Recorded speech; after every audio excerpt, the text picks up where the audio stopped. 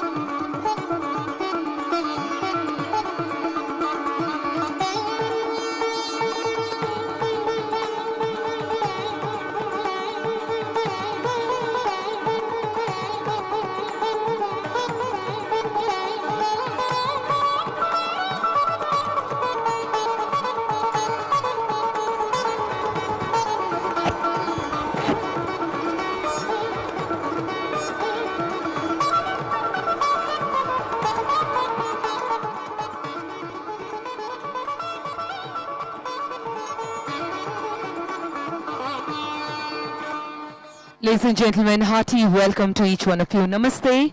Once again, welcome for the Telangana Rising. What an amazing day today.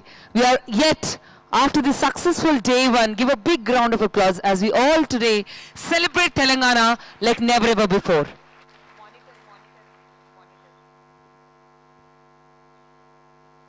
Telangana రాష్ట్ర ప్రభుత్వం ఎంతో ప్రతిష్టాత్మకంగా చేపట్టిన తెలంగాణ రైజింగ్ 2047 గ్లోబల్ సమ్మిట్ కి వన్స్ అగైన్ స్వాగతం.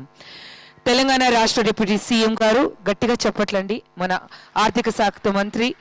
Give a big round of applause. Once again hearty welcome and special welcome to you. గాడి తప్పిన తెలంగాణ ఆర్థిక వ్యవస్థని దారిలో పెడుతున్న గొప్పవారు. పేదవారి గుడిసెల్లో 24 గంటలు విద్యుత్తి వెలుగుని నింపుతూ చీకట్లు చిమ్మే వారి దారిలో మంచి త్రోవని నింపిన ఒక great personality. Huge round of applause for him.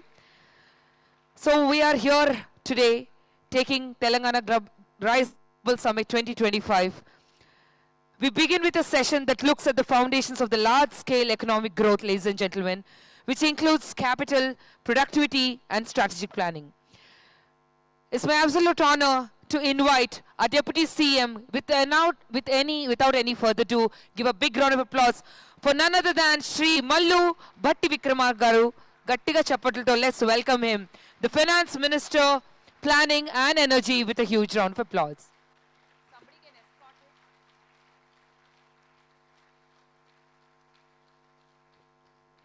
him. మీ ఎనర్జీ మార్నింగ్ మీ కరతాల ధనులు మీ ప్రేమ సరిపోలేదేమో సార్ ఇంకా రాలేదు. Resounding applause to him. Come on everyone.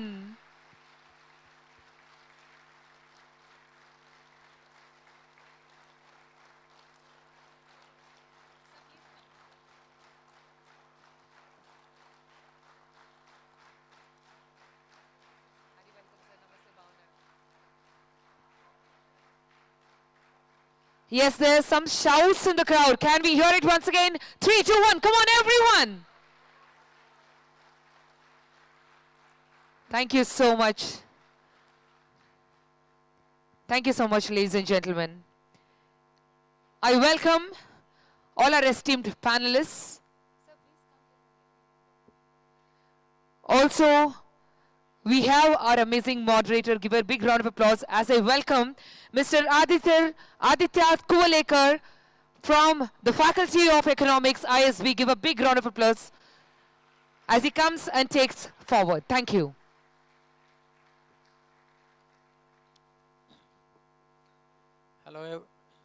Hello everyone.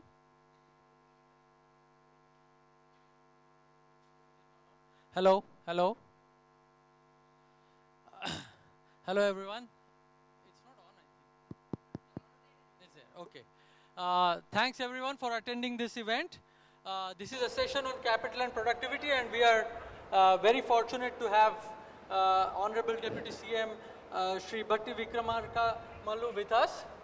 Now, before I introduce him, let me invite all the panelists. So, Parshuram Raka. Then, may I please invite you? Dr. Prasanna Tantri from ISB. And then D. Krishna Bhaskar.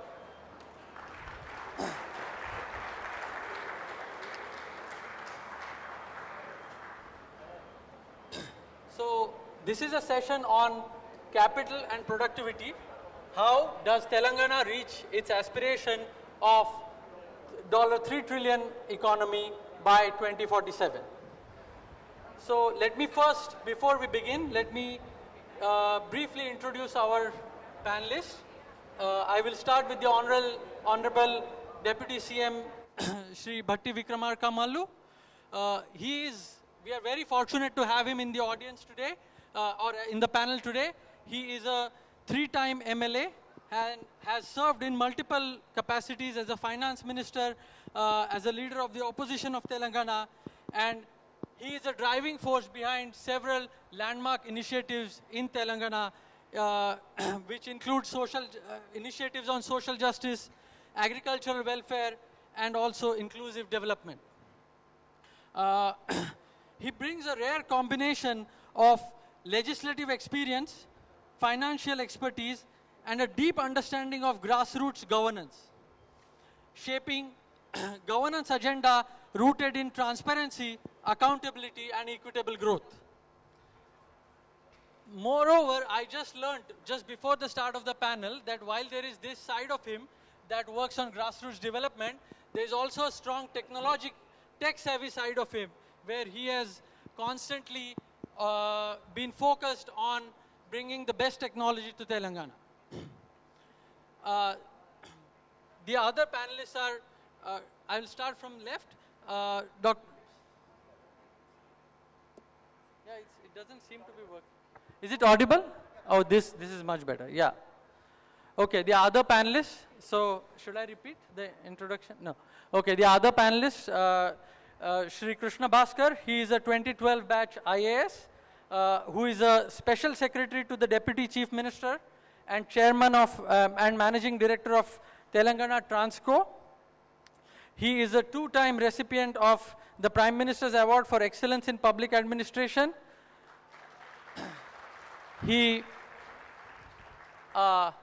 I can proudly say that him and I share one alma mater, which is IIT Kharagpur. He was my senior by 2 years and went to ISB and MIT further. Then we are also very excited to have Parshuram with us. Parshuram is a very hands-on entrepreneur, as we will learn more through the session. He has developed a full stack electric motorcycle. Full stack means from start to, like from engine to design to everything manufactured locally. And I just learned 5 minutes ago that not only that, he has also recently developed some engine which does not involve any rare earth magnets. Now, for all those who are following what's going on around the world, you can clearly see the importance of what this development could mean for Telangana and India. And finally, we have my colleague, Professor Prasanna Tantri, who is a faculty of finance at ISB, is the executive director of the Center for Analytical Finance, and serves also as the independent director and chair of the audit and risk committees at Power Finance Corporation. And he has been the main force behind the Telangana vision document from the ISB side, and a colleague of mine whom I extremely value for his intellectual depth and sincerity. So that is our panel. Now, so much for the introduction of the panelists.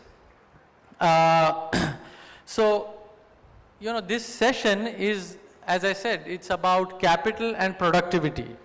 So how would Telangana get to this target? When we started thinking about this target, and when Prasanna and some of our colleagues came up with a macroeconomic framework, which essentially told us that Telangana reaching the aspiration of 3 trillion is feasible. It's not impossible. But it requires tremendous investment in innovation. We will not get there just on the basis of, savings and infrastructure spend or capital spend, so to say. So then we came up with a bunch of proposals of how to foster and encourage innovation, build innovation ecosystems in Telangana. But having said that, so we will see some of the details of that, and we will discuss through the session. But as academics, we are also working in silos. And so this is such a great moment that for a session like this, we are blessed with the presence of Honorable Deputy CM, who can not only share his views about how to foster innovation in Telangana, but also guide us in what some of the practical challenges there could be that we may be missing, and also give his perspectives. And also I ask him to chair the session. I request him to chair the session. Thank you.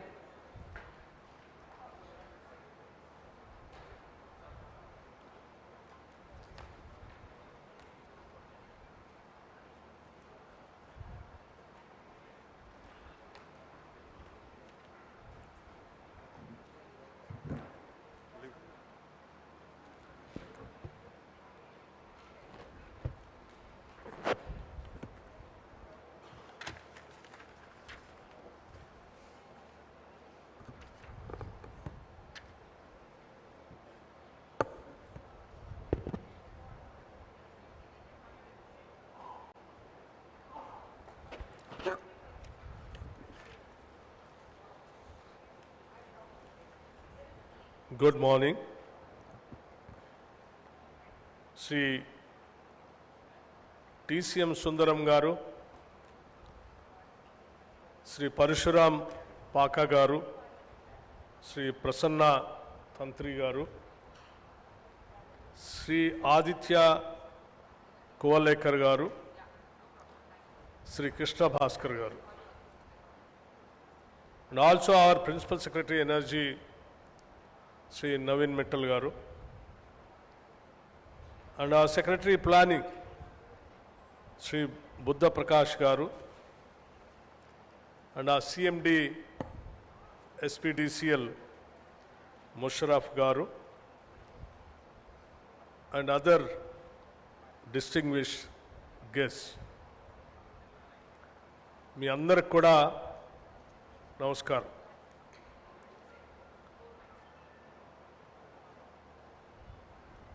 As you all know,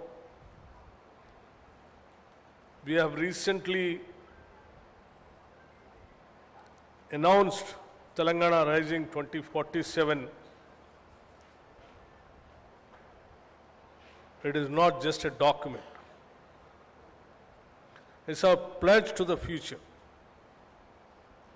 We have set an ambitious target to transform Telangana into a $3 trillion economy by 2047. I want to ground us in the numbers.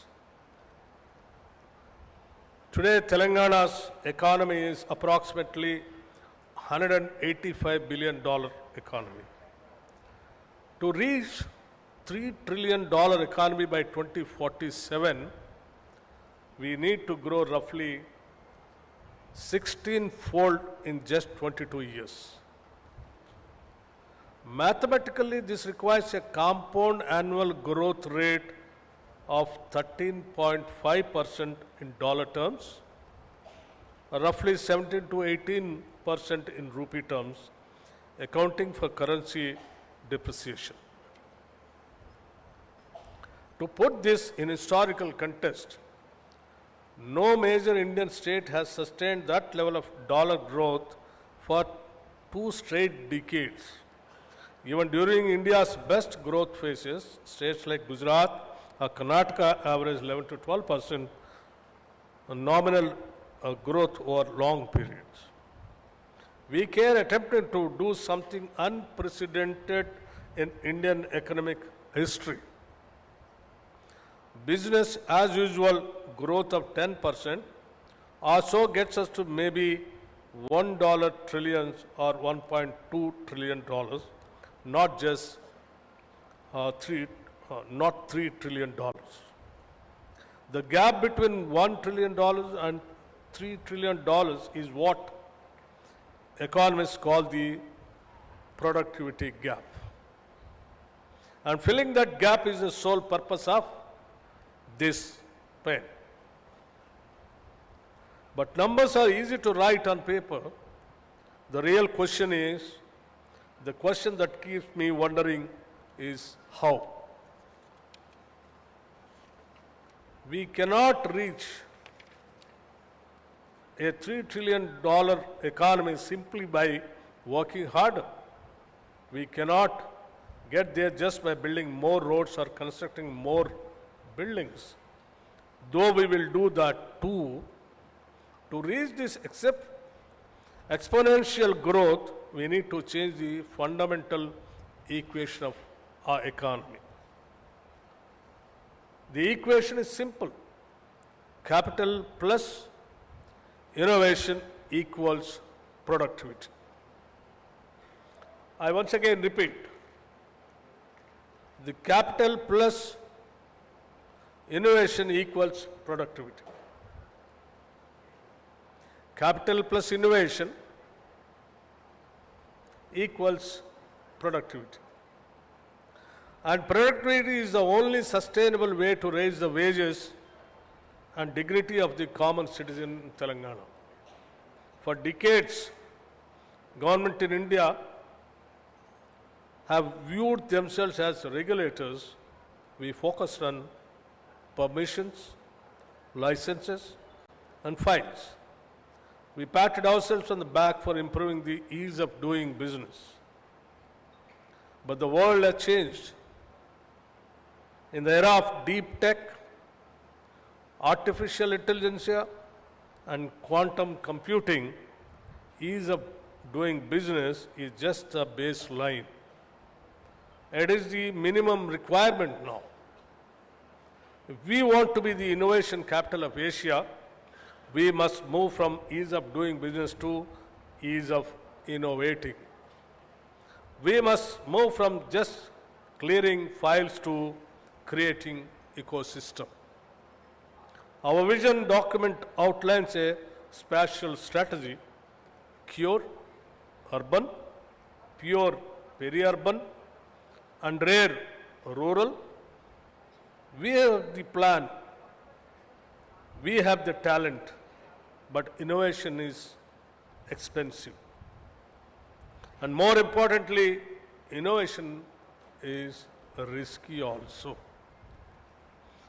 Banks love safety, but innovation requires failures. History tells us that the biggest breakthroughs from the internet to space travel happened because someone was willing to make a high-risk idea for 10 years before it made a single rupee of profit. So the challenge for this panel today is to tell us how do we unlock that capital.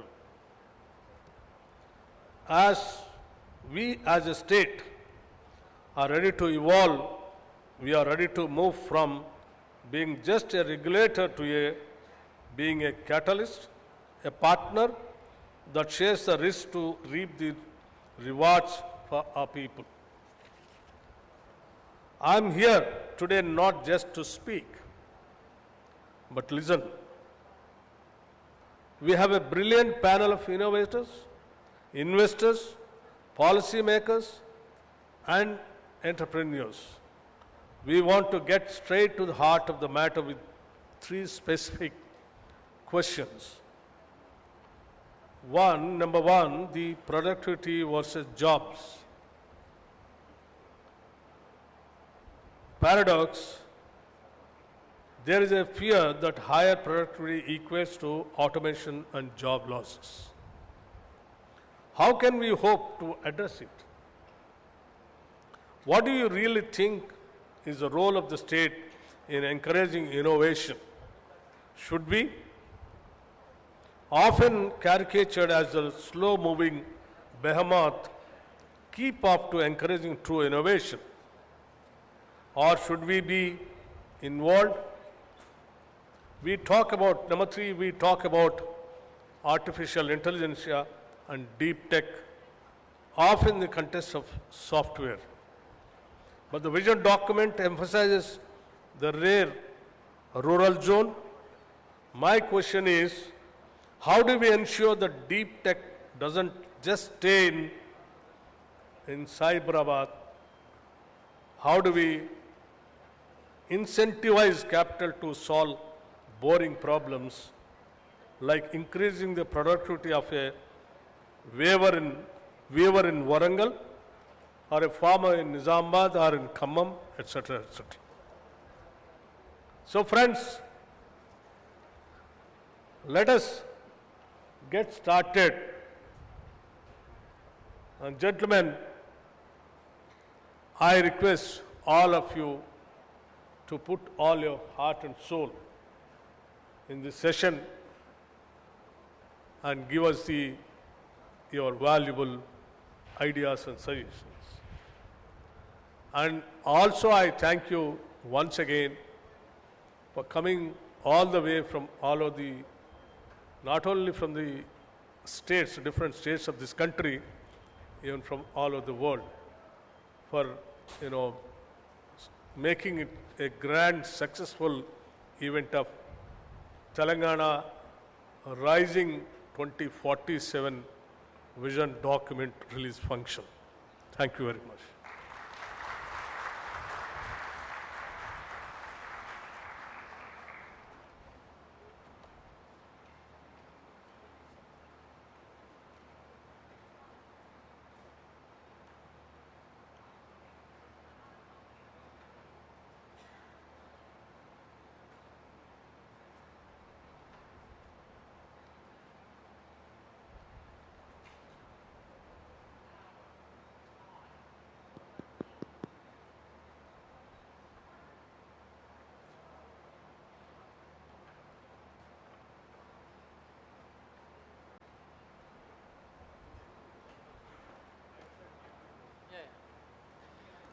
All right. Thanks a lot, sir, for your speech. It was very illuminating and set the context rightly, that how does deep tech not just stay inside and solve real problems. So now I will kind of ask questions to all the panelists, but let me just be a bit elaborate on what the context of the whole thing was. So as I said earlier that, we and also Honorable Deputy CM mentioned that when we began this exercise, we learned that if things stay as they are, then Telangana will basically reach $1.2 trillion by 2047. So quite far from its aspiration of 3. And so we realized that the only way it can reach 3 trillion is by improving productivity and by making sustained investments. So sustained investments in particular means attracting FDI. So events like these serve a great purpose. And sustained innovation or productivity will come from innovation. So we have outlined a series of initiatives to foster innovation. One of them is called the Telangana Scientific Return Program, where what we are proposing is that Telangana offers outsized rewards, that is strong monetary rewards to superstar scientists. So scientists who are leading in, say, AI, computer vision, quantum computing, all of these fields, which are the fields for the future, we give them steep rewards and lure them back to Telangana. So this was, and then we have outlined several other initiatives in that chapter that you will see in the Telangana vision document. But then I would first like to get the perspective of Shri Krishna Bhaskar as a policy maker. So, he is someone who, as an engineer, understands the technology very well, as an economist, understands incentives very well, and as a bureaucrat, understands the challenges very well. So I thought I would begin by asking him, how does he view the whole exercise, what we have done or attempted to do in proposing how Telangana will become, as Sir said, the hub of global or Asia's hub of innovation, what he sees as the practical challenges and what he sees as the, not just challenges, but opportunities. Over to you. Thanks, Aditya. I hope I'm audible. So the idea is essentially, we've set ourselves, thank you sir, we've set ourselves a goal which is, frankly speaking, unprecedented in economic history, and I believe it has been done after a lot of cogitation on this respect. And the analogy which comes to mind when I think of this is, back in the early 60s, and in fact late 50s, when the USSR beat the US in the rocket race and launched Sputnik, there was a lot of despondency. That very term, which is very, I think it's best translated in the Urdu term Mayusi, on all of America, that the Soviets had actually beaten us in the space race. There's nothing left for us there. At that point of time, John F. Kennedy came up with a very mission which sounded extremely outlandish and impossible. I think it was back in 1961, if I'm not mistaken. Definitely the early 60s, 60 or 61, just after he took over as president. When the Soviets beat the Americans and the entire world was talking about the technological superiority of the USSR vis-a-vis the US, he said something audacious which no one was prepared for. He said, by the end of this decade, we'll put a man on the moon. And he was ridiculed in the American media for it. And it wasn't deemed possible. But the sheer force of that public pronouncement and the sheer passion and the aggression behind setting a goal for the nation as a whole got all of them together. And I still remember there were people like Werner von Braun, he was originally a Nazi, a German scientist, who built their rockets, the Saturn rockets. All of these people heard of this vision and became even more passionate and motivated than they originally were. And NASA, which until then never used to get a lot of funding, and which was never a big agency, captured the American imagination. So there are some things in life you can create or you can will by making them publicly available in the mind space of every citizen. And they may not happen otherwise. And in my sense, this $3 trillion goal is an extremely ambitious goal. Forget about your annualized growth rate of 13-14%. If you take into account your rupee depreciation, you're looking at 17, 18%. And this is year on year for 22 years. It's a very, very, very ambitious goal. But the thing is, if you aim at that sort of galaxy, you will be able to get through some sort of critical mass, which will take you to places which you haven't otherwise been taken. So I believe in terms of a stretch goal, this is like a clarion call to the entire state, its network of innovators, entrepreneurs, policymakers, to try to figure out what is it exactly, what it is the constraint which prevents us going there. I'll just add to that, you asked me to talk about challenges. I think the challenges, our Honorable Deputy CM has stated very clearly. We cannot get there by building more stadia, we cannot get there by building more roads. That will at best take us to 1 trillion, and even that is in doubt. Because after a point you have diminishing returns. The idea is, and as both Aditya and Prasanna have very eloquently argued in their own document, our vision document which will be released today. The idea is you need to increase your own productivity. That secret sauce which allows people to provide more innovation and more output per hour, per capita. And for that, there is no way out but to actively encourage the best in the world to come, set up shop here, create new ideas, create new products, and somehow create an innovation ecosystem. Just like John F. Kennedy, by making a public pronouncement of making a man on the moon, somehow made it happen. We need to, keeping such a stretch goal, need to make this happen just by making all of us conscious and utilizing all of our bandwidth to ensuring that we don't just do our best, but we have the context to do our best. Thank you. Thanks a lot, Krishna, for that very eloquent answer. And it was great to hear the story of NASA and sending a man to the moon, because, you know, it was such an audacious investment back then that nobody gave it any chance of success. And I mean, to be a bit self-serving, but Prasanna and I wrote an op-ed in Times of India, I think a few months ago, about investments in these type of technologies, be it space technology or defense technologies. And they have what Prasanna will elaborate on as a multiplier, which is one additional job, how many additional jobs they create. And in such investments into innovation have an enormously high multiplier. And why these things are very important is around 1960s or 70s, there were people who had made, very smart people, I don't want to belittle them in any way, who had made pronouncements saying that the USSR will overtake the US by 1985, 1990. Ironically, it collapsed before that. So the creative, what was special about the US was that a bunch of creative people got together, bunch of people, aspirational people got together and ideated over things and created fascinating wonders, which is what Telangana aspires to do, is my, from all the initiatives I have learned from the political leadership. So I would now though ask Prasanna to, since he is, he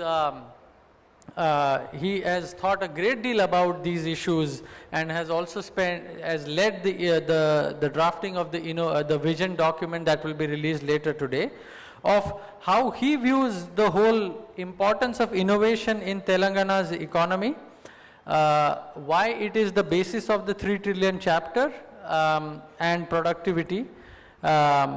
Yeah, and also about financing innovation. You know, it's one thing is I have been very silent or conveniently ignored how to finance all of these ambitious initiatives. So Prasanna will probably also talk a bit about that.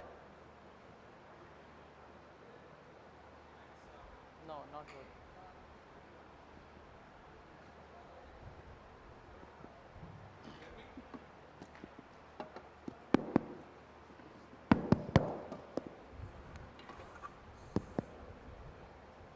Thanks, Aditya. Thanks for the opportunity. As Honorable Deputy CM mentioned, you know, the tagline for me, sir, was investment plus productivity. We've been dying to hear this from a policymaker, and we're so glad that you know, policymakers are talking about productivity. And when Mr. KB speaks, I usually go with the notes Unfortunately, I don't have notes today. The insights coming in, I don't have much to add. But except that innovation is not a luxury, it's a necessity for growth. We have to understand when we get into debates about growth, again, I'm an academic and I'll go back to first principles and not much of practice. What is growth? Growth is producing more from same level of resources, or taking less resources to produce the same thing. That's growth. There's nothing else to grow. That's growth. Repeatedly doing it again and again. There is nothing else growth. Now, when you read newspapers every day, you always, yeah, I do understand that, their fascination about demand, consumption, and all of that.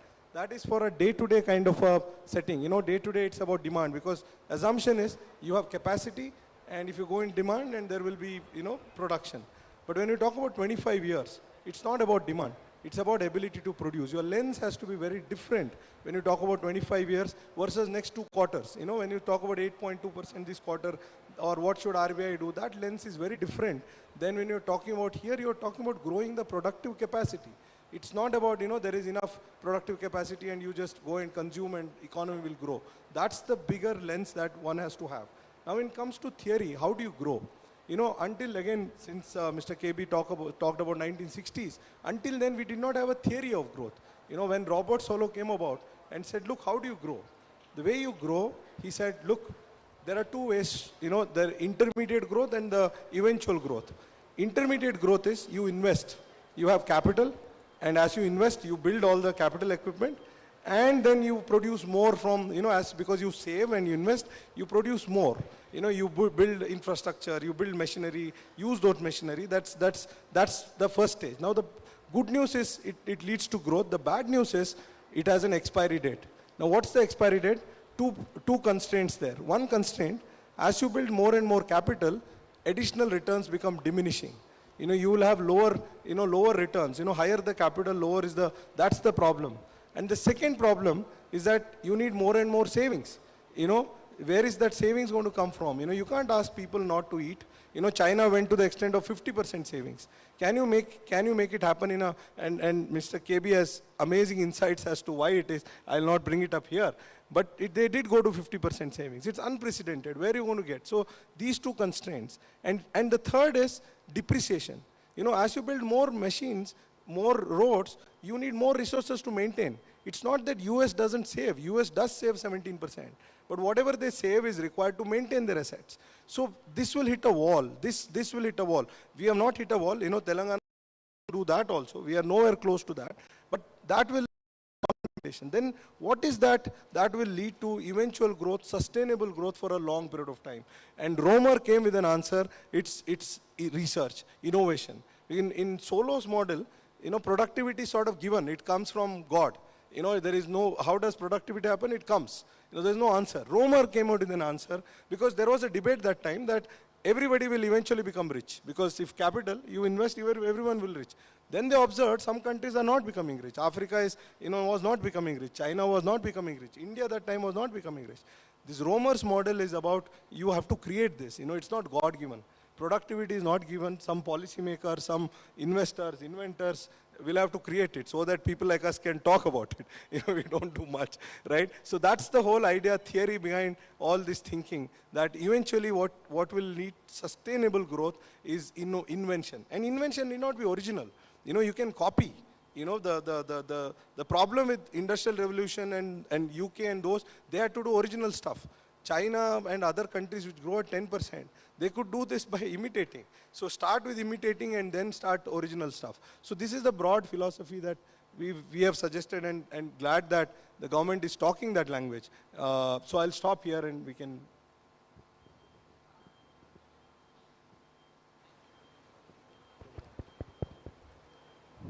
Yeah, thank you, Prasanna, for that answer.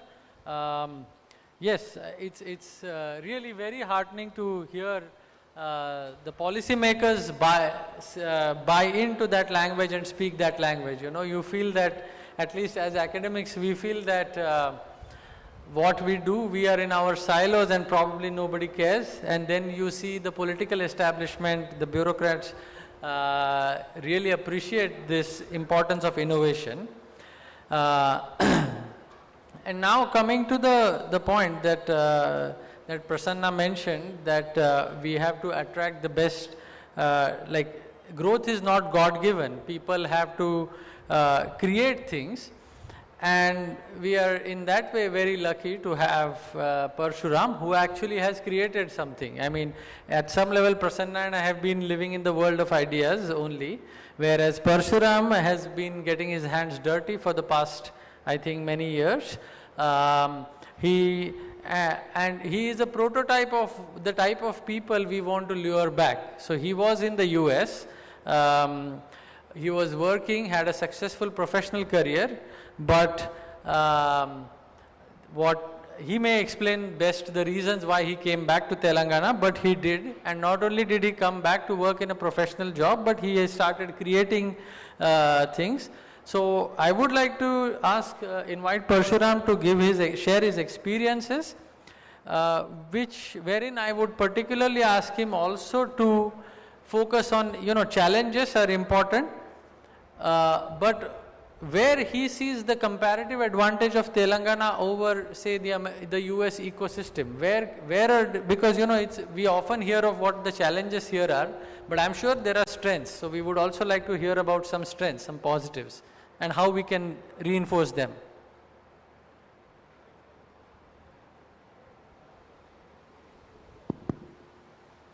Thank you, Aditya. Thank you for the opportunity, Honorable Deputy CM Garu and esteemed panel. I hope I'm audible. Yeah. So the panel and the government has been talking about the policy, right?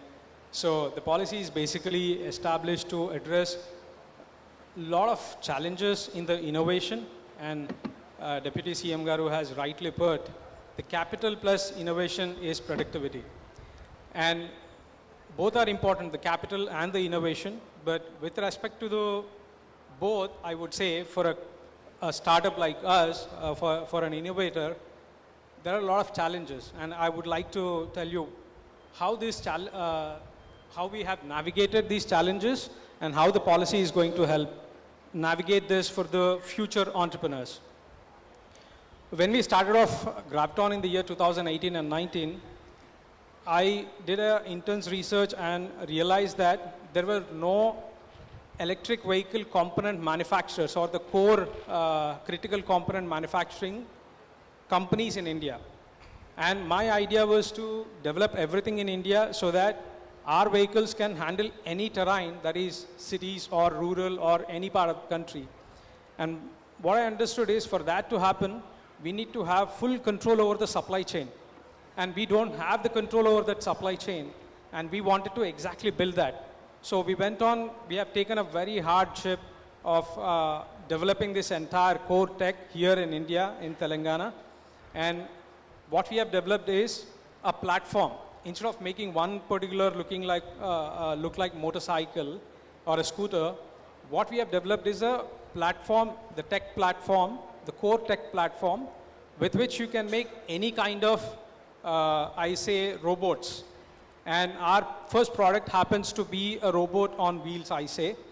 Why I say robot? Because that's the future, and for any robot, the critical components are very similar to an EV. And coming to the challenges, when I came back to India from US, I assumed that I can go to universities and collaborate with universities to develop these technologies.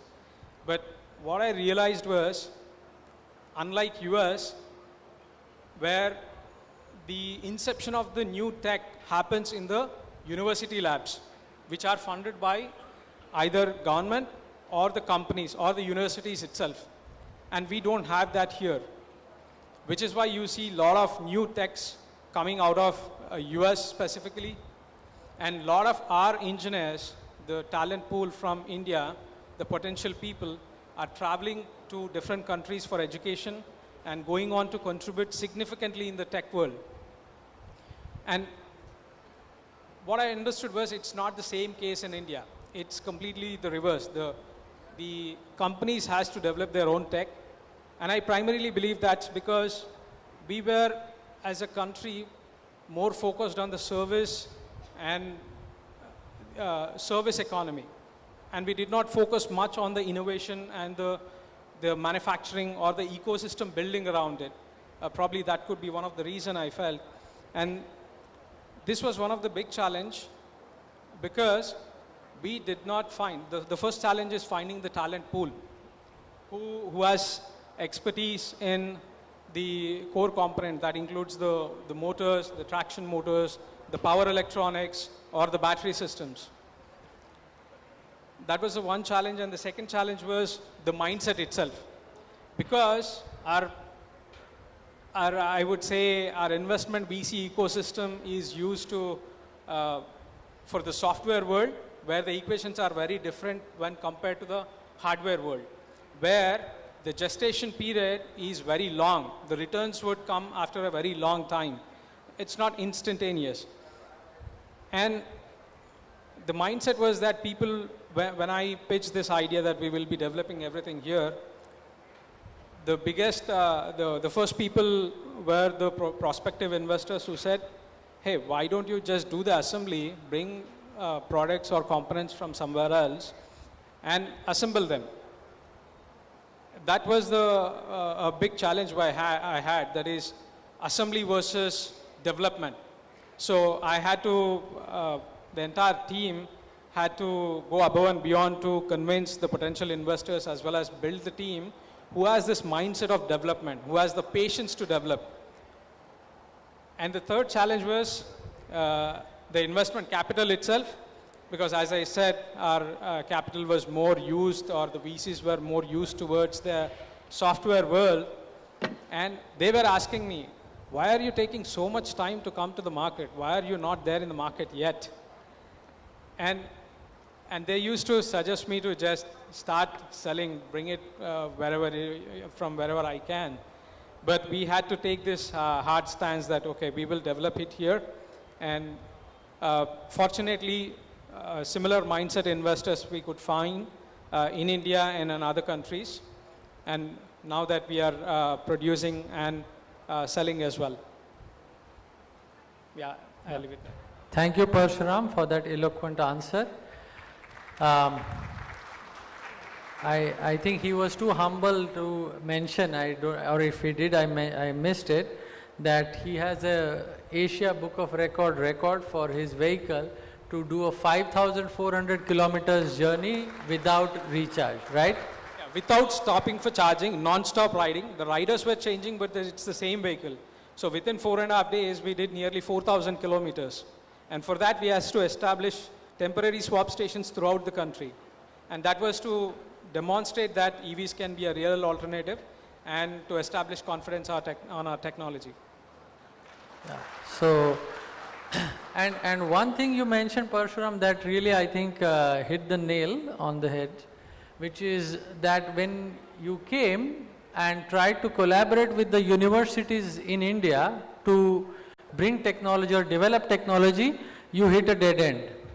This is exactly where, again, it's a bit self-serving because Prasanna and I came up with this proposal, but we are really wanting to strengthen this exactly or solve this bottleneck by giving incentives to bring the best minds and host them in universities. And Telangana or Hyderabad has a lot of excellent institutions. Like many people don't know that there is an ISI Hyderabad, Indian Statistical Institute Hyderabad. So we have the opportunity to host these leading scholars, and that hopefully in future people like Parshuram will not have to struggle finding people to collaborate within universities and develop technologies. And you know, this is a standard model in the US, where professors raise grants like through industry, build something that is useful, and then if something works, it's scaled up. So it would be a very healthy ecosystem.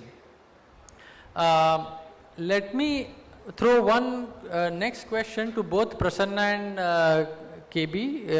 I'll let Prasanna go first to give somewhat of an academic view, and then I will let KB answer from a policymaker's perspective. But you know, when we propose things like go for innovation, go for the best minds, create the best talent, like often the question comes is, what about inequality? Like if you look at, say all of these fields, the technology, these are what are called as winner takes all. That means only a few who are at the lead, who lead these technologies get a lot of returns, and rest of the people are left behind. And why should we as a country, as a society, encourage such type of changes in the society? That is often a question. Now I have my views about why this is a good thing, but I will not, I'll reserve my views. I'll ask Prasanna and then KB to elaborate on why so it is important for the economy and why it is important also from a policymaker's perspective. Prasanna first, thanks. On the jobs front, let's look at some facts. You have to understand that broadly there are all sectors of the economy can be classified into two categories: tradable and non-tradable. Now, what is this tradable sector? Like software, pharma, where everybody competition is global. There are only two ways you can win there: either become more efficient or become cheap. There's no other way. There is no other, or you can restrict competition, put in barriers, and then, then it becomes a zero-sum game, who wins, like we used to do before. Now, tradable sector is the one where you have to compete. The best people will have to compete. The model that, that seems to have worked is there you go up the value chain. There you do the best possible work. Be at the front end there. Now, what it does is, it generates a lot of income, wealth inside the country.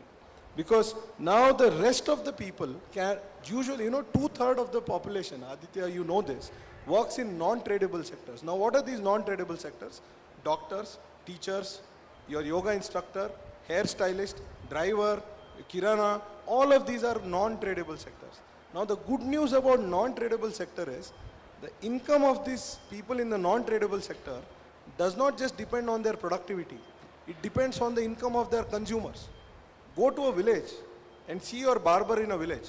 That guy may be whatever skill level they may have, the level of income they make, there is a limit to the income that they make. Whereas your hairstylist here can make much, much more, having much lesser skills. I've written about it. I was in Darjeeling recently. The driver was super skilled. He could literally fly the car, in that, Darjeeling terrain, if you remember. The amount of salary the driver makes, 8,000 rupees, plus some tips, 10,000 rupees. And with all respect to drivers here in Hyderabad, they are good, they're very good, but not the level of skill that Northeast drivers have. But they earn 4 times of that, plus they do Swiggy and Zomato and all of that. Where is it coming from? Not necessarily productivity, it's the income entrepreneurs and investors in Hyderabad who created this kind of income. So this is unfortunately, if you want to create income for the masses, the only sustainable way is to have this go up in the competitive sector.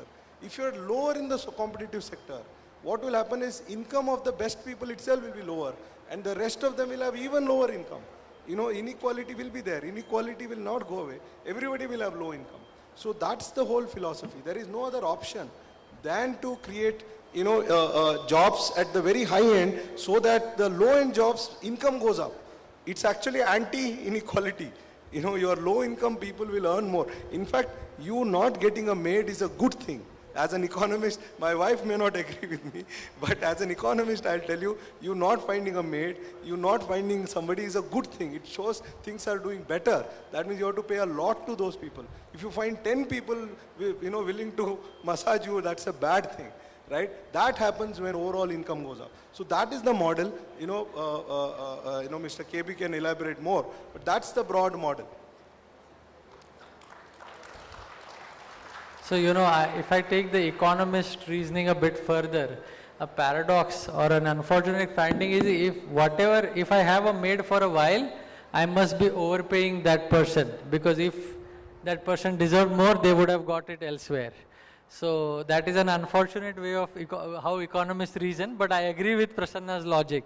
So I'll let now KB go for the same. I really say that in government, we have serious issue with that line of thought, because we do compare apples to oranges and oranges to pineapples all the time, but we try to do it in some sort of fashion which I believe is acceptable.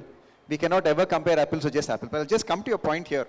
I really loved Prasanna's point about the idea of getting non-tradable jobs into an economy, because in the long term, that's where you'll get your masses to grow. And I just want to add on it. That's a great point. Let us presume you've succeeded there. What next? My sense is you still have constraints. The first constraint is, how are you creating jobs? That he's talked about, and they've really, I would request everyone in this room to read their economic modeling. I'm very proud to say that these two gentlemen have carried out an analysis for her which has not been there in any other state's vision document. They've just put numbers there.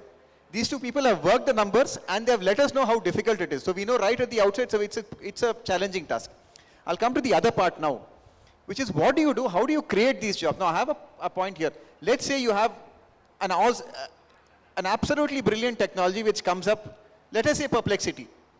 Arvind Srinivas comes to Hyderabad, he sets up Perplexity and he creates thousands of jobs, and like you said, you have tradable and non-tradable.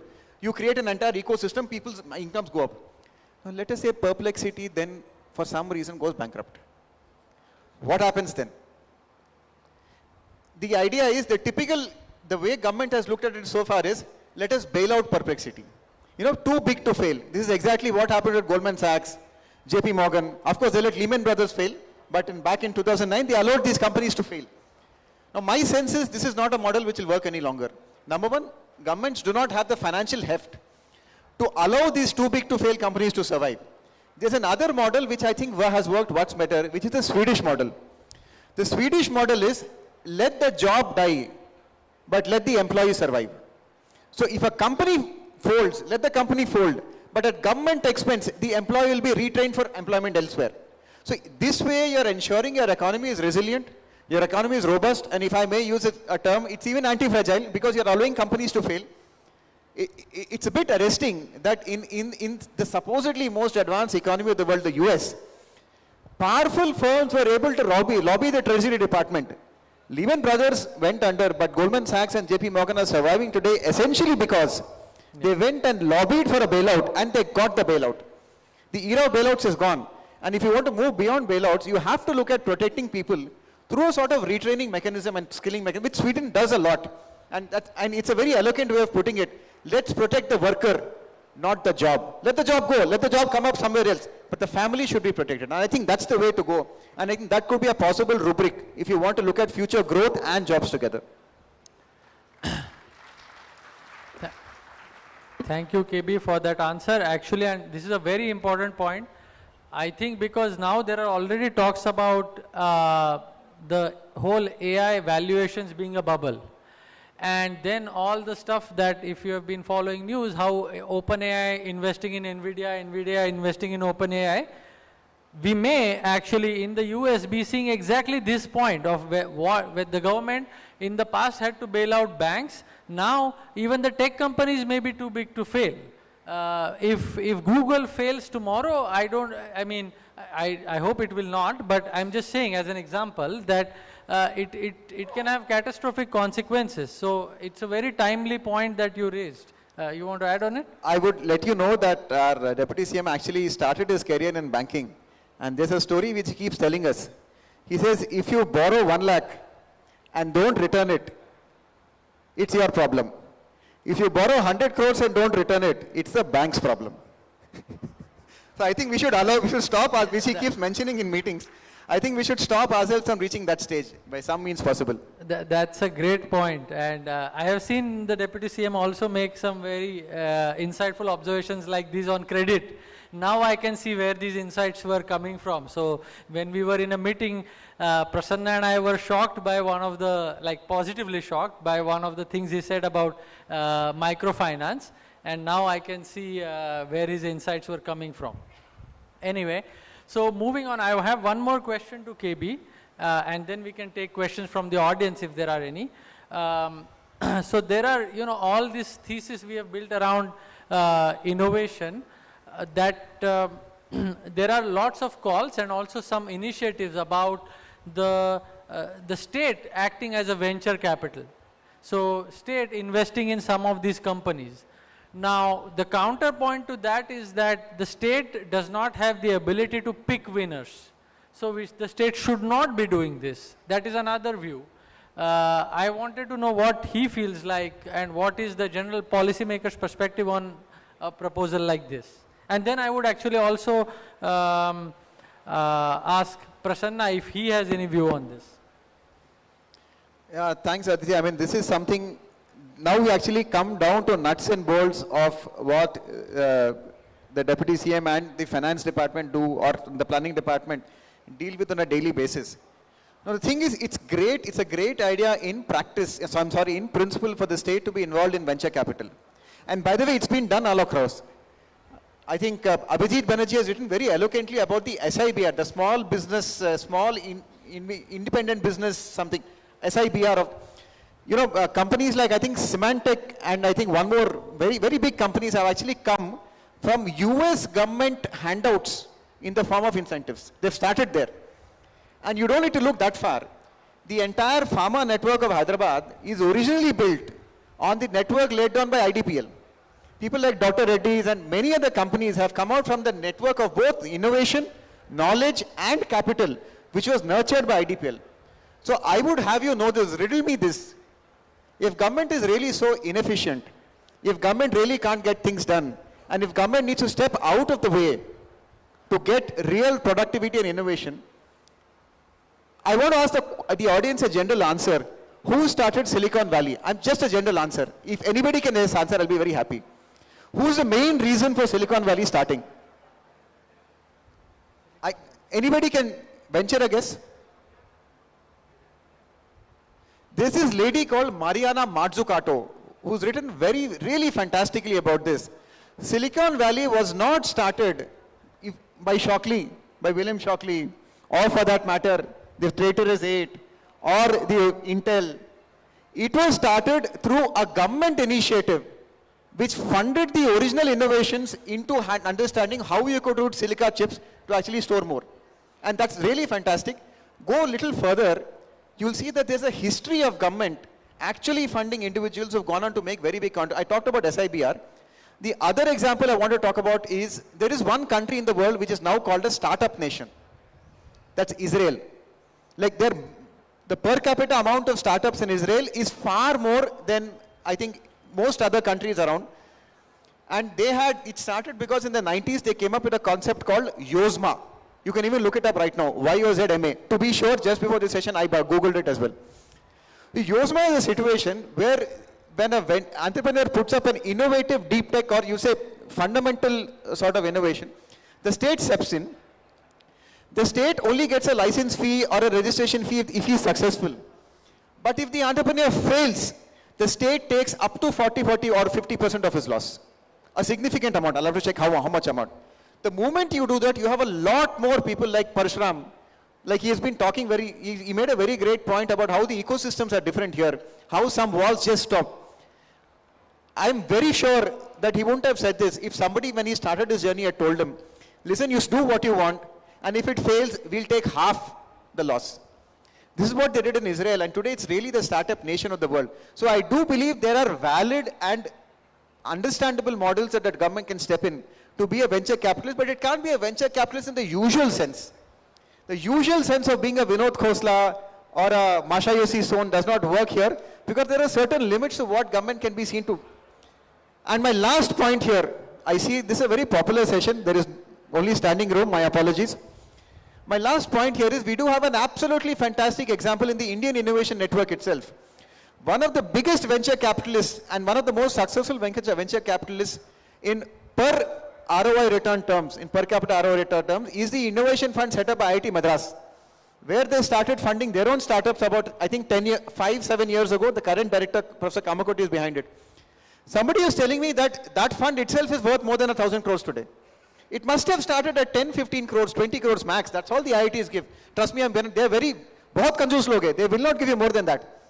And it's gone into 1,000 crores, more than 1,000 crores. There is a model available for us if you want to look at venture capital. And if you look at Yozma or the SIBR, I think we have great pointers.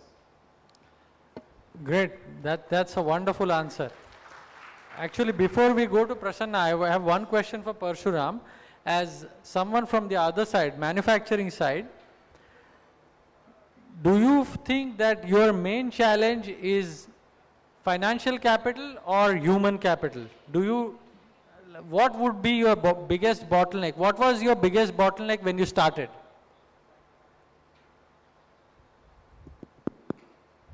It's actually both. So But as I said which was earlier- bigger? There must be some. What's that? Which was bigger? There must be one. So I say it's human capital because when we were scouting for people who has understanding of the core technology to develop it here, we couldn't find people. And I was wondering why is it, but a lot of Indians going to different countries and doing great. And that's where I realized that, you know, in our universities, we don't have this nurturing of innovation happening, or someone incentivizing, or someone saying that, okay, this is the fund you can go and innovate within the universities. Probably that's the reason the skill set coming out of our engineering colleges were not to that point where we could leverage their skills. Okay. And the other big challenge was definitely the capital. As I said, for the core engineering, it is definitely it is still a challenge because the gestation period is very high. Yeah. Okay. Thanks. So yeah, I think we are running out of time probably. So I'll ask Prasanna just to elaborate on what Krishna Bhaskar was saying about. We have some excellent models of financing innovation through state support. How do you feel about that? And yeah, you didn't elaborate on your ideas of financing innovation, and then we'll wrap up. Yeah, I'll be quick on this. Just one line on what Honorable Deputy CM asked, like on these non-tradables, how do you create these jobs? Sir, the answer is education. Our education, what's happening is a lot of people are entering into degrees without thinking whether they are useful or not. Like during our time, all of us would go into BA, BCom, BSc. Now it's become engineering. So our education system, and as you know, we have proposed, has to think about culture, tourism. These are very valuable jobs, local jobs. People have to be trained on. Not everybody needs to be a postgraduate. Not everybody needs to have a PhD. Or you know, we have to think about, you know, hands and getting hands dirty kind of jobs, and then you can graduate. Of course, there should be a way to graduate. After that, you want to study, you study and go up. So focus should be on that. And finally, on as an academic, you have to be a bit more, Mr. K, you have to be skeptical of our government also. And this is why I said you should take notes when he speaks. I think government, there should be one principle though. While I appreciate a lot of fundamental things have come from government, like World War led to a lot of innovation, including the internet. But there needs to be one principle that when the government intervenes, there should be some market failure. That's where the government should come in. Now, a lot of times governments intervene without defining what the market failure is. If you don't define what the market failure is, and if you start doing things which markets can do better, then it's, you know, you can go on a list where things have been a disasters also. So I think there is a market, in financing innovation, I agree. Markets do not, you know, they do not have that long-term vision. You know, you don't have, of course, the first attempt should be to develop those markets because government capacity is also limited. You know, one thing with due respect, you know, governments don't earn anything. It's the people who earn. So it's that you know, people, we have to have that sense also. So I don't want to be an advocate of an unlimited government. That is not, at least I don't stand for. Of course, markets fail. And where markets fail, in the interest of people, and governments will have to come in. And I absolutely agree that, you know, it's too big to fail is a very big, you know, the biggest threat to markets are big market players themselves. You know, that's what we have, I totally agree. So it has to be a balance, you know, understand market failures, government failures, both of that, and walk a tightrope. It's not easy, it's easy for us to sit here and talk. People like you are on the ground who execute, it's not going to be easy. But, you know, that's what seems to have worked throughout the world. Thank you. All right. I would like to add one thing. Sorry. Yes. So as KB said, you know, incentivizing the startups or telling them that we will take care of you. If a policy can be placed around that, as well as nurturing the young engineers in the universities itself, really create a huge thing called brain drain, right? A lot of our potential guys were going out of the country and working elsewhere. And with this kind of confidence or the policies, definitely I could see that there will be a huge brain gain happening. And that would be great.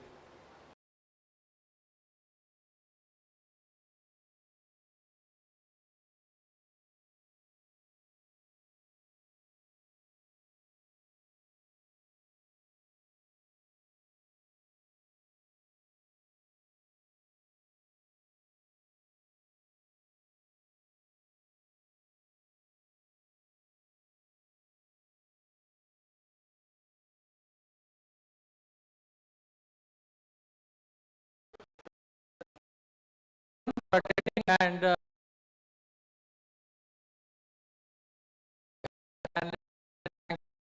inside.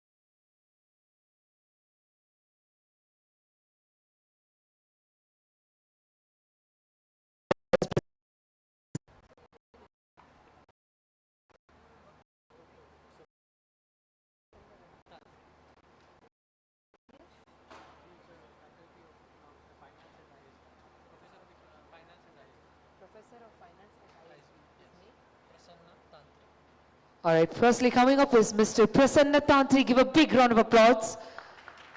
From the finance team, ISB, give a big round of applause to him. We take pride in felicitating him and honoring him. The next name, can you write here?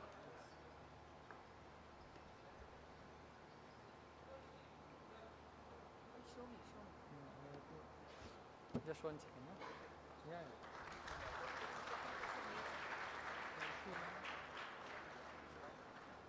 Next is Mr. Parasuram Paka. After this, all right. He's a CEO of Graviton. Graviton. Yeah. This was Parshur, but you already facilitated. Minister's All right, next is Mr. Parasuram Paka. Give a big round of applause. CEO Graviton. Then the Krishna. Yeah, okay, yeah. Deputy CM. You want it. Just find out. Just Google. Wikipedia is fine.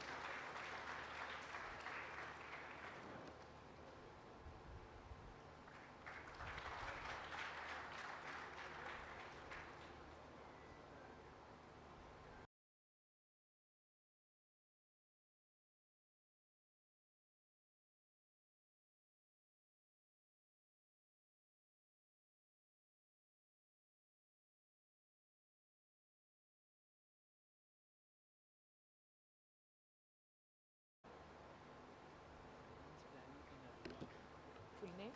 Full name?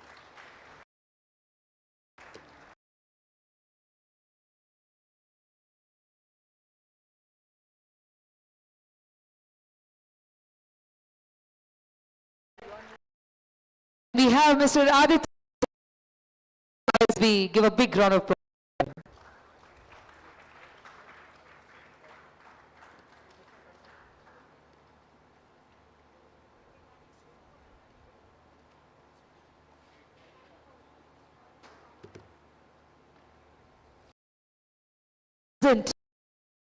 I&PR treasures of Telangana, the exquisite shop, renowned for their intricate tie and dye weaving, embody the timeless skill of our artisans, complementing them the vibrant curial mass and handicraft in the traditional storytelling. Ladies and gentlemen, time to honor our Deputy Chief Minister of Telangana, Shri Mallu Bhatti Vikramarka garu. Gattiga chapalto, let's give a resounding applause to him, please.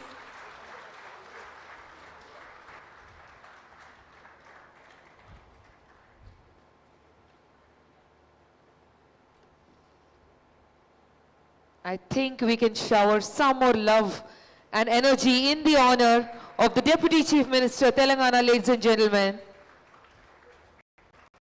Minister of Finance,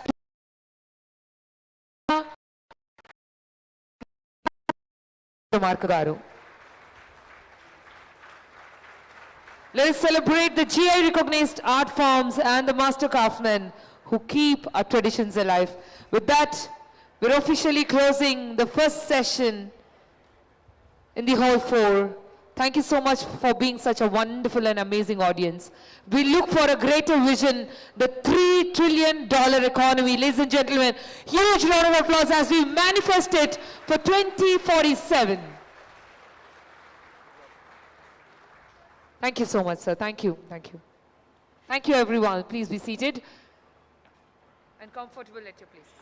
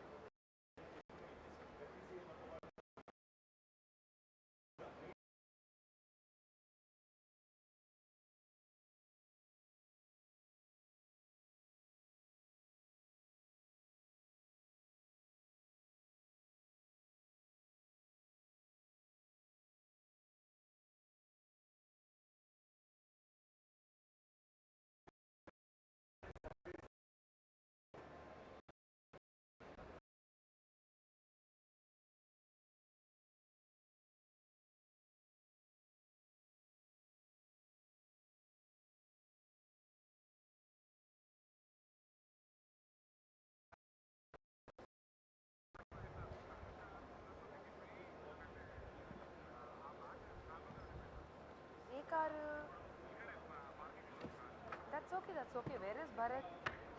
That's okay, నేను host చేసేసాను అవి ఏం లేకుండా that's okay రా బాబు పర్లేదు అయిపోయింది ఏహే వదిలే భరత్ ఫోన్ ఇవ్వు యాక్చువల్లీ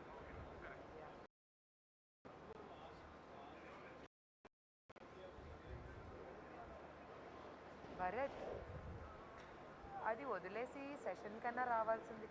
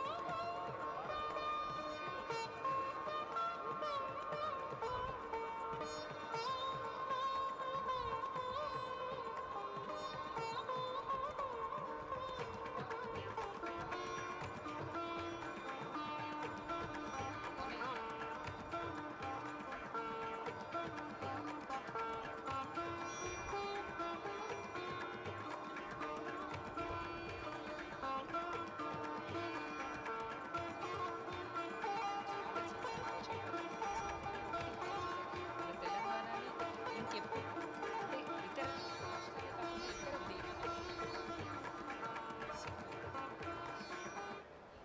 చూపుతూ ఈరోజు మనం ఈ 2 days సమ్మిట్ని నిర్వహించుకుంటున్నాం. 3 things what should we aim for after this?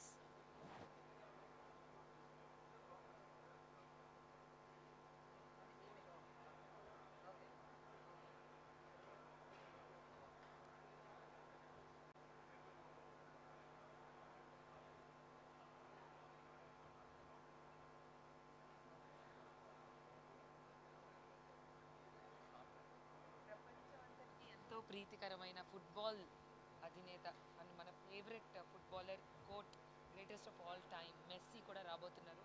అది కూడా మన ఈ విజన్లో భాగంగా ఉంది. సో మనం ఈ స్పోర్ట్స్ విభాగంలో మనం ఏంటి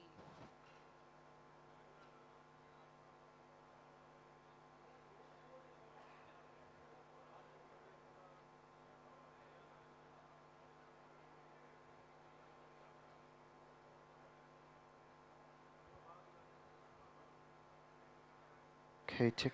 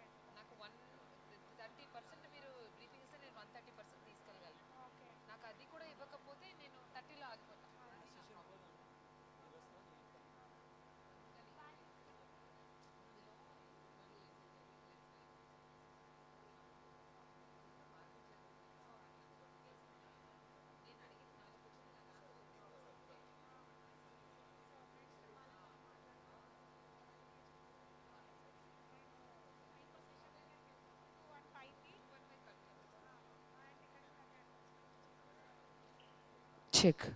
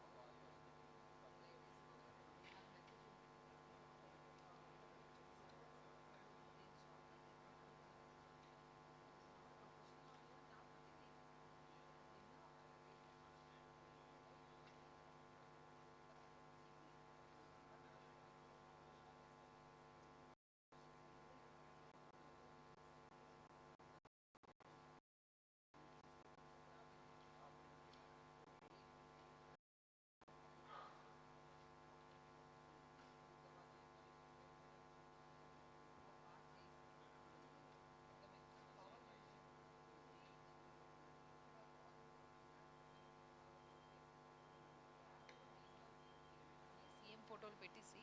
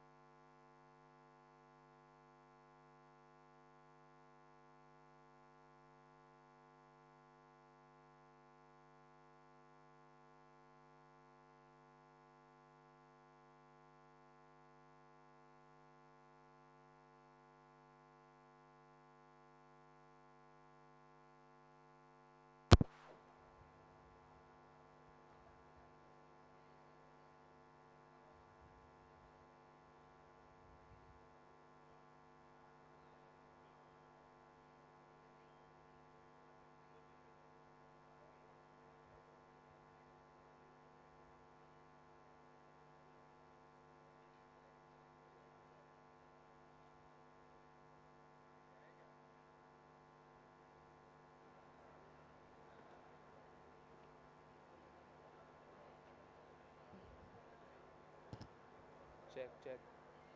Check, check.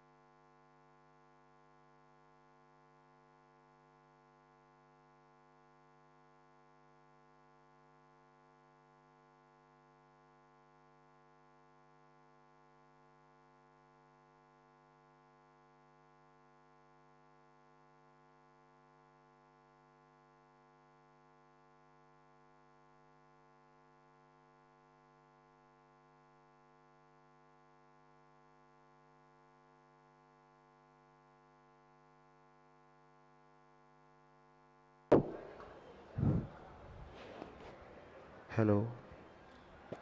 Hello.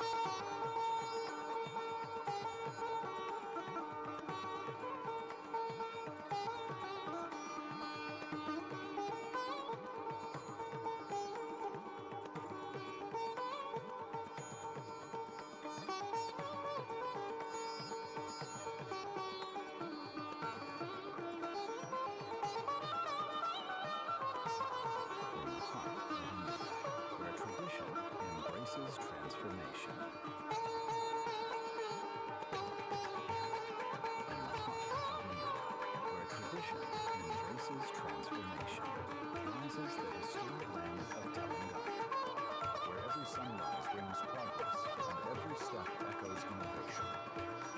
At its core is Hyderabad, once the city of pearls, now the city of silicon, glows as India's tech capital.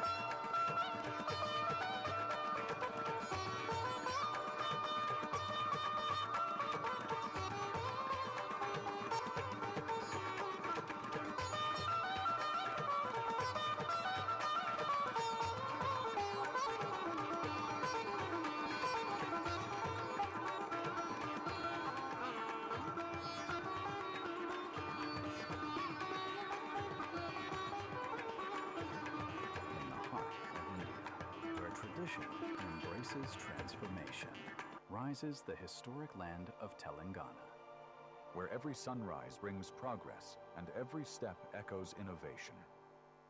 At its core is Hyderabad, once the city of pearls, now the city of silicon, glows as India's tech capital. Home to 1,500 plus IT and tech companies, Hyderabad hosts the largest campuses of Google, Microsoft, and Amazon outside the US. From global giants to budding startups, the world is choosing Telangana as its gateway to India. Telangana has attracted massive investments from all over the world, generating millions of jobs and employment, while placing Hyderabad on the global map with 10 of the world's top BFSI, tech, and semiconductor companies. The state's progressive policies with unmatched execution speed and fast-track approvals within just a fortnight has enabled setting up of more than 25,000 industries. This is where talent meets trust and ideas meet execution. Telangana Rising isn't just growth, it's a revolution. Global software hubs to aerospace, from iconic IT parks to industrial corridors, Telangana is India's innovation engine. Under Vision 2047, the state is heading towards a $1 trillion economy by 2034, powered by futuristic initiatives like AI City, Future City, and world-class innovation districts shaping the global landscape. Led by the dynamic Chief Minister Shri A. Revanth Reddy, with a steadfast commitment to inclusive governance and technological advancements, Telangana is rising to greater horizons with Vision 2047. Supporting this bold vision is Shri D. Sridhar Babu, Minister for Information Technology, Industries, Commerce, Electronics and Communication, who is navigating the Vision 2047 roadmap. This includes establishing AI centers that reach deep into rural areas, deploying 375 global capability and value-added centers at a pace of 75 per year, and empowering youth by nurturing talent through the Young India Skills University for emerging industries. At the helm is the Department of IT, Industries, Commerce, Electronics, and Communication, driving progress with precision, shaping policy with purpose, and forging international collaboration.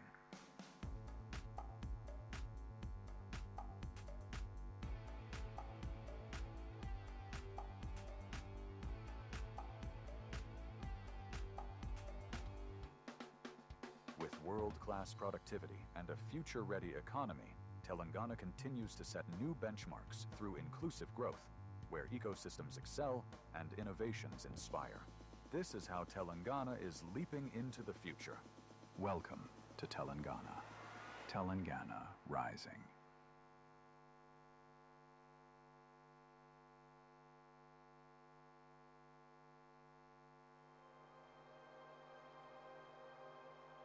In the heart of India, where tradition embraces transformation, rises the historic land of Telangana, where every sunrise brings progress and every step echoes innovation.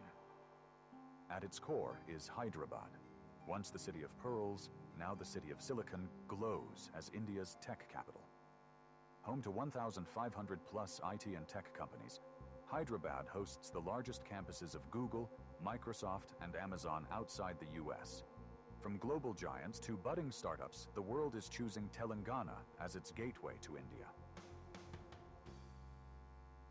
Telangana has attracted massive investments from all over the world, generating millions of jobs and employment while placing Hyderabad on the global map with 10 of the world's top BFSI, tech, and semiconductor companies.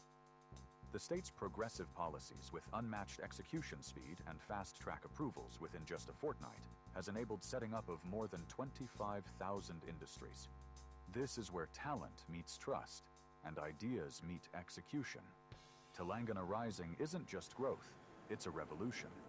From global software hubs to aerospace, from iconic IT parks to cutting-edge industrial corridors, Telangana is India's innovation engine. Under Vision 2047, the state is heading towards a $1 trillion economy by 2034, powered by futuristic initiatives like AI City, Future City, and world-class innovation districts shaping the global landscape. Led by the dynamic Chief Minister Shri A. Revanth Reddy, with a steadfast commitment to inclusive governance and technological advancements, Telangana is rising to greater horizons with Vision 2047. Supporting this bold vision is Shri D. Sridhar Babu, Minister for Information Technology, Industries, Commerce, Electronics and Communication, who is navigating the Vision 2047 roadmap. This includes establishing AI centers that reach deep into rural areas.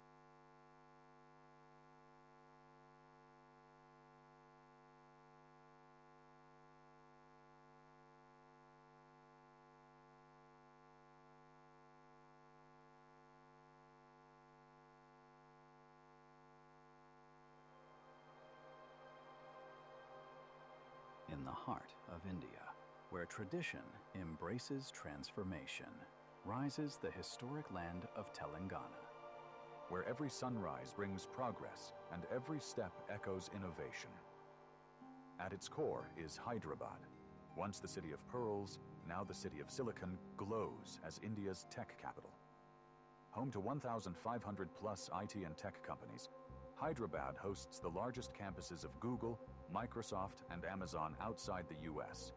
From global giants to budding startups, the world is choosing Telangana as its gateway to India. Telangana has attracted massive investments from all over the world, generating millions of jobs and employment while placing Hyderabad on the global map with 10 of the world's top BFSI, tech, and semiconductor companies.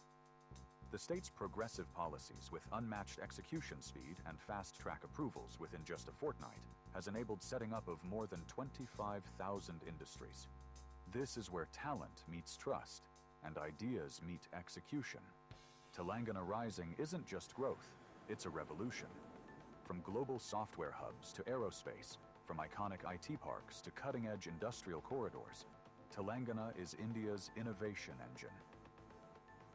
Under Vision 2047, the state is heading towards a $1 trillion economy by 2034, powered by futuristic initiatives like AI City, Future City, and world-class innovation districts shaping the global landscape.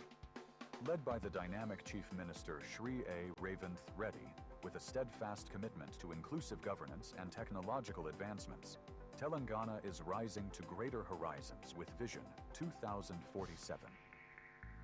Supporting this bold vision is Shri D. Sridhar Babu, Minister for Information Technology, Industries, Commerce, Electronics and Communication, who is navigating the Vision 2047 roadmap.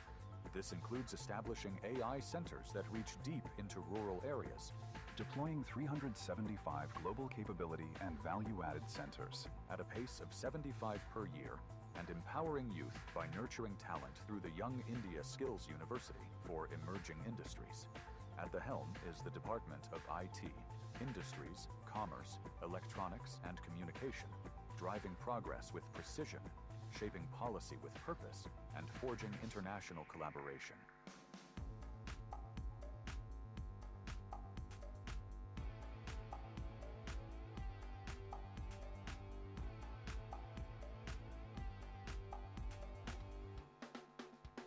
world-class productivity and a future-ready economy, Telangana continues to set new benchmarks through inclusive growth, where ecosystems excel and innovations inspire. This is how Telangana is leaping into the future. Welcome to Telangana. Telangana Rising.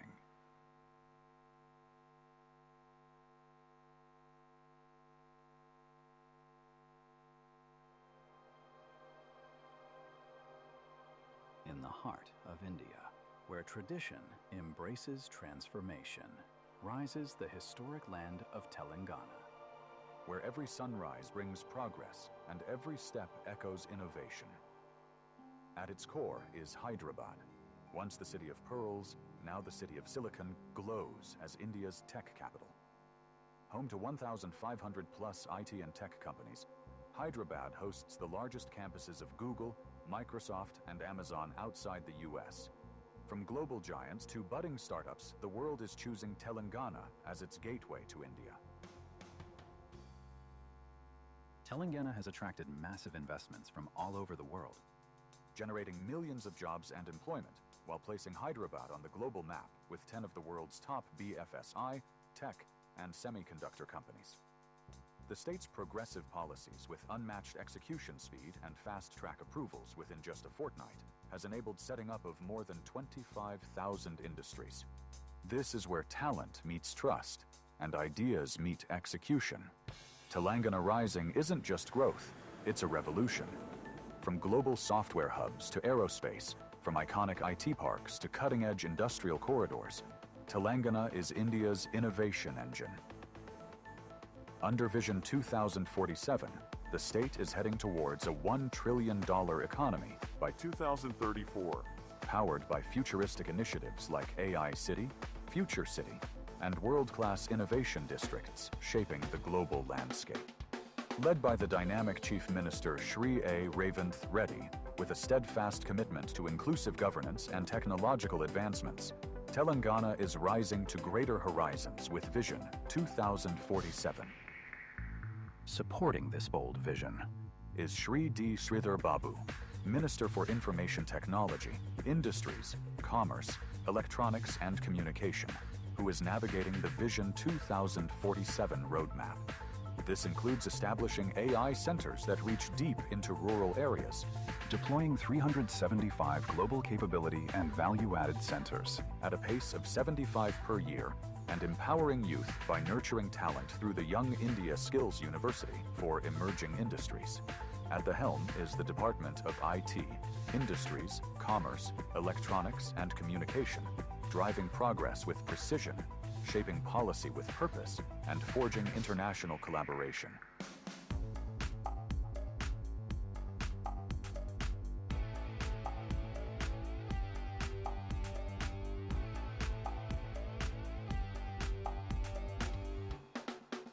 With world-class productivity and a future-ready economy, Telangana continues to set new benchmarks through inclusive growth, where ecosystems excel and innovations inspire. This is how Telangana is leaping into the future. Welcome to Telangana. Telangana Rising.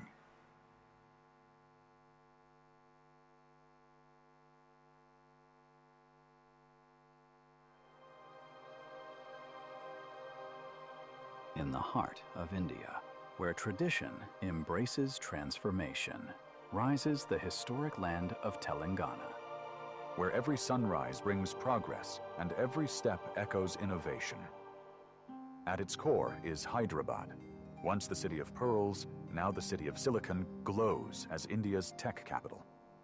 Home to 1,500 plus IT and tech companies, Hyderabad hosts the largest campuses of Google, Microsoft, and Amazon outside the US. From global giants to budding startups, the world is choosing Telangana as its gateway to India. Telangana has attracted massive investments from all over the world, generating millions of jobs and employment while placing Hyderabad on the global map with 10 of the world's top BFSI, tech, and semiconductor companies. The state's progressive policies with unmatched execution speed and fast-track approvals within just a fortnight has enabled setting up of more than 25,000 industries. This is where talent meets trust and ideas meet execution. Telangana Rising isn't just growth, it's a revolution. From global software hubs to aerospace, from iconic IT parks to cutting-edge industrial corridors, Telangana is India's innovation engine. Under Vision 2047, the state is heading towards a $1 trillion economy by 2034, powered by futuristic initiatives like AI City, Future City, and world-class innovation districts shaping the global landscape. Check sound. Led by the dynamic Chief Minister Shri A. Revanth Reddy, with a steadfast commitment to inclusive governance and technological advancements, Telangana is rising to greater horizons with Vision 2047. Supporting this bold vision Is Shri D. Sridhar Babu, Minister for Information Technology, Industries, Commerce, Electronics and Communication, who is navigating the Vision 2047 roadmap. This includes establishing AI centers that reach deep into rural areas, deploying 375 global capability and value-added centers at a pace of 75 per year, and empowering youth by nurturing talent through the Young India Skills University for emerging industries. At the helm is the Department of IT, Industries, Commerce, Electronics and Communication, driving progress with precision, shaping policy with purpose, and forging international collaboration.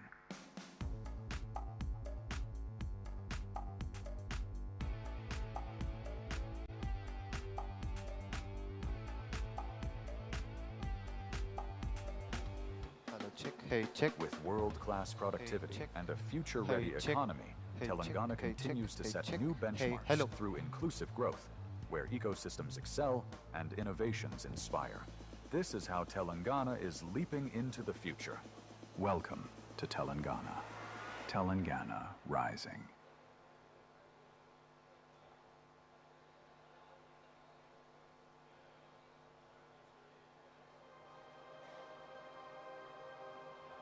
In the heart of India, where tradition embraces transformation, rises the historic land of Telangana. Where every sunrise brings progress and every step echoes innovation. At its core is Hyderabad. Once the city of pearls, now the city of silicon, glows as India's tech capital. Home to 1,500 plus IT and tech companies, Hyderabad hosts the largest campuses of Google, Microsoft, and Amazon outside the US. From global giants to budding startups, the world is choosing Telangana as its gateway to India. Check, check. Telangana has attracted massive investments from all over the world, generating millions of jobs and employment, while placing Check, Hyderabad check, on the check, global check. map with 10 of the Check, world's check. top BFSI, tech, and semiconductor companies.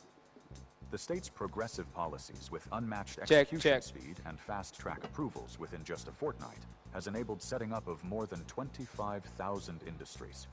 This is where talent meets trust and ideas meet execution. Telangana Rising isn't just growth, it's a revolution. From global software hubs to aerospace, from iconic IT parks to cutting-edge industrial corridors, Telangana is India's innovation engine. Under Vision 2047, the state is heading towards a $1 trillion economy by 2034, powered by futuristic initiatives like AI City, Future City, and world-class innovation districts shaping the global landscape. Led by the dynamic Chief Minister Shri A. Revanth Reddy, with a steadfast commitment to inclusive governance and technological advancements, Telangana is rising to greater horizons with Vision 2047. supporting this bold vision Is Shri D. Sridhar Babu, Minister for Information Technology, Industries, Commerce, Electronics and Communication, who is navigating the Vision 2047 roadmap. This includes establishing AI centers that reach deep into rural areas, deploying 375 global capability and value-added centers at a pace of 75 per year, and empowering youth by nurturing talent through the Young India Skills University for emerging industries. At the helm is the Department of IT, Industries, Commerce, Electronics and Communication, driving progress with precision, shaping policy with purpose, and forging international collaboration.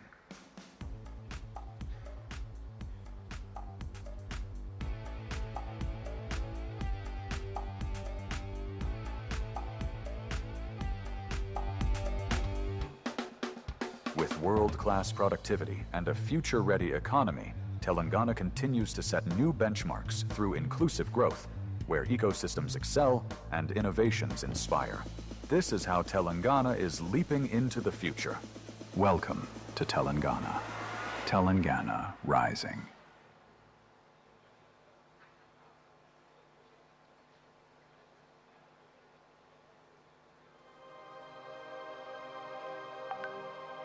In the heart of India, where tradition embraces transformation, rises the historic land of Telangana. Where every sunrise brings progress and every step echoes innovation. At its core is Hyderabad. Once the city of pearls, now the city of silicon, glows as India's tech capital. Home to 1,500 plus IT and tech companies, Hyderabad hosts the largest campuses of Google, Microsoft, and Amazon outside the US. From global giants to budding startups, the world is choosing Telangana as its gateway to India.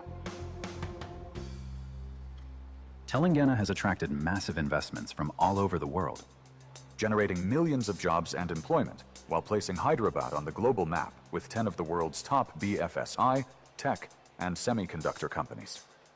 The state's progressive policies with unmatched execution speed and fast-track approvals within just a fortnight has enabled setting up of more than 25,000 industries.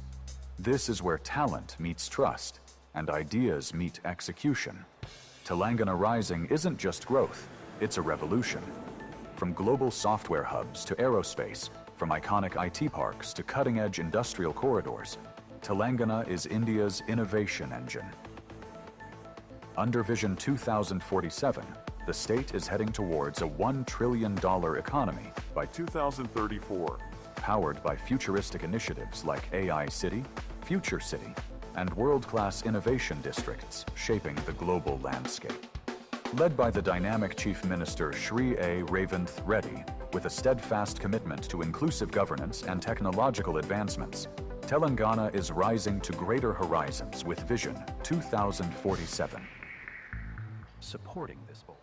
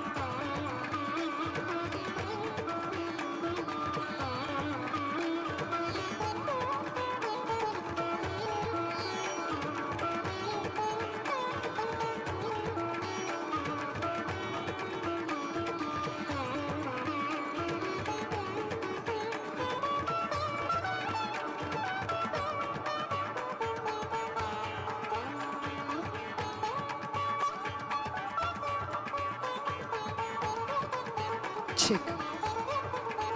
Ladies and gentlemen, give a big round of applause as we heartily welcome our Deputy Chief Minister, Minister of Finance, Planning and Energy, Government of Telangana, Shri Mallu Bhatti Vikramaditya garu.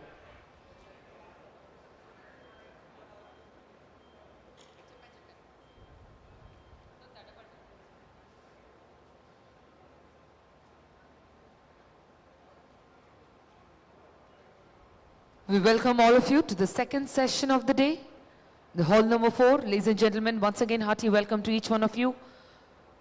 Request all of you to kindly settle down. Innovative PPPs, harnessing private capital towards public goods.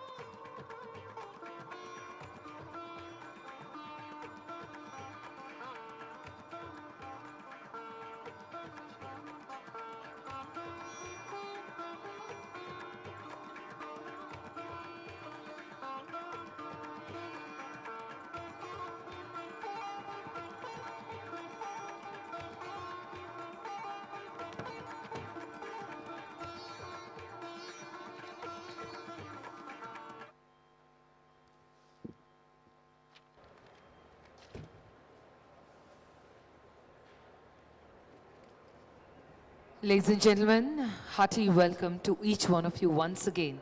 I hope you had a sumptuous lunch. How are you all feeling, everyone? Good? You can be a little better. Are you all good? Ready for the second session? I heard some burps also, that means it's good. All right, ladies and gentlemen, let's clap for ourselves just to energize this room. Get ready for the second session.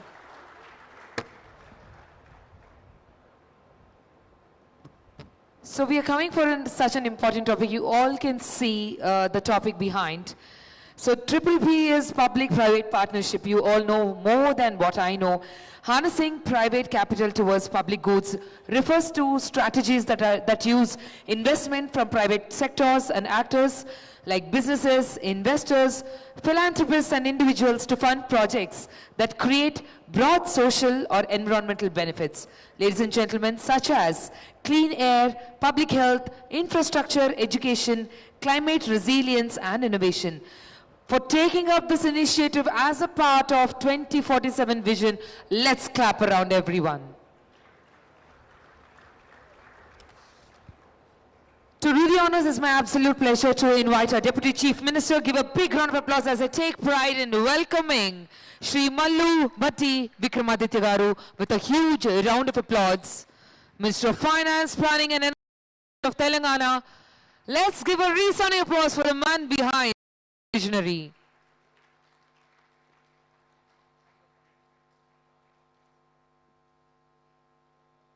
My absolute honor to invite the moderator of the session, the Principal Secretary Finance, Mr. Sandeep Sultania, with a huge round of applause. And now we have our four esteemed panelists and speakers for this session.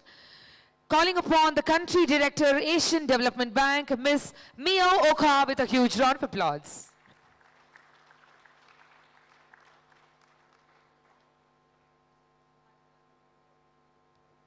Ladies and gentlemen, our Indian CEO, Capital and India Trust, Shri Gauri Shankar Nagabhusham.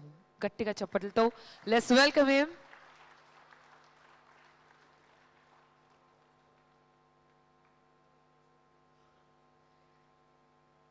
Our applause should last for 10 seconds from now on. Just kidding. Moving ahead, the Managing Director, Blackstone Real Estate India, Shri Mohit Arora, with a huge round of applause. Last but not the least, calling upon the Investment Officer, PPP Advisor, Internation Finance Corporation. Give a big round of applause for Mr. Harsha. Oh, sorry, Miss Harsha. Huge round of applause.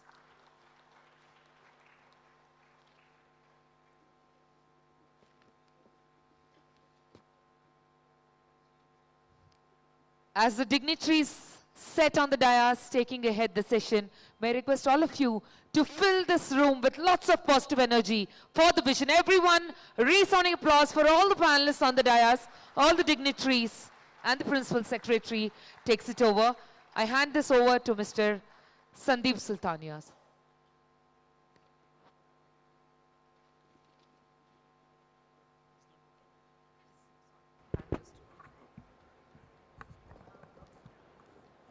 Good afternoon, everyone.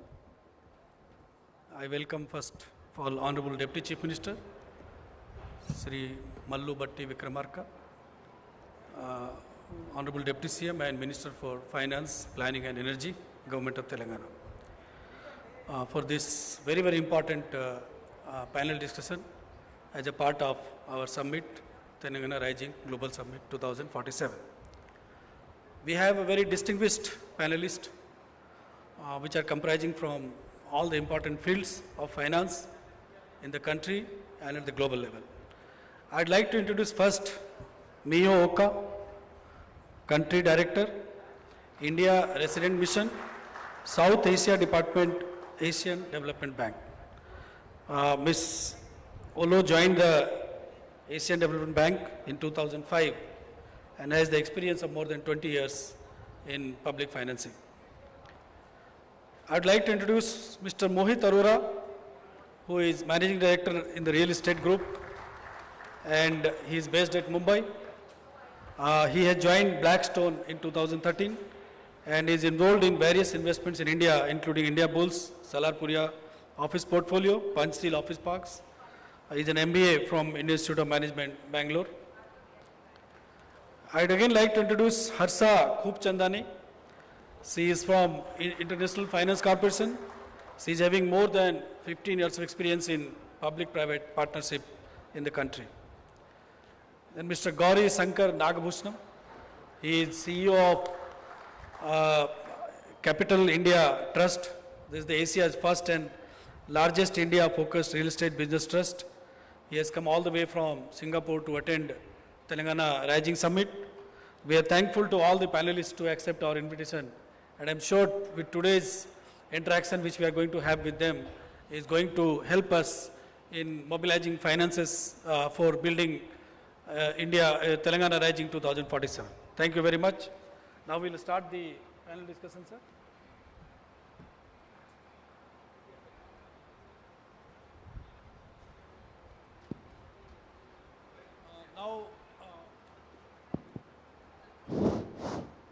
Now we'll start the panel discussions from all the four panelists in our panel today. As all of you are aware, our topic is the PPP, that is Public-Private Partnership in Harnessing Public Goods, which basically comprises of infrastructure and social sectors. I'd like to start with Miyooka. I'd like to ask a question to her regarding urban transformation. What mechanisms can be put in place to attract private investment for state landmark projects like Metro Rail, Regional Ring Road, Musi River projects, Bharat Future City, etc., while ensuring equitable benefit distribution and environmental sustainability? Miyooka. Thank you. It is my real pleasure to be in this occasion. Thank you very much for your invitation. As India's city centers expand and potentially hosting about 60% of population within the next generation, this is we know. Telangana is among the states moving fastest in this agenda. Across Asia, ADB has seen the private capital flows most effectively into metros, river rejuvenation, and urban development, including housing. I greatly welcome the state's concern on equitable benefits and environment resilience, which is very important in the long run. When service delivery improves, willingness to pay from the beneficiary improves, and the municipal revenues rise, and the city can sustain high quality infrastructure. So on the mechanism, we need a clear vision from the state that's underpin clear urban development vision underpinned by the economic analysis. We don't need a collection of wishful projects. Investors respond to clarity and predictability. Telangana can further strengthen confidence through transparent urban plan with clear KPIs, predictable payment mechanisms. This will reduce uncertainty and lower capital costs. It's important. And also, second is really the basis for everything is a reliant service delivery. Strong service delivery lead willingness to pay, strengthen municipal revenue, and makes benefits more equitable over time. Of course, during the construction of assets, we urge the state to engage local constructor so that we can have more employment generated within the state. And also, of course, a clear regulation on the fair resettlement, community consultation, reliable grievance mechanism ensure the growth among those projects. And the third, but not the least, is to embed environment sustainability in the project. climate resilient design, renewable energy integration, nature-based solution, reduce, in the end, the life cycle cost. It make urban assets more resilient, and strong ESG performance, and credible sustainability rating further enhance investor confidence as long-term institutional investors seeking demonstrate measurable environment social outcomes. So together with those mechanisms, ensure that Telangana state attract more capital while building a growth model that is fair, resilient, and sustainable. Thank you. Thank you, Oka. Actually, we wanted to start the tone. And I think the first question you have answered very well. You spoke about clear vision, then you spoke about environmental sustainability, and together with all these important components, Telangana can access large amount of finance. Before we move to the second question, I'll request the Honorable Deputy Chief Minister for Finance, Planning, Energy to give his initial remarks so that we can move into the panel discussion more meaningfully. Thank you, sir. Yes.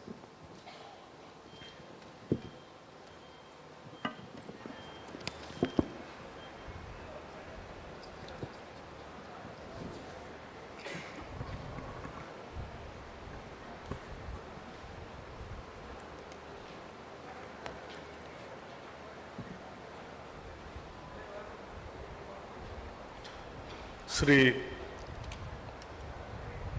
Sandeep Kumar Sultania Garu,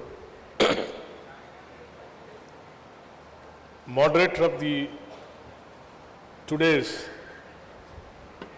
session, innovative PPs, harnessing private capital towards public goods. He is our Principal Secretary Finance, and Mio Oka, Country Director ADB, Sri Mohit Aroraji, MD Blackstone, Gauri Shankar Nagabhushanam, CEO Capital India Trust, Capital Land India Trust, Arsha Kupchandani, Investment Officer, International Finance Corporation,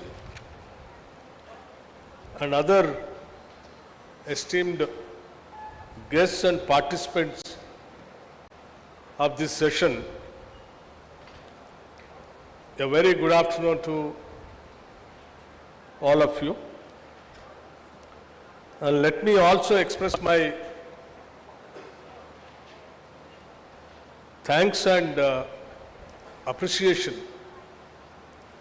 for coming all the way in a short notice for this Telangana Global Summit 2025, in which we are releasing a document, Telangana Rising 2047 vision document, which is aimed at $3 trillion economy. By 2047, we wanted to achieve to that economy. So keeping that in our mind, our thought, under our Chief Minister Shri Revanth Reddy Garu and other entire cabinet colleagues, to achieve that goal, we thought first let us prepare a document by consulting various sectors and important industry leaders, ISP, Niti Aayog, and all our departmental secretaries under the various departments, ministers heading over. And finally, we have prepared a document and we are going to launch that or release that document today evening. In this session, we have extended our invitation to allow the industry leaders, not only in this country, to the whole world also. Many of the countries, nearly about 6 continents, people have participated and they are giving their valuable ideas and suggestions also. In the process, in this entire summit, simultaneously we are conducting nearing about 28 sessions like this to take their valuable suggestions and ideas for the growth of our state and our vision. Thank you very much for once again for coming all the way. Let me begin with a story close to our hearts.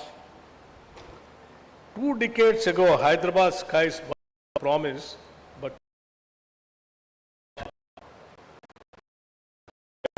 Outer Ring Road, a visionary PPP, annuity model that private partners built in record time, easing congestion for millions and parking economic corridors that now pulse with pharma giants and tech hubs.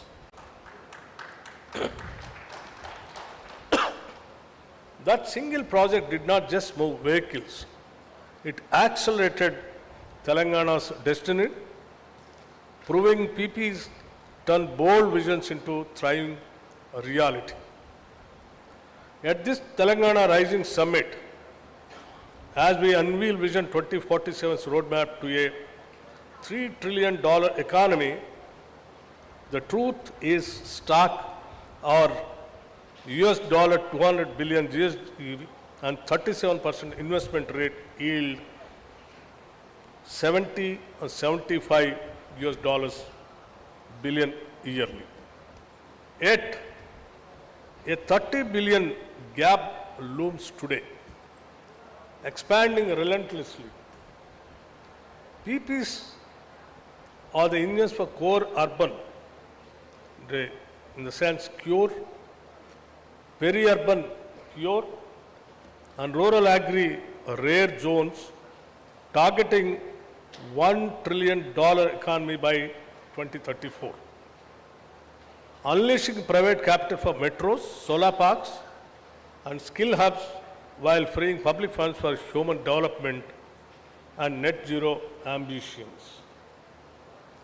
3 fiscal realities compel this: GST limits, tax to GSDP hikes, FRBM caps borrowing at 3% of GSDP, dwindling household savings, starve long-term projects. PPs break these chains, channeling institutional funds into transport, renewables, and digital infrastructure with smart risk allocation for scale and efficiency. We have nailed it before. For example, Hyderabad International Airport's lasting concession with public oversight. Our Outer Ring Road, rapid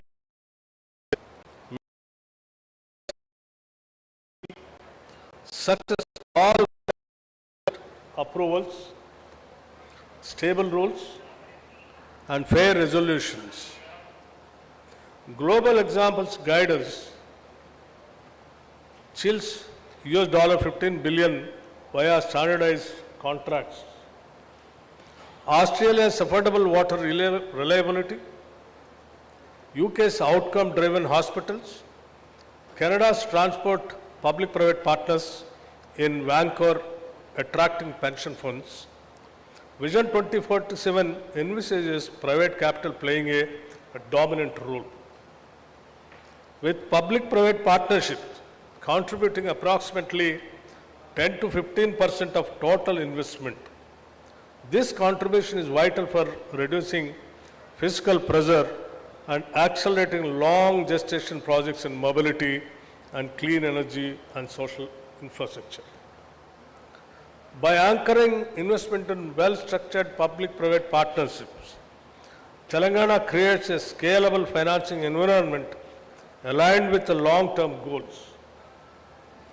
Areas of public-private partnerships expansion in Telangana, transport and urban mobility. As urban centers expand, as you are all aware, the Telangana state is more or less a city.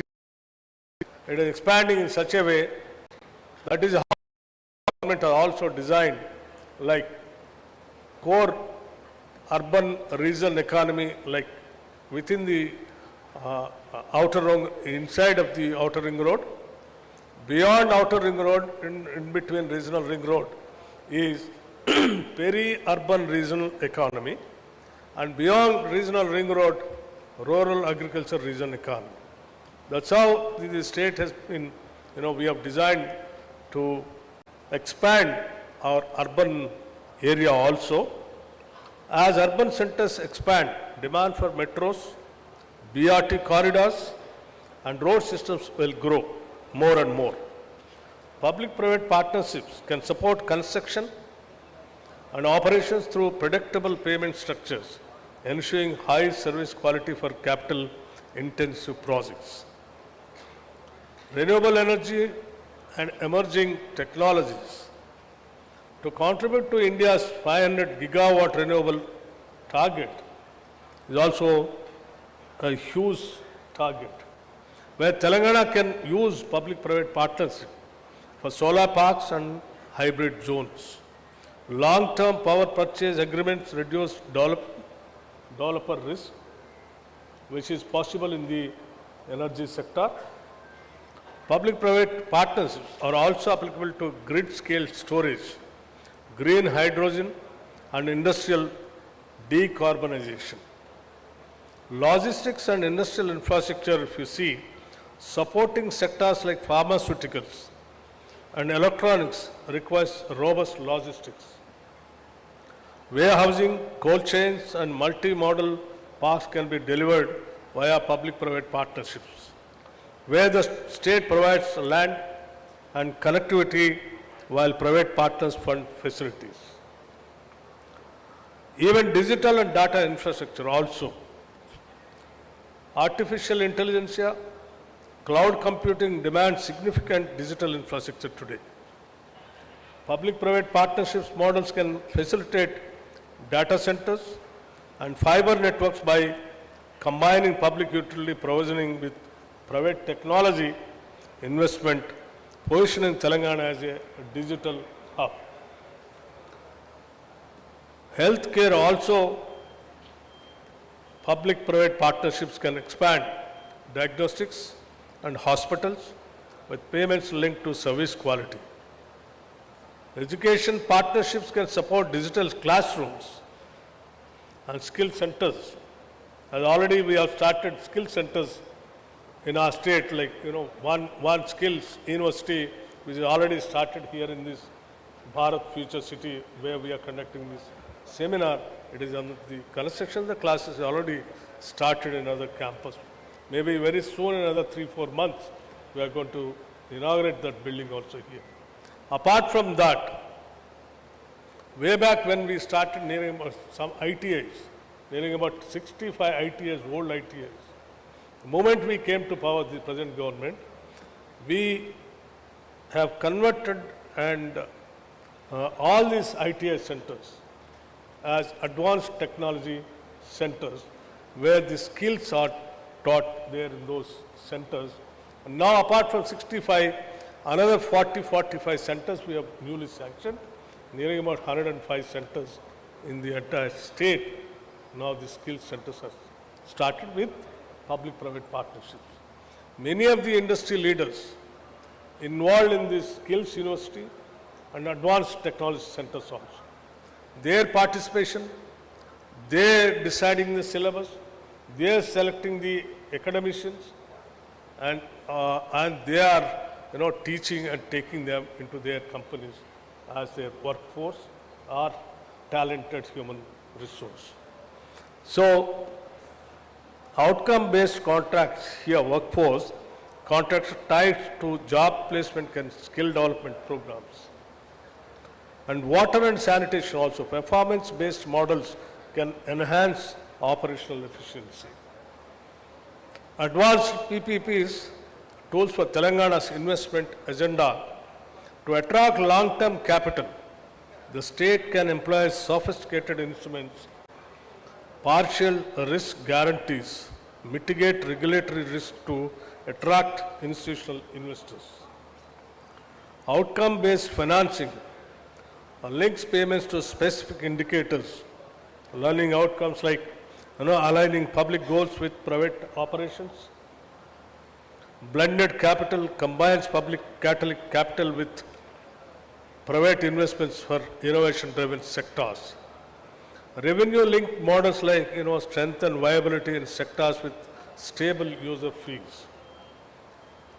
So these kinds of areas where all the public-private partnerships can be taken a serious partnership kind of a thing, and your core area where you can really concentrate and join with us in the Telangana Rise for the 2047 our vision of reaching our $3 trillion economy by 2047.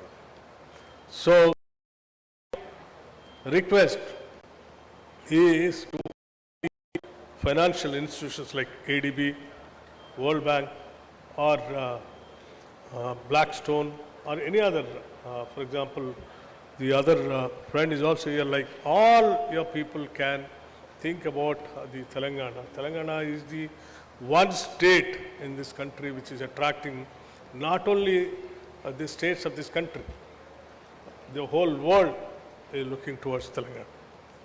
The kind of infrastructure what we have already given and what we are going to give to the state are going to be a biggest strength for the investors.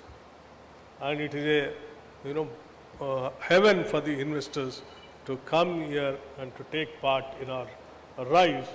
So I request all the financial institutions to take part. Our vision document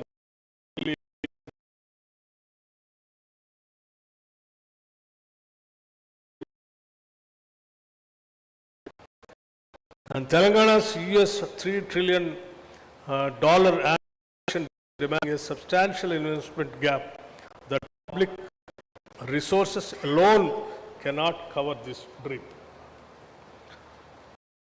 Reason making all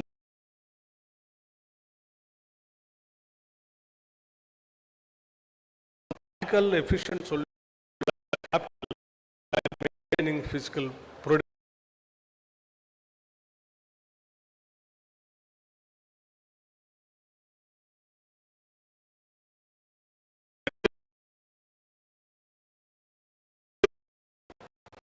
Transparent contracts and realistic risk allocation.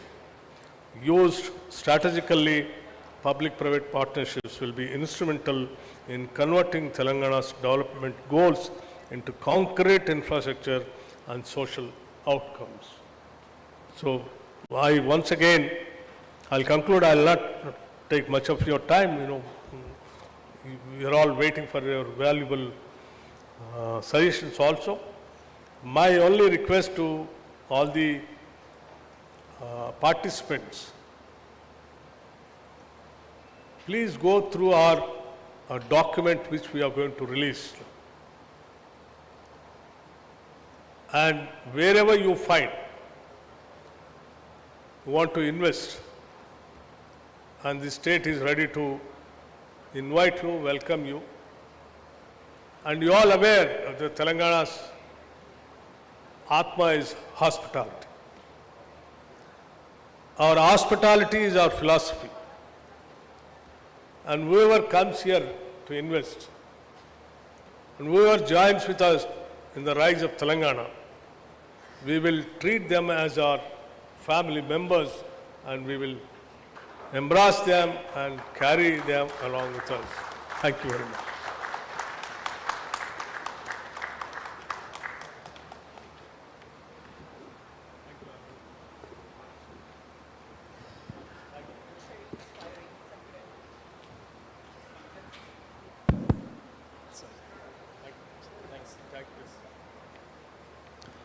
Thank you, sir. the Honorable Deputy Chief Minister has emphasized the importance of the PPP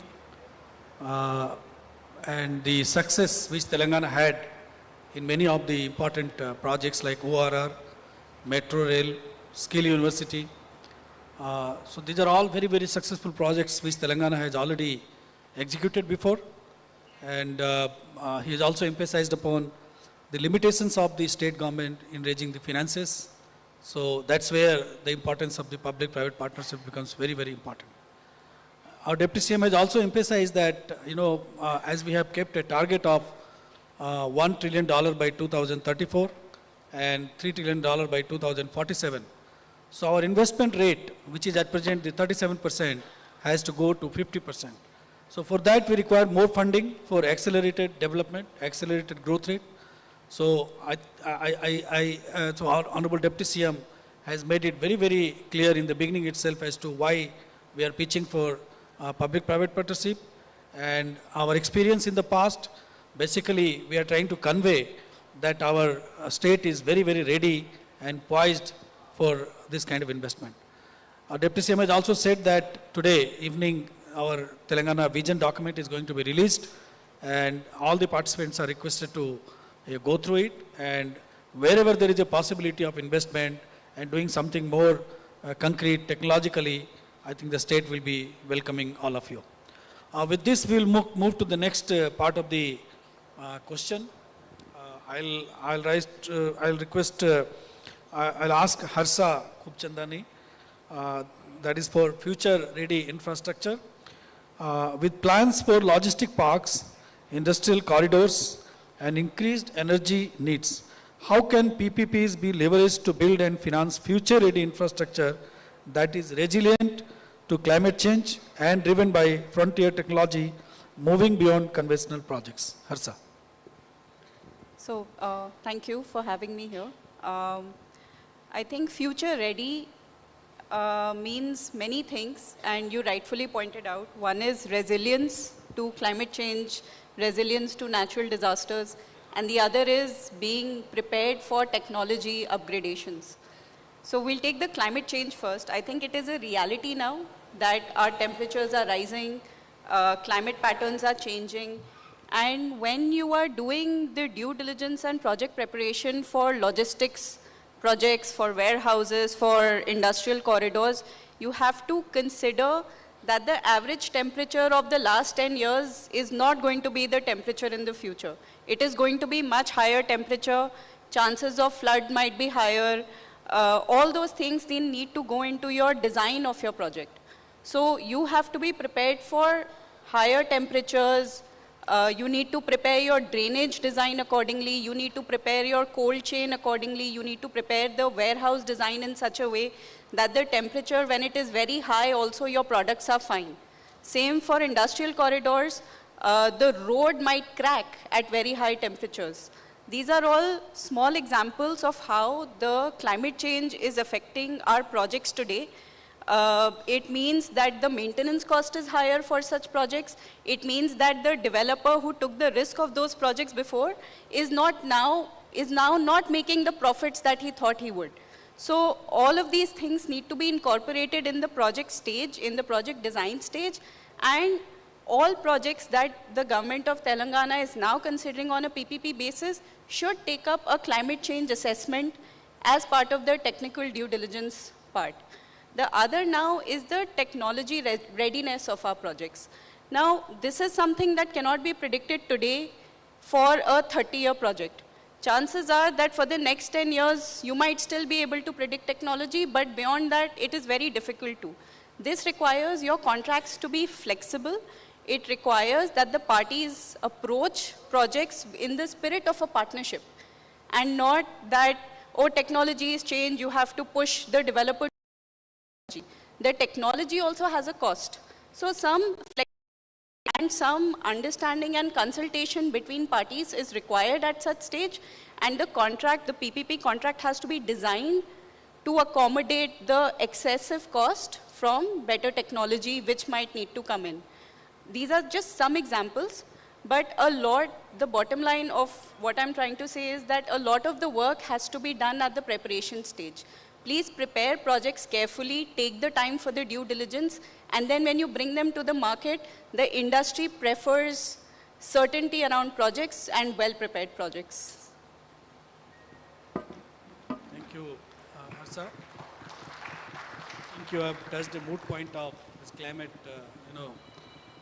readiness, where it's very, very important that when we prepare the plan or prepare the DPR, it is very important that we keep the climate readiness in mind and future rising temperature in mind.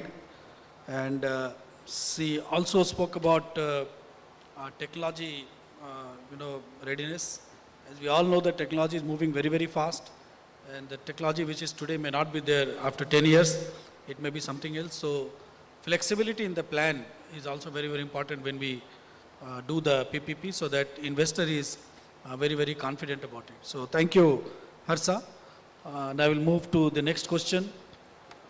I request Mr. Gauri Sankar about green infrastructure. Given Telangana's focus on green energy, what innovative PPP models can be used to attract private capital for large-scale renewable energy projects and sustainable public transport systems while ensuring a viable return on investment for partners? Honorable Deputy Chief Minister Garu, Shri Sandeep Garu, fellow panelists and dear delegates, chala santosham ivala participate chese dantlo in this great event that is being organized at such a short notice.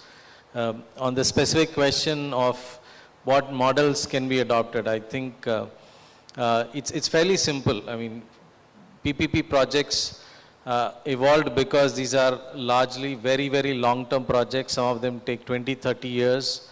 Financial viability is quite challenging, and that's the reason why it was felt that a public and a private enterprise should jointly solve for it. Otherwise, each entity on its own would find it challenging. So in the most important question of green energy and more sustainability linked infrastructure, the models, even before we get into the models, I think the critical aspect that one has to address is how is the risk being quantified and how is the risk being mitigated. Because for any project to be deemed attractive for private capital, it has to be first bankable. For projects to be bankable, as all of us know, andaru home loans teesuntaru, it's you know how banks do their diligence and know what are all the questions they ask. So any project should first qualify the bankability aspect of it, and that means the risks have to be quite clearly quantified and the risks have to be quite clearly mitigated. That is the first step in the process of making any PPP project viable in that front. And the second thing is, Hyderabad and the state of Telangana is at the forefront of technology. Today, if you see where, as the Honorable Deputy Chief Minister was mentioning, Hyderabad has leapfrogged into the, becoming a technology and innovation center. And, irrespective of who has, been, coming to look into India, they all want to end up a large part of their share of investments and a large part of people coming and setting up shop end up being in Hyderabad because it is a technology center. And in terms of for green energy per se, because this is something which is absolutely critical for any industry that you're operating, whether you are in the hardcore renewable space for its own sake, or if you are in the IT space, or you are in data centers, or you are in any other logistics or transportation, how you power it through green energy is becoming very critical. To fund these projects, therefore, these long-term projects, in addition to risk mitigation, some form of blended financing can be looked into. Wherein you have capital, you have different tiered capital. Private capital should be taking the larger portion of the risk. There are public funds that should be taking, a lesser portion of the risk. For instance, you could come up with public financing of, let's say, for every 100 rupees that public puts in, private capital has to put in 900 rupees, and the 1000 rupees goes into implementation of a project. and the risk and rewards can be, linked in the manner that who takes the bigger risk gets a bigger reward and who takes the lesser risk get the lesser reward. This sort of gives us more comfort that for private capital that there is someone else, the local communities through the government and through the public are actually underwriting the risks of the project and are serious about the execution and the completion of the project. So that is one community-based private partnership model, which I think can be seriously looked into. The other part is because this lends itself into sustainability, green energy. Sustainability linked loans, this has to be sort of, definitely be made part of the project. And the project also has to be broken up into enough pieces. The one other challenge we typically have in PPPs is that it's contractually very laborious. It's a long-term contract, and as Harsha was saying, you have many things change during the course of the contract, and usually this leads to a lot of wishful requirements sometimes coming up, and there is a long-term interest of the private capital and the government, but the contracts who are working on are interested in the short-term nature of their execution. So you need to have mechanisms wherein both of these can be bridged together, and sustainability linked loans which are measurable kind of ensures that there is incentive and there is cost optimization. Three,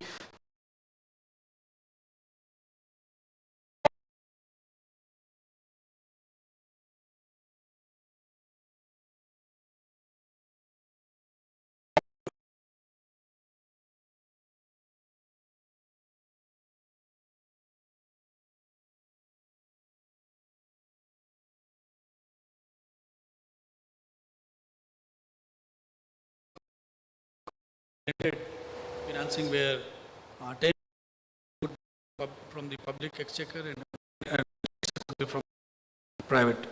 I think this is a very important point you have touched.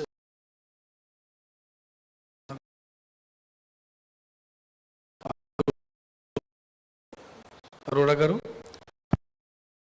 Telangana is reportedly exploring property monetization to bridge resources. What are the best practices for using PPP area to maximize returns for the state while maintaining public trust and avoiding speculative bubbles? Thank you. Honorable CM Sir and Mr. Sandeep, thank you for having us. Thank you to the entire audience for joining us here. Sir, you pointed out rightfully that the PPP model is not essentially about maximizing the economic value. It has to be balanced with the social impact and how do you maximize the value for the general public. So that fine line that you have to tread, I think we have to be very, very mindful of where do you draw that line. And I think coming from a business community, I think we always think even from a PPP perspective as the way to do it most efficiently is just to see it as any other organization and streamline the entire decision making. Now, obviously there are certain key components of every PPP model and you can have a playbook around this and then customize this to a specific project. So to focus on some of the critical parts, right? What could be the reserve price for the land, right? Now, it's important to have the right assessment of the fair value.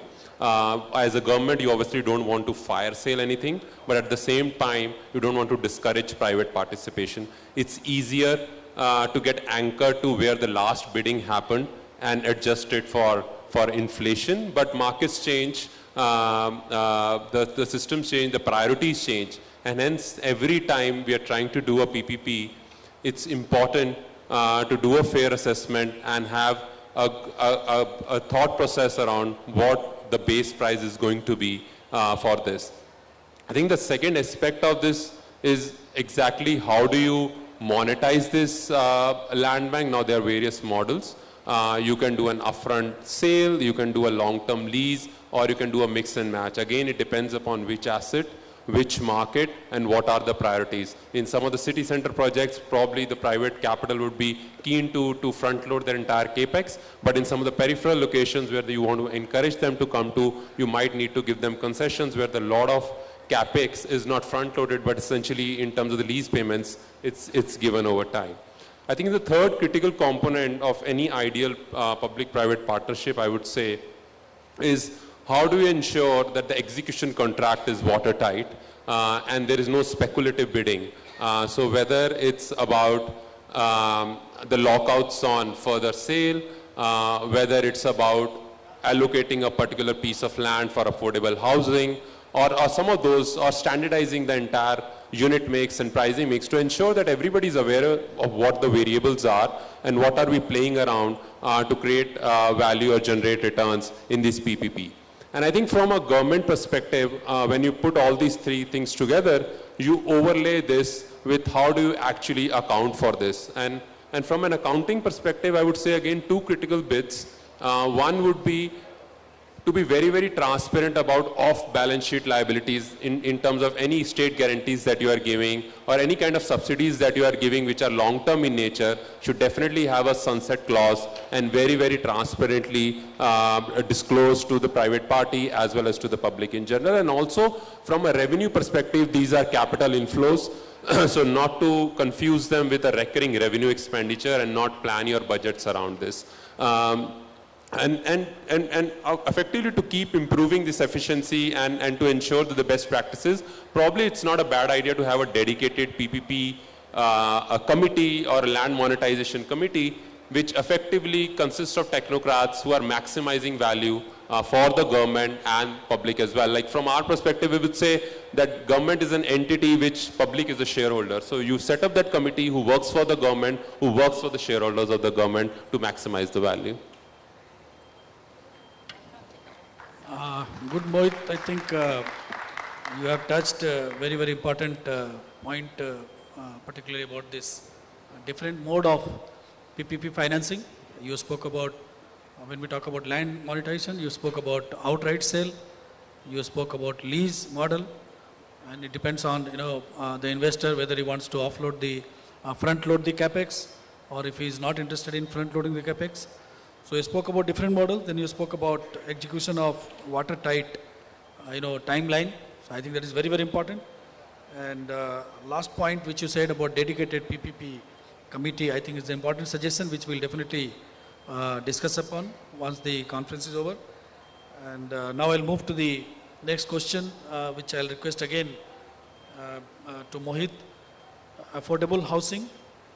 How can PPP models be structured to accelerate the delivery of high quality, affordable housing, especially in fast growing urban centers like Hyderabad and second tier cities, ensuring this growth is inclusive and aligns with Vision 2047? Sure, sir. Sir, as Blackstone, affordable housing is very close to our heart. We do this in big way in some of the urban centers, including New York and London. Again, I think it's very critical, as you rightly pointed out, with a lot of immigration happening into some of these commercial centers and land prices and house prices going up.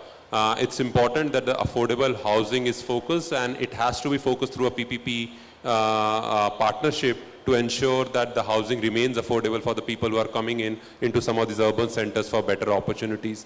Again, coming from Mumbai, I would say, sir, there are various ways to structure this PPP. One is obviously cross-subsidy program that we see a lot in Mumbai, which is typically called a slum rehabilitation plan, or an SRA as we call it, where the government gives you the land.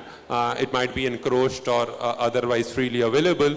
The private party comes in, they have a little bit of a market units or a market apartments that are sold at market prices, and at the same time the profits from them actually goes ahead and compensates the affordable component of that development. So it's a mixed development with an affordable component and a market component, where the market component subsidizes that affordable component. So that's one way to look at it, which we are seeing in Mumbai being done big time.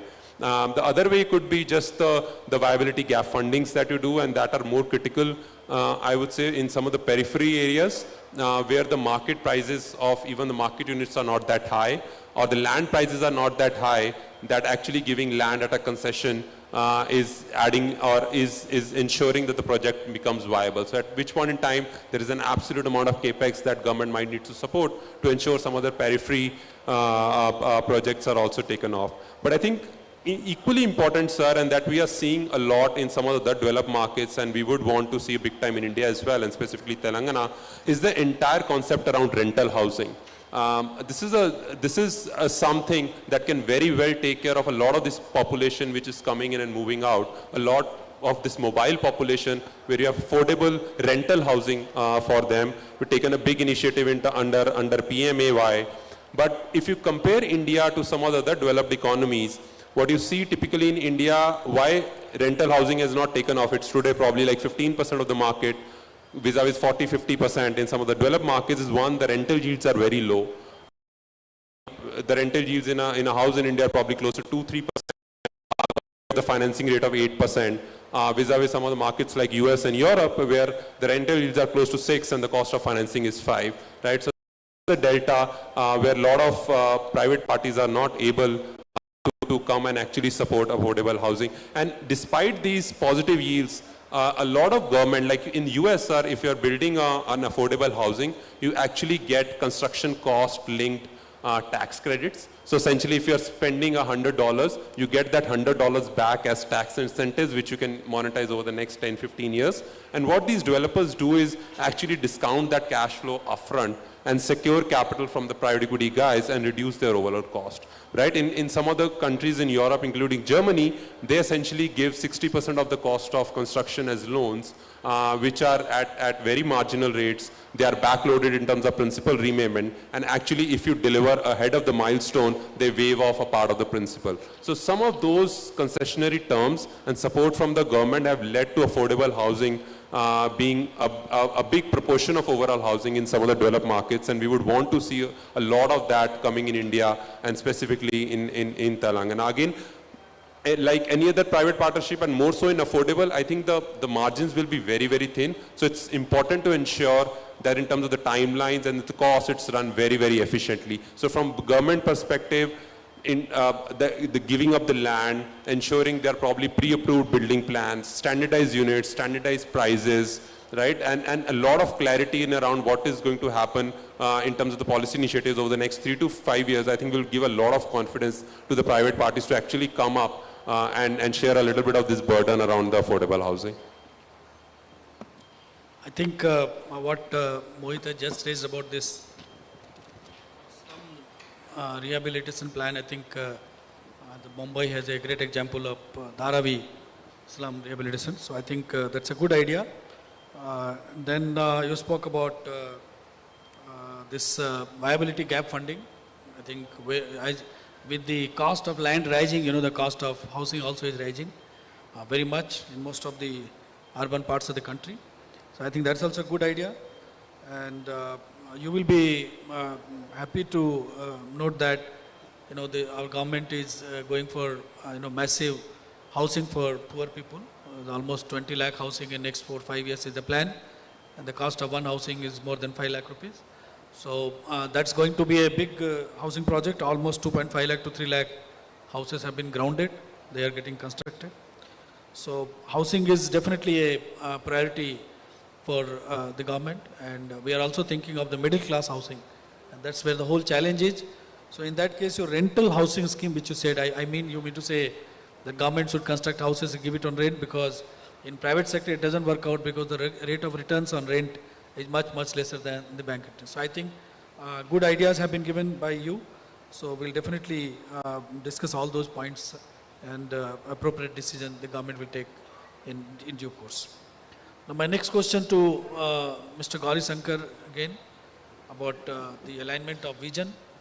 How can the state ensure that individual PPP projects, which often have a 20 to 30 years lifespan, remain agile and aligned with the evolving priorities of the Telangana Rising 2047 vision, especially with the shifts in technology and climate goals? That's a very interesting question. And like I was mentioning before, one of the most critical risks that are there is the long-term nature of the PPP partnership that happens. But the world evolves, and of late the world is evolving much faster. The first step would ideally be to break up a long-term contract into multiple smaller contracts.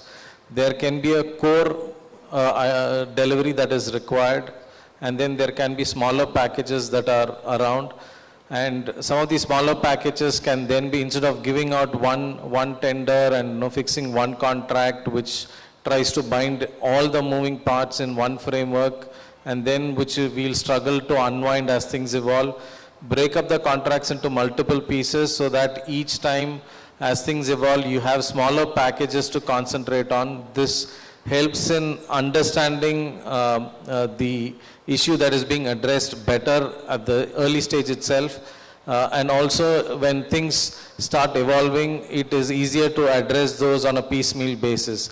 And because it will be in multiple packages, you could involve multiple partners for each of these packages, which means that you are having better oversight and more participation into these contracts, and it gets vetted. The more diligence get done by multiple parties, the more risk assessment happens, and the more things that can go wrong and that can be done better is coming out in the upfront itself. And the second thing which one could look at is actually kind of reimagine how you measure performance itself. If I mean, let's take an example. Let's say the government wants to build a road, and the road building is required as a part of decongestion. There's a lot of congestion, and that is affecting public transport, and therefore you need a bigger road and a wider road. So the contract is going to say that, okay, we are going to lay a 10-kilometer road. Who is, and this is the timeline we wanted. These are the specifications. Who is the best party that can come and deliver this?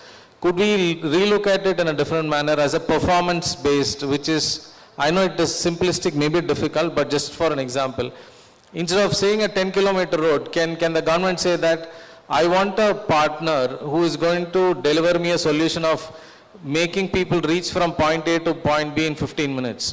That distance is 10 kilometers, but that is the physical metric of it. What essentially people and the public need is what is the time that they are going to take to commute. So if you actually look at what is being tendered out and what is the expectation, there is a divergence. I don't want to name the city, but I was in a city, I flew in from a city to Hyderabad. There the distance is very short, but the time to travel is humongously long. So in one way, the government may be meeting its requirement by tendering it 10 kilometers, but if it's going to take you 2 hours to travel, it defeats the purpose. So can the government look at performance-based measures when they sort of look at these PPP contracts so that they are much more agile. With that you bring in, when you pose that problem set to professionals, they are going to come up with solutions which may not have been thought through initially itself. And the third thing I would say is that in most cases, the preparatory work that is required is a lot more, which gets underestimated. When a PPP project is envisaged, it is an idea, but it requires a lot of technical assessment and a lot of due diligence, which requires a lot of funding. So I would recommend that the government actually look at setting up some fund, allocate a fund which actually looks at diligencing the projects much more rigorously, and so that when those contracts are coming to the market, they can be easily understood and they can be easily sort of tendered and participants at it. It does cost a little bit upfront, but it saves a lot of time value of money for the government.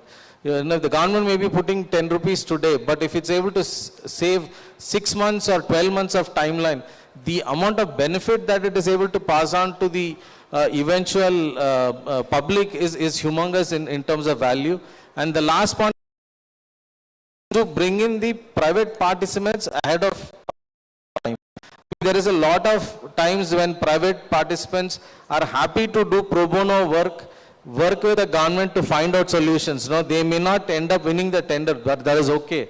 But the private participants are more than willing, as a part of their social responsibility, to work with governments to assess very rigorously solutions that can be provided and what can be and because it's an evolving technology and each of us have worked with, no one person knows everything. The multiple people, multiple sets of professionals face different sets of challenges, and if all of them are coming together before the idea gets frozen and before it is getting tendered out, I think it can be managed and can be structured much better, and the solution, the outcome of that and the benefit that accrues to the public will be much more. So that's my short view on this one. I think Mr. Gaurav, you have raised a very important point, and it is true that whenever we tender a project in the sense that we want a road project from A to B kind of this thing. But this is the first time we are hearing that we should talk about outcome-based projects. Like we want to travel from, let us say, Gachibowli to, let us say, Tukuguda or this Bharat Future City. How much time it should take, and accordingly projects should be designed. That's what you are basically trying to convey. I think it's very, very important point for all the policy makers to understand this, and I think this point will carry on from here. And second point which you told about this, this preparatory work which basically goes before the, PPP projects. So you were basically suggesting some funds to be earmarked for this purpose so that, the many of the agencies can use the fund and go for an effective solution for the problems being faced by the government. And that's what are the 2 points which you raised. Now my next question will go to Miyo again, is regarding the social sector. This beyond economic growth, how can PPPs in social infrastructure such as healthcare facilities, education hubs,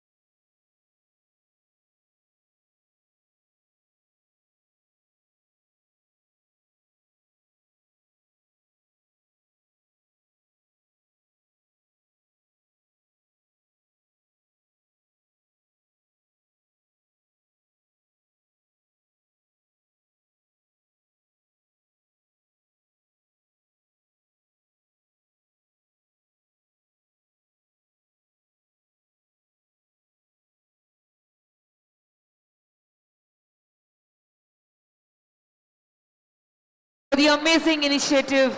We are an integral part of the Rising Telangana 2047. I request all of you to kindly stay back. Kindly stay back. We have something for you.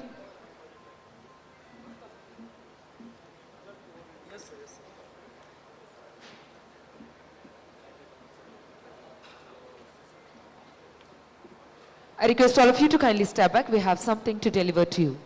Thank you. We thank our Honorable Minister of Finance, our Deputy Chief Minister,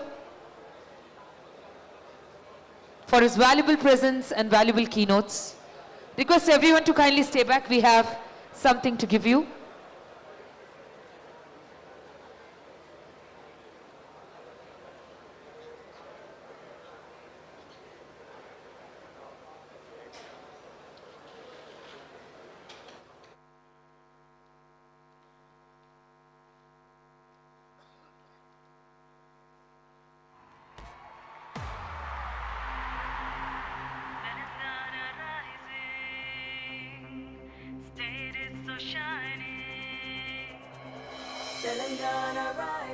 Gesture of honor for our Deputy Chief Minister.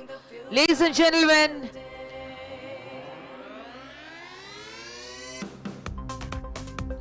kindly collect your bags before you go.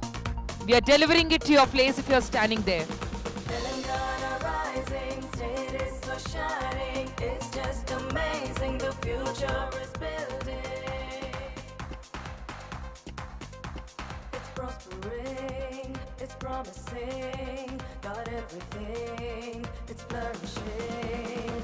Telangana rising, state is Please kindly collect your bags, I repeat, before you leave this arena. By the way, we have an interesting and yet another amazing session as the closing session for day 2.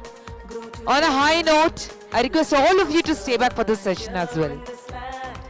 of great history, technology, and tourism that you gotta see. Telangana rising, it's just amazing, the future is building.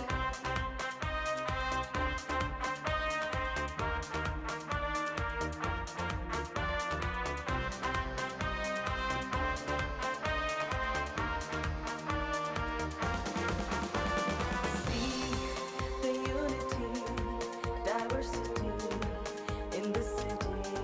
Here we welcome the world where dreams unfold.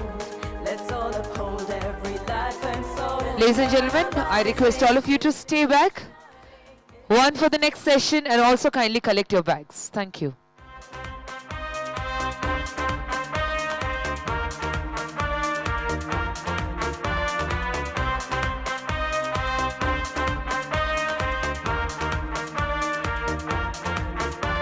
It's prospering, it's promising, got everything, it's flourishing.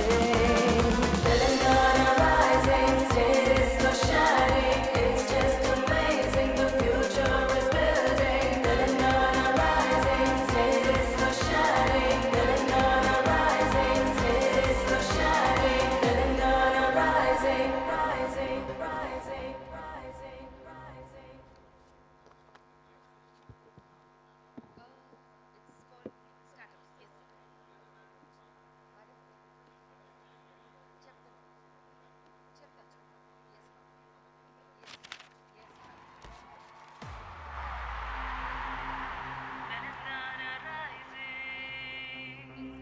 State is so shining. Telangana rising, state is so shining. It's just amazing, the future is building. Ladies and gentlemen, now we close day 2 with yet another promising session.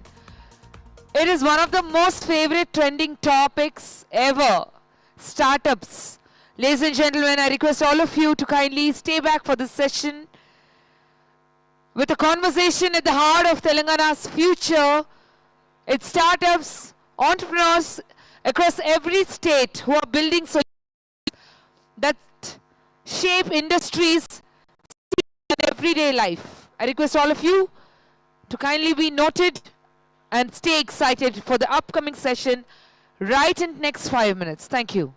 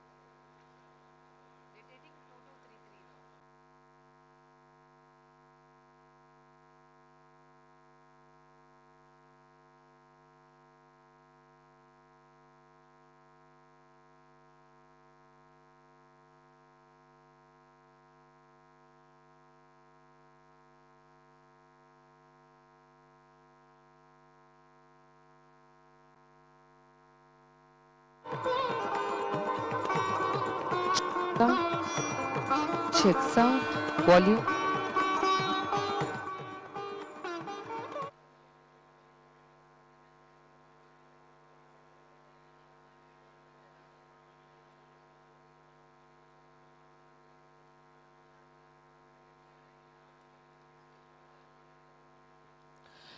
Ladies and gentlemen, I really want all of you to kindly settle down. Hope you got your bags. Kindly, quickly settle down, please.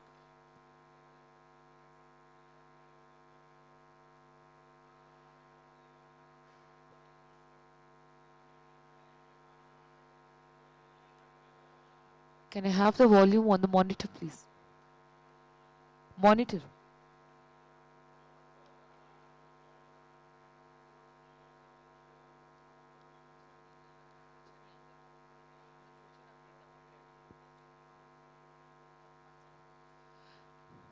I request all of you to stay excited for the coming up session.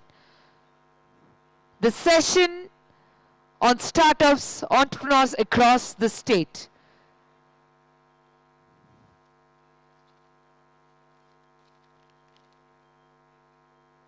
So we have our startup founders, we have innovators, exemplary leaders, technology leaders, venture ecosystem representatives.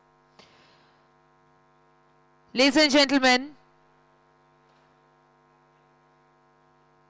quickly settle down. I require a little silence in the front.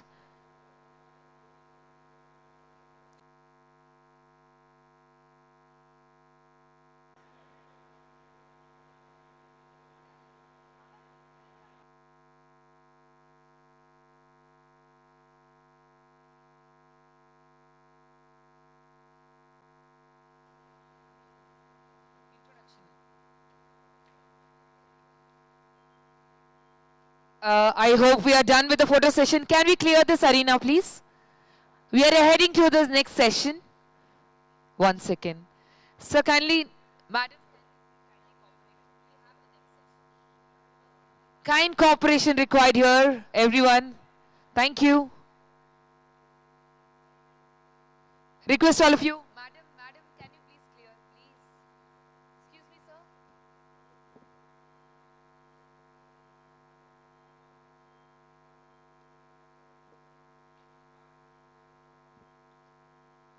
Excuse me, sir. Excuse me, sir. Excuse me, madam. We are waiting for you to please clear this place.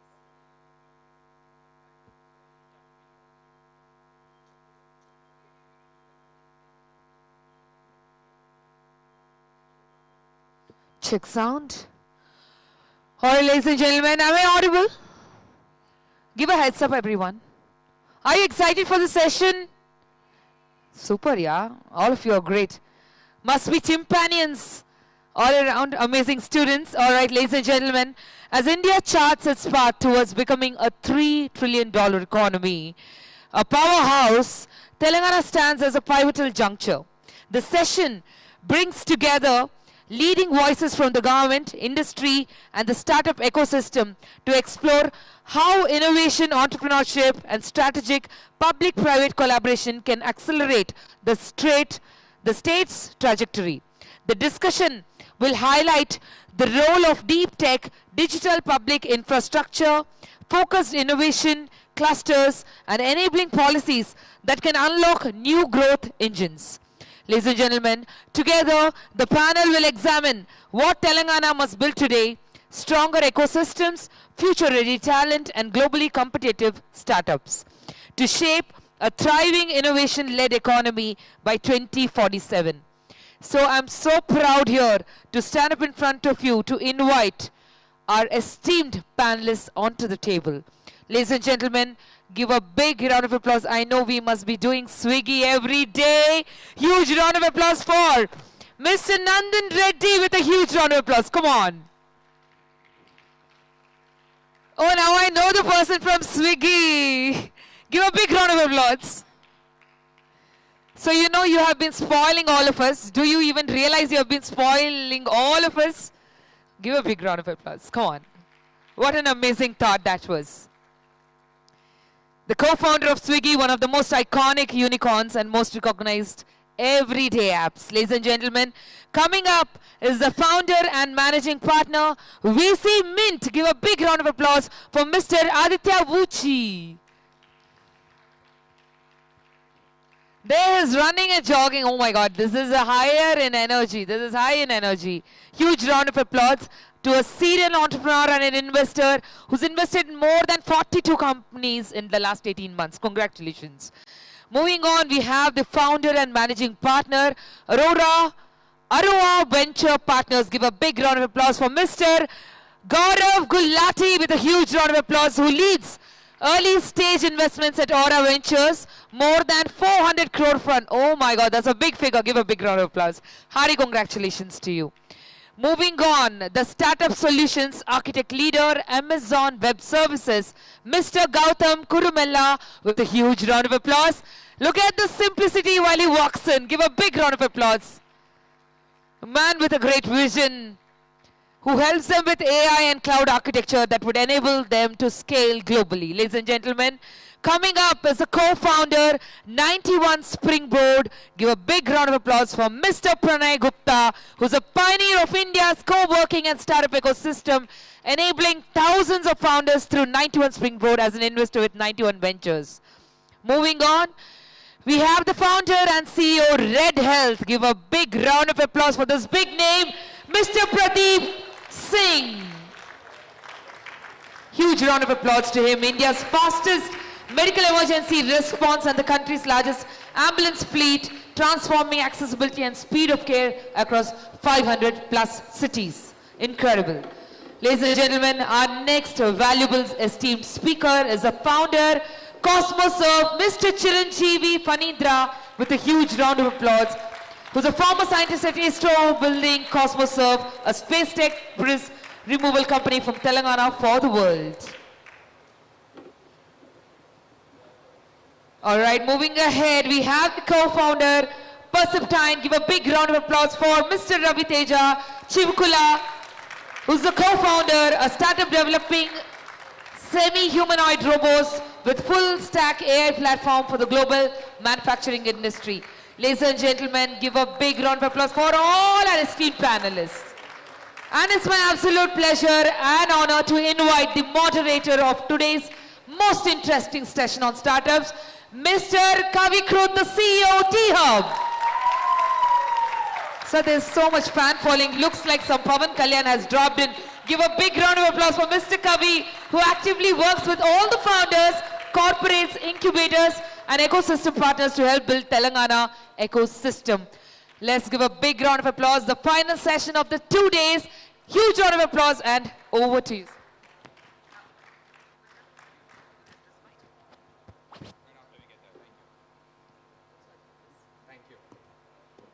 It's lovely to be here. This is the last session of the day. The mic just came on. It's the last session of the day, and we are hoping to pack it into a tight 30 minutes of the panel. Then we have a short, very interesting introduction to a very interesting platform, and then we'll do 3 or 4 questions with everyone. Thank you, my team, for embarrassing me every time I'm on stage. And this is a very power-packed panel. You can see we have a lot of people. We don't have good representation of women founders here, so we'll do better next time. We also messed up Aditya's photo, but he's here, so you can see him. We are also sitting in the same order as what's on the screen. I'm very happy to be here. The march to 2047 for a $3 trillion economy cannot happen without startups playing a definitive role. And we don't know what that role is. We don't know what the number contribution will be towards 3 trillion. Mostly startups don't know what they're doing, as you all know.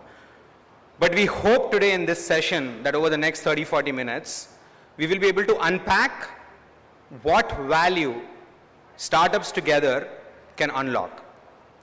And for that, the panel is very interesting. Obviously, it's already been introduced by the MC. But I want to just call out a quick show of hands on who's sitting here.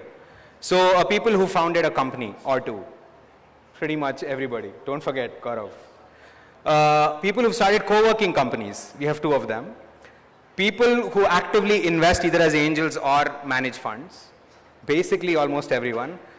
People who just took a big risk to quit their jobs and start a company, like in the last 2 or 3 years. We have a few people there. People who failed at building ventures either inside their startup or outside. I think most hands will go up. Come on, Prab, you must have failed at something. Okay. So it's a very interesting conversation, and we will focus on what I already spoke about. We are going to keep it free-flowing. It's going to be quite straightforward. We will spend one round of questions just asking, what their background sort of portrays on the topic at hand. And then, we'll just go into a second round of questions on what we spoke about. That's the plan. I'll take a small step back before we begin. The startup economy in India is only about 15 to 17 years old. Flipkart was 2007 or 8, right? Swiggy right here is about 11 years? 2014, so it's about 11 years, they just did an IPO. So the industry is super new, and we are talking about the next 22 years. So there's still a lot to be done, and I think when we think of startups, we sometimes only think about consumer tech, and sometimes we only think, now more recently we only talk about deep tech. But when you think about innovation as a larger agenda on where can new, interesting, disruptive enterprises come from, there are actually 3 such places where they can come from. One is hustlers and builders like themselves who step up, leave their cushy jobs and try to do something risky. Most of them fail, some of them succeed. The second place is what happens inside of corporates, which we're not sort of covering today. Massive companies invent amazing products which go on to disrupt, scale, and create basically new ventures. Many companies have systematic ways of doing that. The third place, which we often forget, given how nascent and new our industry and our startup economy is in Hyderabad, in Telangana, in the country, is research and innovation. So if you look at the West historically, a lot of the amazing products we use today, from smartphones to internet to cybersecurity products, they were all born in universities where professors were doing research, and then it got commercialized and ended up for civilian use, right? So we will end today's session within the 60 minutes with a very interesting company here, FirstGen, who's here from the UK. They have built a very interesting platform which works like a plug-and-play system for non-commercialized research, which could be patented or not. So basically innovation that has not been commercialized, to take it to market, which could later be taken over by a founder, it could be purchased by an investor, it could even be completely 100% acquired by a enterprise. This is new to us as a country, and because we're talking about the future, I thought we should end with something that opens up our minds to something that is so new to us that will help us get to 2047. So I'll invite Philip and Clemens post the conversation ends here. That's it, that's all for my spiel. We'll jump in now, I'll take my seat. Okay. Okay, can you guys hear me? Okay, great. No. We have a few mics here, so we'll pass around. It's a big table. I'll start off with Nandan. Nandan's not often seen on panels, so he's doing a big favor by being here and helping us have a conversation. Nandan's from Hyderabad, but 14 years ago moved to Bangalore, to set up and launch a company called Bundle Technologies.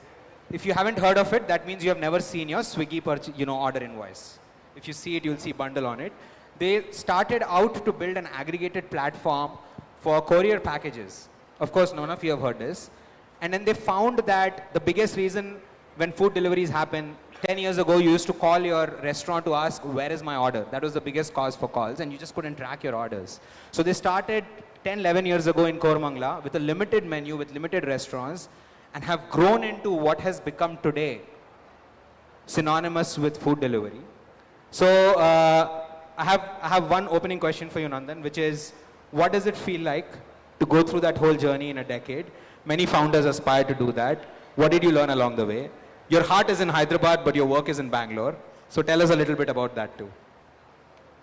So, loaded question. Firstly, great to be here, by the way. Always good to be back in hometown. I was born and brought up in Hyderabad, and keep coming back, keep finding excuses to come back to Hyderabad as often as possible. So I think in general, looking at the journey over a decade, largely it does feel a little surreal, and I think it's always basically also in a zone where it is also unfinished, because there is always more to do. There's always more to get done. So we pretty much come from a place of saying, always be paranoid, always be basically pushing. So we take it one day at a time, 1 month, max 1 year at a time, and usually not someone to look back so often. But I think it's been a lot of lucky coincidences, some good decisions, some bad decisions, just all of them pretty much, let's say, add up over time. But yeah, that's largely, I think, maybe a way to describe it. Learnings, I think, I can maybe go in multiple different places, but largely, I think, the one thing that just maybe keeps us going is being able to kind of build consumer products that I love, and potentially be able to build things that we ourselves can use that consumers find value in, and being paranoid, right? Like these are the two things that we are usually kind of looking at. Being paranoid. Thank you, Nandan. And many of you may not know this. When you look at multiple co-founder companies, the companies where co-founders divide and rule is where the most interesting things start happening. Nandan runs, I don't know what to call it.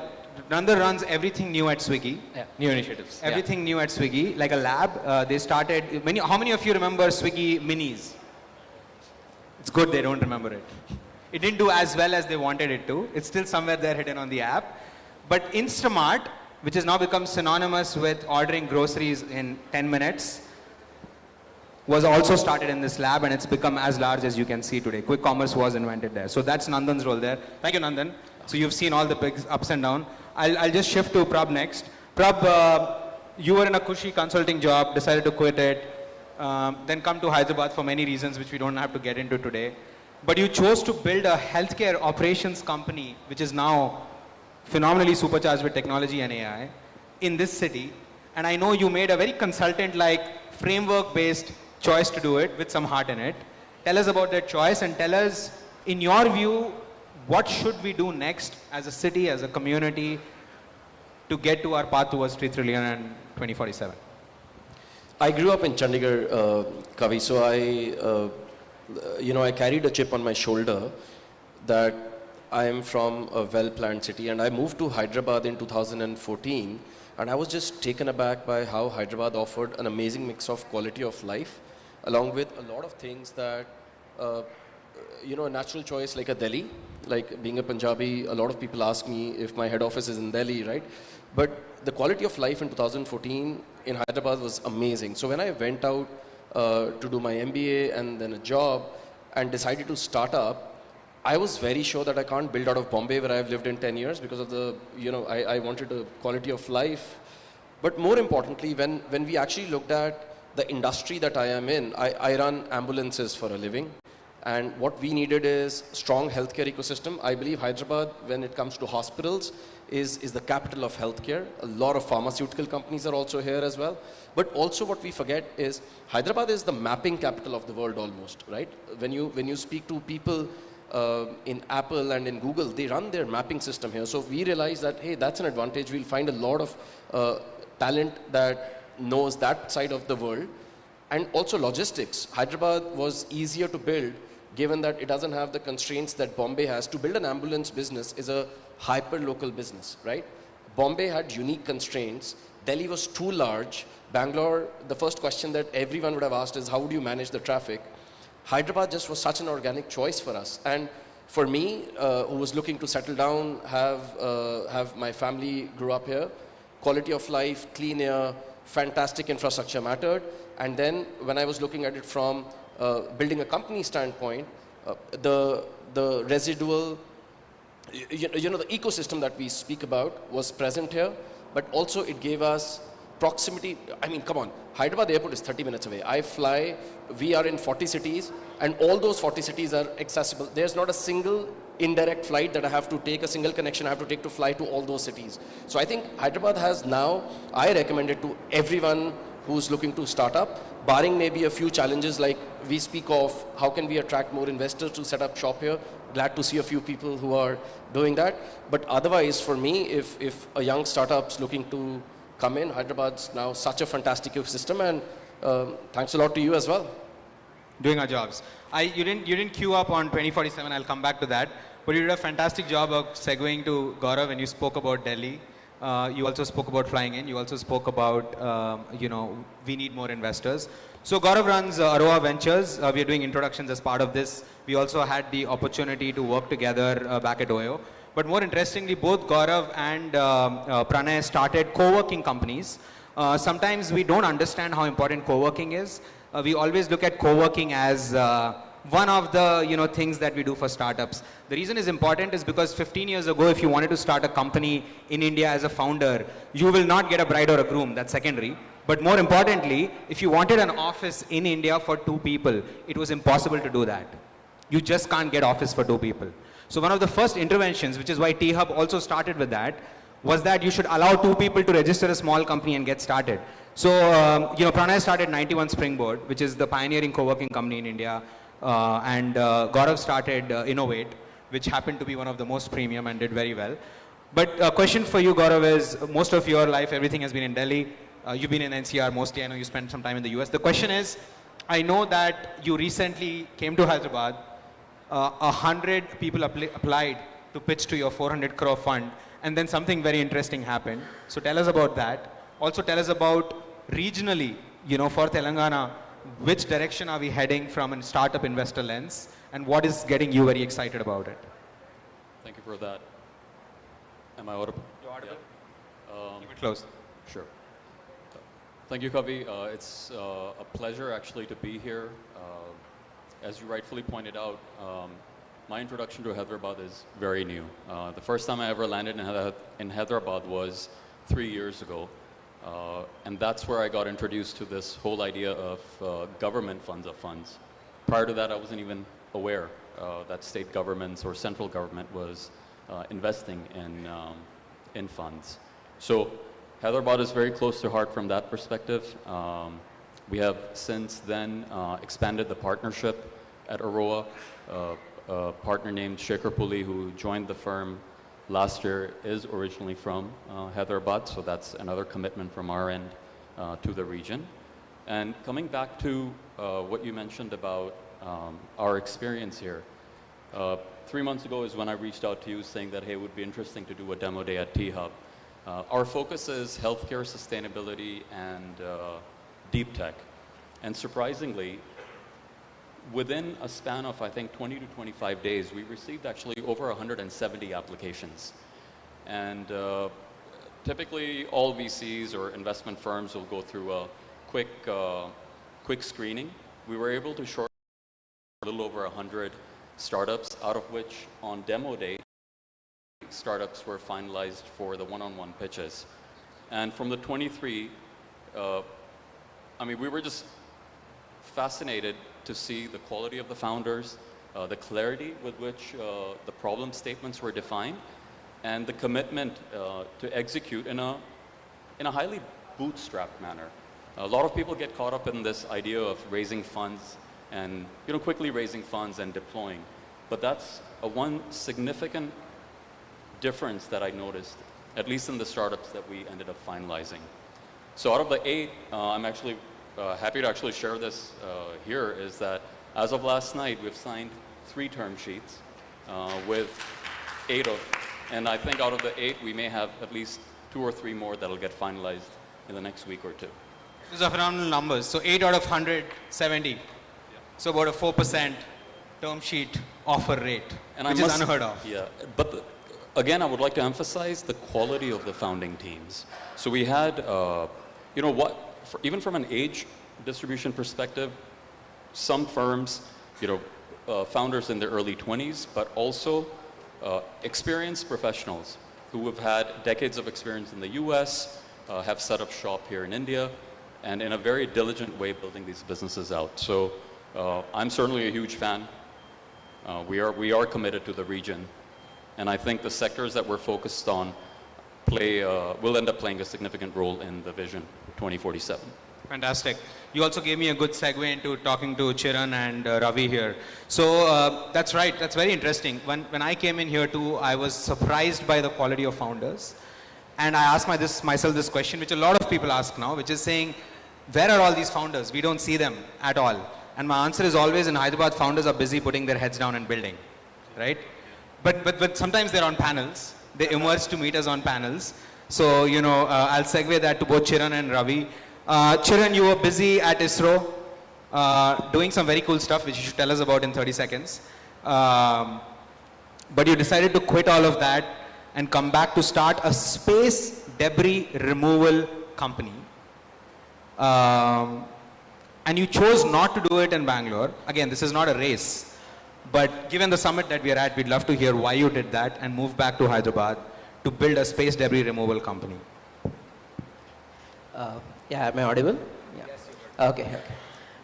So first of all, thank you Telangana Rising Global Summit for giving me this opportunity.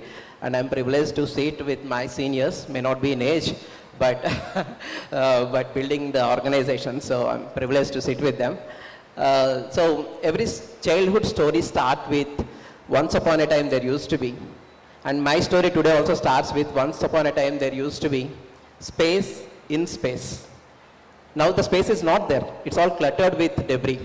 And this space debris is actually creating greater threat to the operational satellites. So that's when I decided that I should do something about this. And the space debris, it's going to increase with exponential increase in satellite launches. So if we let that happen, the future generations, that means our children and grandchildren, will never be able to use space again. So that's the whole big problem. So at Cosmos of Space, we are building these solutions for space debris problem. And this is highly essential for the space economy to grow to $1.8 trillion by 2035. And what I mean by, do you know here that we are in top 5 nations in spacefaring nations, right? And in some cases, we are even top nation. But do you know what is the share of the global space economy of India? It's just 2%. So why? Because ISRO is the only organization having that burden on their shoulders, moving forward and building this stuff till now. And then government has opened up space to all in 2020, and players like us are coming in. And the target given to us is to take the 2% share to 8% by 2030. So Telangana has got a great potential to contribute to this particular goal. And why I moved from Bangalore to Hyderabad, again, as you said, I'm not comparing with Bangalore, but Bangalore I really like. I worked there at ISRO for 6 years. I decided that I will build Cosmosov at Bangalore because I know where I get what I want, especially in space domain. So that's very much clear for me, and I wanted to build out of Bangalore. Then one day happened to come to Skyroot, saw their amazing facility, and if someone can build in our own homeland such kind of facility, why can't I? And then I started exploring the places here. Then I realized that all the manufacturing facilities and the testing facilities are all available in Hyderabad, thanks to DRDO for establishing these facilities. Everything is available. And the two important things here, T-Hub and T-Works, which are not there elsewhere. T-Hub, the largest innovation center, which builds the beautiful ecosystem. And T-Works, you go with an idea and they give a prototype to you. So these kind of facilities are very much important at an early stage. So after seeing all these facilities, I decided to move to Hyderabad. And very recently, I got a call from Secretariat, from one of the government officials. They invited me to Secretariat. They read an article about me and they told, like, you're building something great, and how can we contribute and how can we help you building this stuff?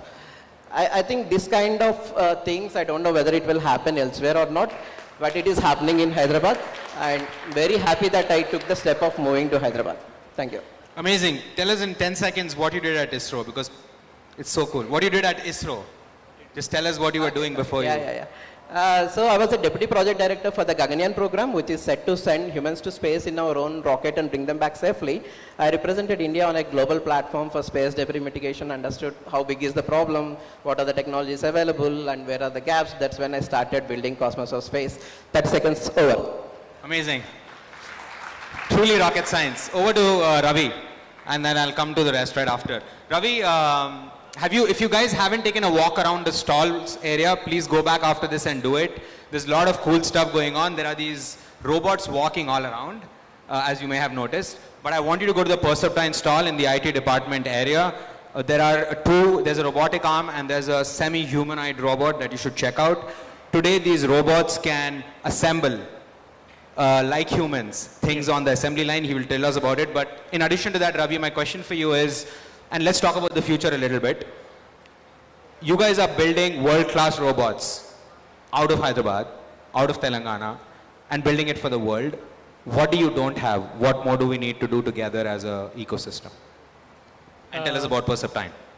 Yeah, I think, thanks Kavi for asking that.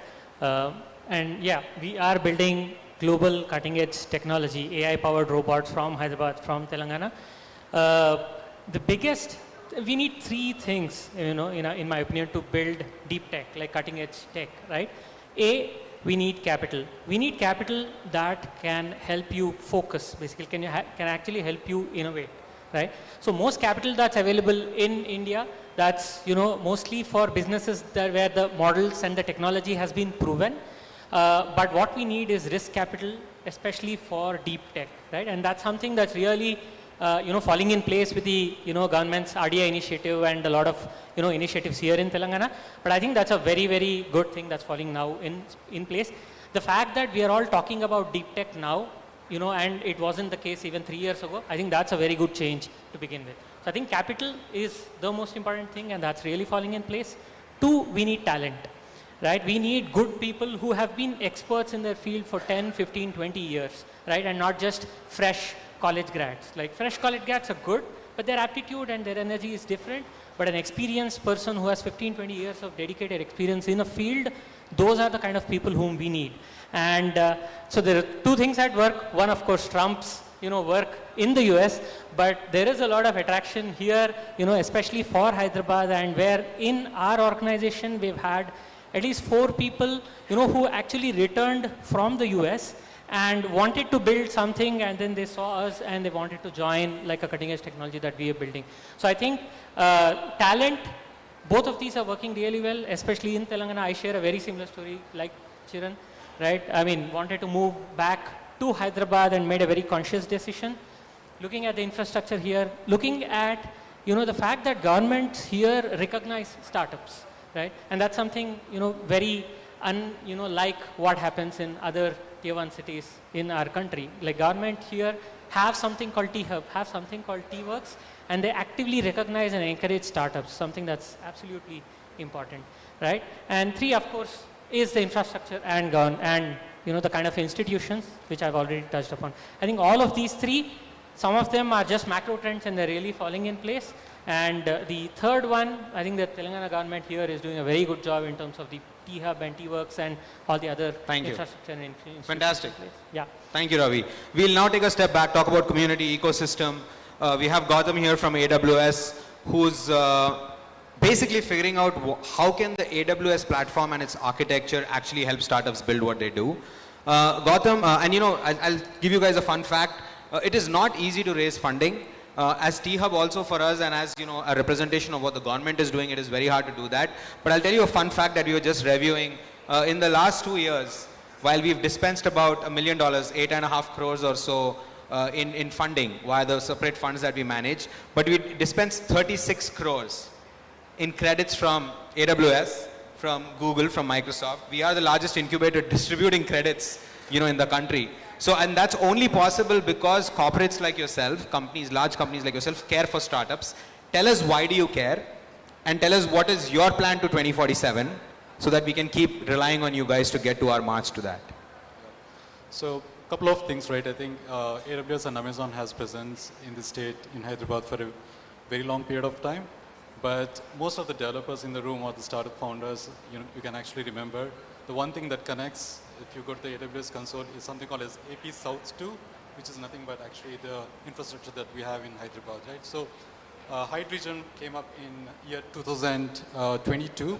That's one of our biggest infrastructure, you know, investments in the country, and the whole idea is actually we are here for long, right? So again, multiple things have to sort of converge if you have to invest, if you have to make that kind of an investment. You know, there has to be like power, cooling, support from the government, the local talent, you know, world-class operations, so on and so forth, right? So all of these things sort of converged, and you know, all of these things happened. So if I had to draw the analogy, so in generally most of the Western countries, so you build the infrastructure, right? So before the cities come up, you build the infrastructure or the highways, you develop those first. So I think if you have to draw the parallels, so we have now those compute infrastructure or the digital highways, so to speak, now we have, ample opportunity and capacity for the local startups, the businesses, and digital and smart cities to come up and leverage those compute rails that we have. In terms of how we are actually using some of those things and enabling some of the startups, one of the things that we have actually started as a program, what we internally call as AWS Activate, and it's pretty much resonates with pretty much all the founders in the country. That's actually access to the initial compute, to try your product, to build your product, to test the waters, and get to a stage where you actually can do your product market fit, right? I think that's extremely important, because at that point of time, you actually literally don't have any backup or any support from any venture-backed firm. So I think that's a very important stuff.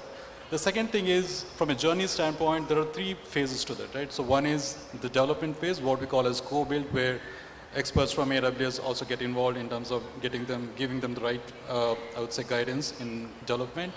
But once you have the product, how you actually market those things, right? The whole idea of co-marketing, and once the co-marketing and you scale using the marketing mechanisms, how you can actually co-sell. So some of those things are all integrated as part of these programs that we have for startups. And T-Hub as a partner has been like, core to our mission in terms of, making or identifying the right startups early on and engaging them and providing them the right support. So like I said, we are here for long, so these investments would continue to happen in the coming years, and we are super excited to see what we can actually do in this state and with the talent that we have in Hyderabad.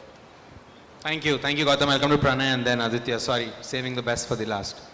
Pranay, you've obviously seen a lot in the last decade plus of building, a 91 Springboard, but so you started a co-working company which is doing really well now. Then you went into investing, angel syndicates, all of that.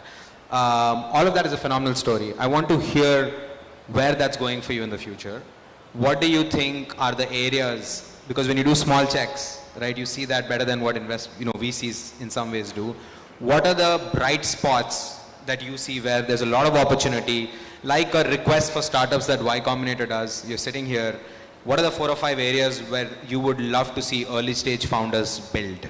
And of course, tie it back to, what we should do as a state. Sure. But, hello. So Kavi, I'll also talk about one thing where I want to thank Hyderabad. 91 Springboard became a co-working company because of Hyderabad. Really? And we started out of Delhi. We were trying to do a small fund with a space and an ecosystem. The fund was taking time, right? But our first space filled up. We got another opportunity in Gurgaon. We filled that up.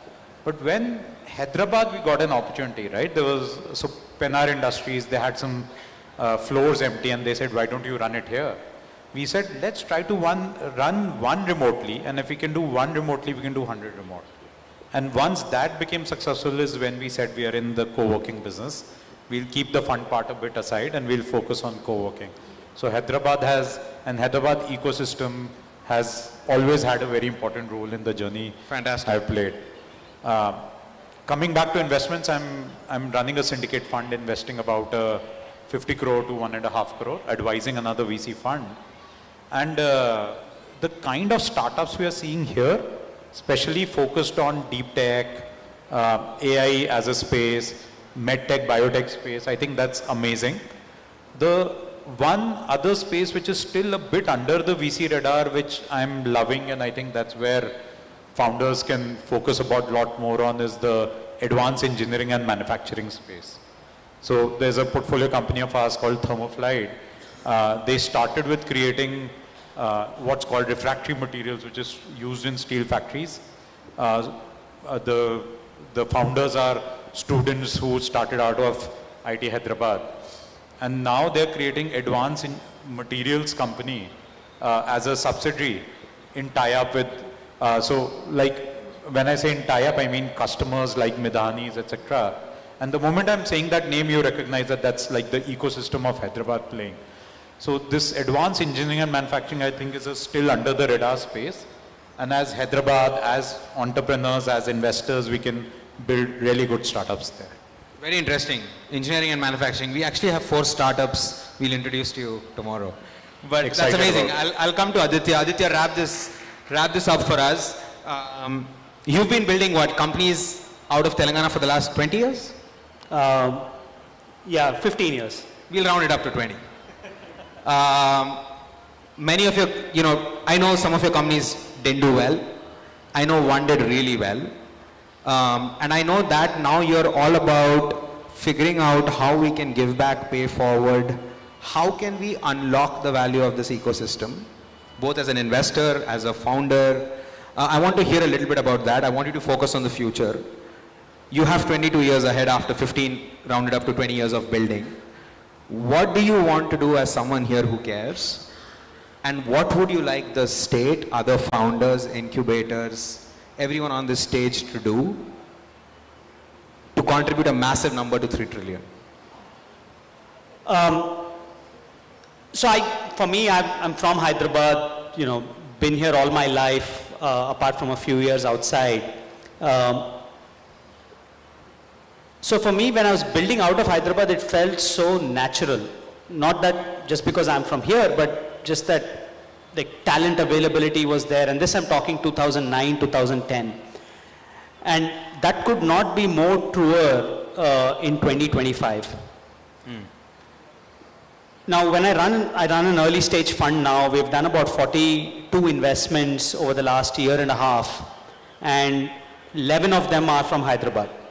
And when I find companies that pitch to us, there's a certain authenticity when Hyderabad founders pitch to us. They're not trying to hype things up. They're giving you the reality.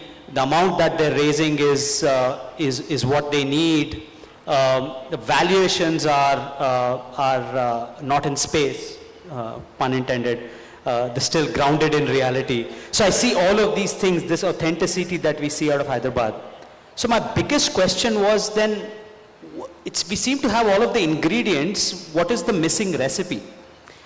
And we spoke about this a bit, and I think one of the key things that we've identified is that we need to till now we've been playing defense, where we said, okay, when the best companies, how do we prop the best companies that are building out of Hyderabad? Instead, if you take a slightly more aggressive stance and say, how can we find the best companies, best founders that are building anywhere in India or even the US and get them to move to Hyderabad? Right? I think getting the best talent, this will happen organically where founders like Chiran, Ravi, they will choose to build out of Hyderabad. But how can we also make sure that for whom they're in Delhi or other places, how can you get them to actually move to Hyderabad because of all of the awesome things that the city has to offer? So I think getting talent to transport themselves here is, I think, going to be the biggest unlock for us. One thing I will comment on, and it has been done super successfully, is the government has put in a lot of effort and might behind bringing GCCs to Hyderabad over the last 20 years. Right? And what we have seen is when we put our mind and effort to something, results will come.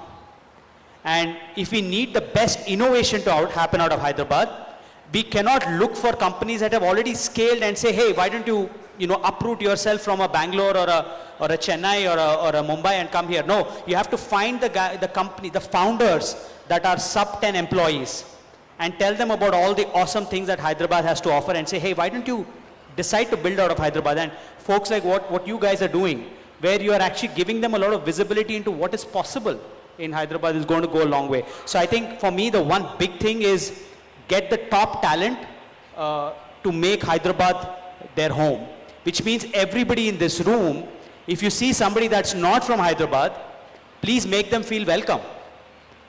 And there is a pun intended here because of what's happening in another city, without getting too political. But if we make Hyderabad feel welcoming, the best founders will come here, the best early stage employees will come here, and the best companies will be built out of here. Yeah, Kavi, while your mic is not working, I'll jump in and utilize the opportunity. One thing you said is, what can we do, say, for seeing the transformation in the next 10 years? I feel we have enough, more is merrier, but the kind of stuff Hyderabad has done on creating the infrastructure, the government support system, etc. is amazing. I think there's a lot of, like when I'm meeting the startups here also, they're getting the angel funds. I think the 1 million sort of a funding gap is there. After we talk of Series B and C, the bigger funds will come in and invest across India, wherever. And I think a dedicated fund focused on Hyderabad, investing $1 million in say 15 to 20 startups, now just makes sense. And Hyderabad has a depth to absorb it. Amazing, thank you. They still don't want my mic to work. Okay, I think that was also a warning to say we're out of time. We'll do a quick, all of you are founders, startups, all of that, so I know you can all do elevator pitches. We'll do a quick 10-15 second wrap. Otherwise we'll keep talking before I get the other team in. A quick 10-15 second wrap on what is the one thing, right, that you believe. We've talked about talent, etc. Try to be as specific as we can. That you believe the ecosystem together, this includes primarily the government, it includes investors, that we should do for founders as our customers, right? And I know there are founders here, early stage ones. You also speak like the ecosystem, right? So we'll just go in a line. Maybe we'll start with Gautam. What should we together as an ecosystem do the one thing that you think matters for founders over the next 22 years for unlocking the $3 trillion economy in this state? I think the first and foremost problem would be to identify the right problem statement and pick the use case that can actually, worth actually putting your time and effort to solve that stuff, right? And it should have an impact which is, pretty much like touching every citizen in the state and the city, right? So I think that should be the goal, and that's something that you should aspire. Awesome. Pass it to Ravi. So Gautam says we should encourage, activate ways to identify the right problem statement. So we are all building and pushing the resources towards what matters. Ravi. I think we all, as government, founders, everyone in the economy should really 100% believe that in order to achieve a $3 trillion economy, it's not possible just doing the same things that we've done over the past decades. We've been very successful at services, we've been very successful at domestic consumption, but what's really going to take us to 3 trillion is IP-driven products. Amazing. Thank you, Ravi. Chiran. So as I said, I got a call from government. So what I'm saying is there are people who are ready to help. And we need help, and good mapping between these two has to happen. That is, the players like the ecosystem players like T-Hub can do that. And one more thing which I can take as a takeaway from Bangalore is there are so many informal gatherings happen between the VCs, and here all the meetings are formal. So that kind of informalness should come for the startups to actually evolve. Chiran and I were discussing that we should lose our jacket before coming on stage. And we lost our jacket because of the point he's making. I didn't get the memo. I didn't get the memo. You didn't get the memo. So, Chiran, fantastic point. We are too formal about this ecosystem. How do we make it a much more lively, informal community? Amazing. Aditya. I think our infrastructure currently seems to be ahead of where demand is, but demand is catching up very feverishly. So we need to continue to invest in infrastructure. One of the big things that people talk about other cities is how long it takes to get from place to place and how much of a breeze it is to get around in Hyderabad. That needs to stay true, which means we need to continue to invest in infrastructure, in housing, in schooling, and all of the office facilities, but make sure our travel times stay low. Amazing. Nandan, how long was your commute from the airport in Bangalore and here? Not too long. Let's not talk about it. But what is the one thing we should all do together for our founders? But I think maybe this is something maybe we've jammed about a little bit in the past as well, about what can we do to be able to actually kickstart the network effects, which are really difficult to start off. But one common theme that you see across, let's say, startup hubs or clusters. This is, let's say, maybe potentially like an SF, the Bay Area or Bangalore, or they're usually anchors. These anchors are either institutions, companies, or let's say sectors primarily, right? And organically things kind of get built out. So in the case for, let's say, Bay Area, the institution was Stanford. For Bangalore, the company was basically, let's say, Infosys and Flipkart. We built on the shoulders of Flipkart with respect to getting early employees, like early customers, everything. So usually if you're able to identify these anchors, which are in the form of either institutions And there is a lot of incredible institutions in Hyderabad. Maybe those are like the places where the creative energy is burning and potentially maybe can be channelized to be able to really unlock Hyderabad's potential in a big way. The second is institutions or companies, which is what can be that Flipkart, which potentially can really kickstart the entire network effect in a big way. Or there are thematic islands of excellence as well, which is potentially space, defense, aerospace. So in general, are there let's say industry champions that can be born out of these, which can end up being the anchor companies which can basically spawn off a bunch of different companies, right? Like how maybe Skyroot gave rise to Perceptine. These are ways you actually kind of build network effects from, and it does take a little bit of time, but being able to encourage and really bring in these, facilitate these anchors can be a great way. And the second last point is, I actually think there is a lot to potentially also learn from maybe an ecosystem that, let's say, Texas built. It's like not really talked about a lot, but that's basically where, let's say, for example, outside of California, a lot of activity around space tech is being built. SpaceX's Starbase is there. There's like, I think, close to 100 space companies, and that's basically largely a lot of ease of doing business and regulatory arbitrage where they've laid out the red carpet. And I think that's one place where maybe Hyderabad can say, hey, if you're basically building in the space for drones, there are drone corridors. If you want to build deep tech, every deep tech company is at the end of the day a manufacturing company. Like, what can you do to be able to make sure that that part can be really, really smoothened out?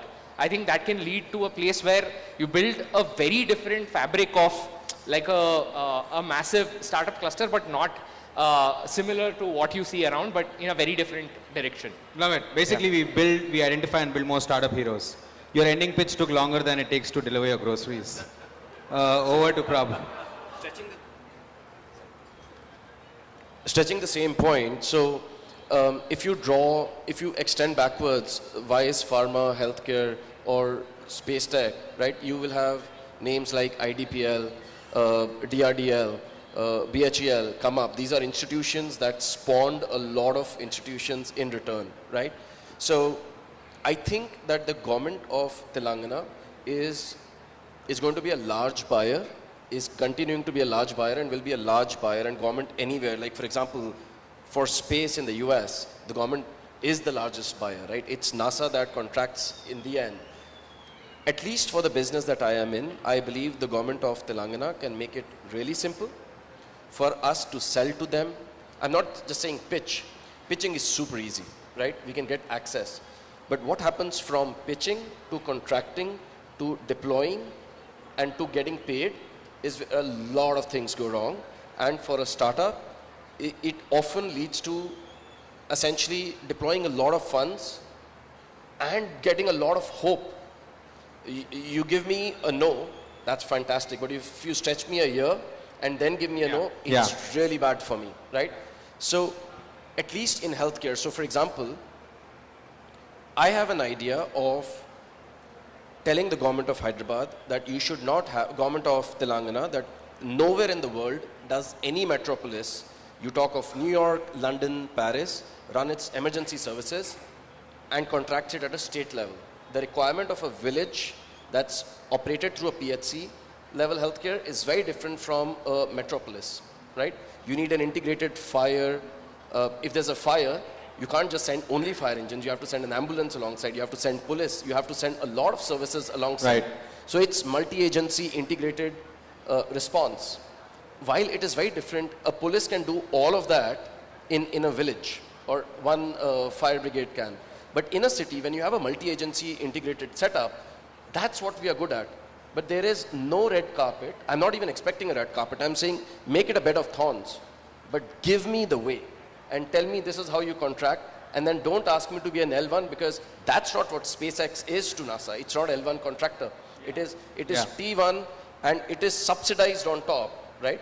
How do you make sure that you build those ecosystem is give us a straight path to contract and deployment, pay us in time, if not in advance, and at least from thinking POV, have an officer, have people who don't think L1 all the time.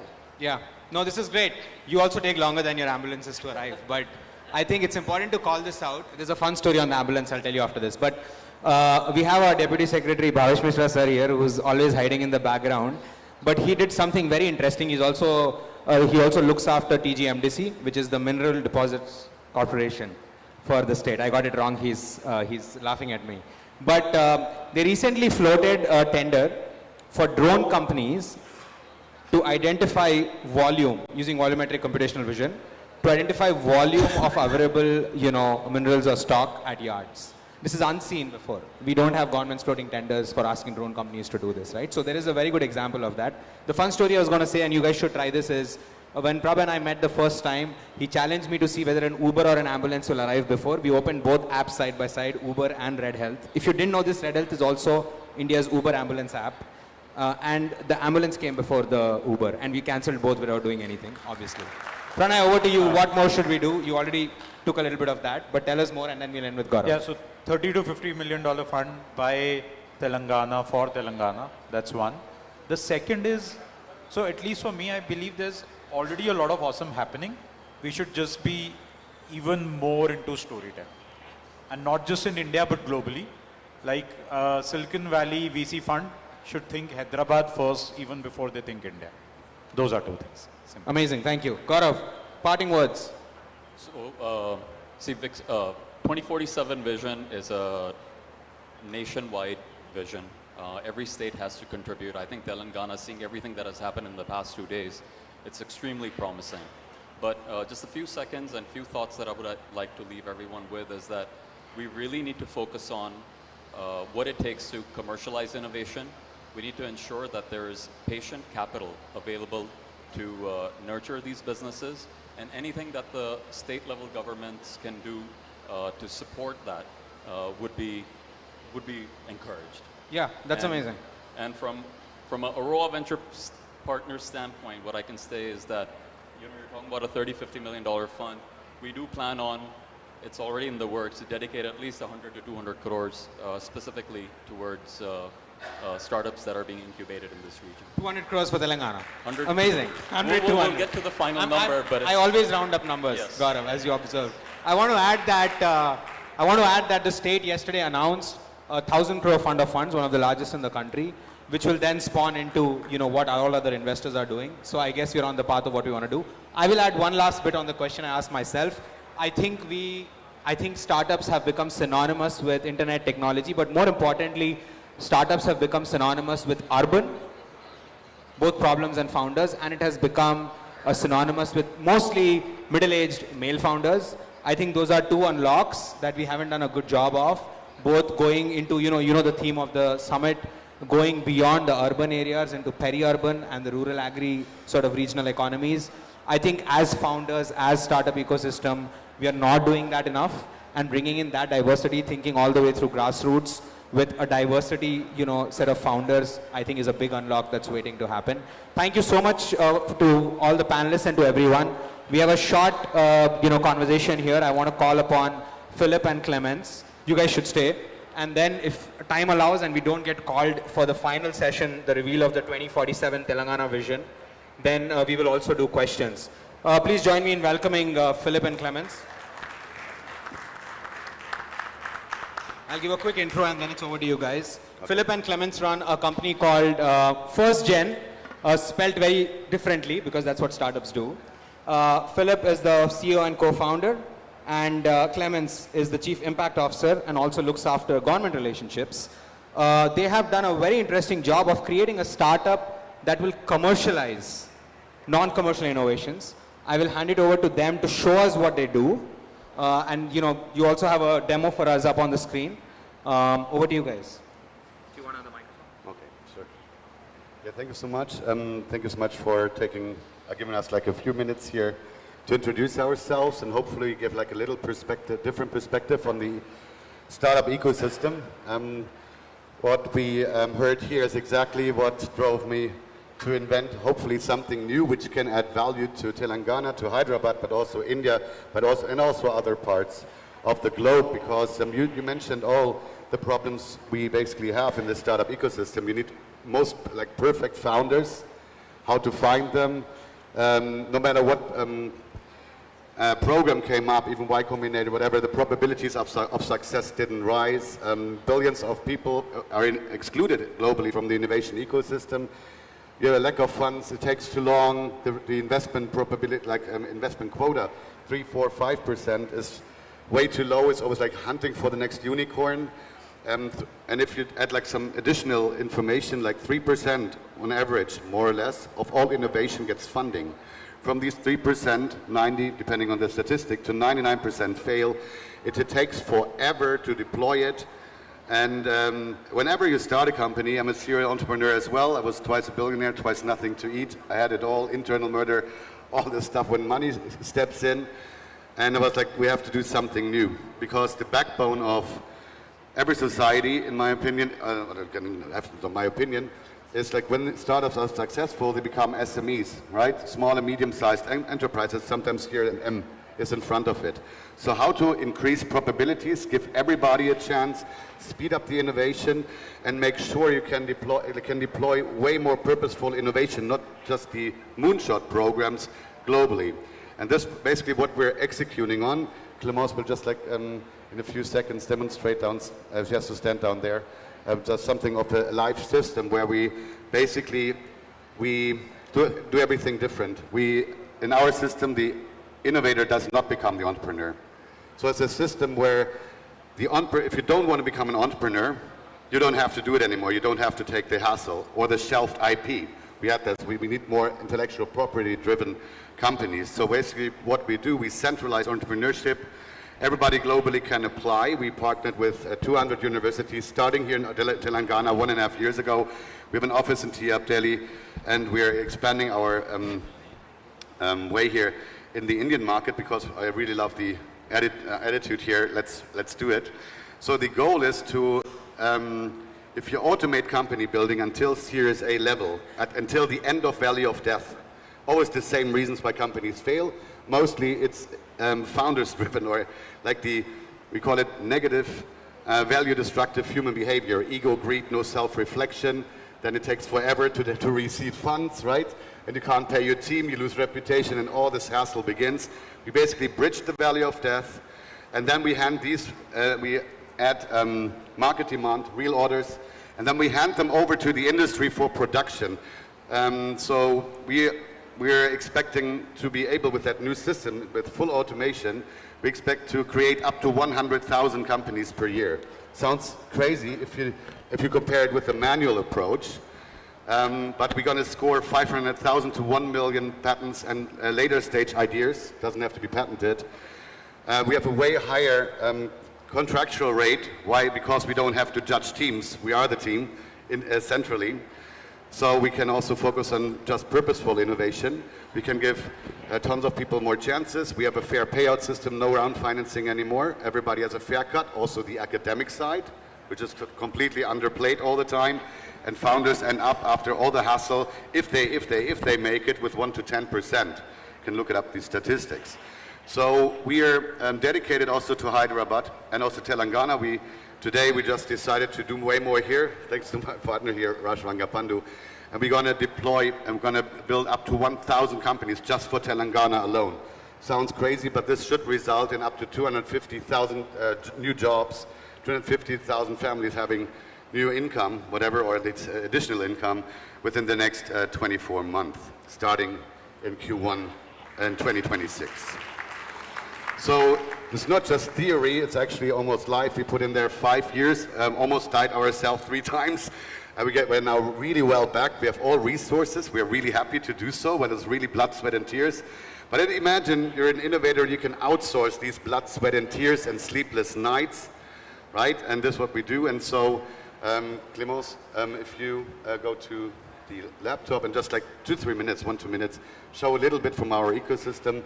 The storyline is more about SMEs, less startups. We have no startup wording in our system. Yeah, that's what we do. Thank you.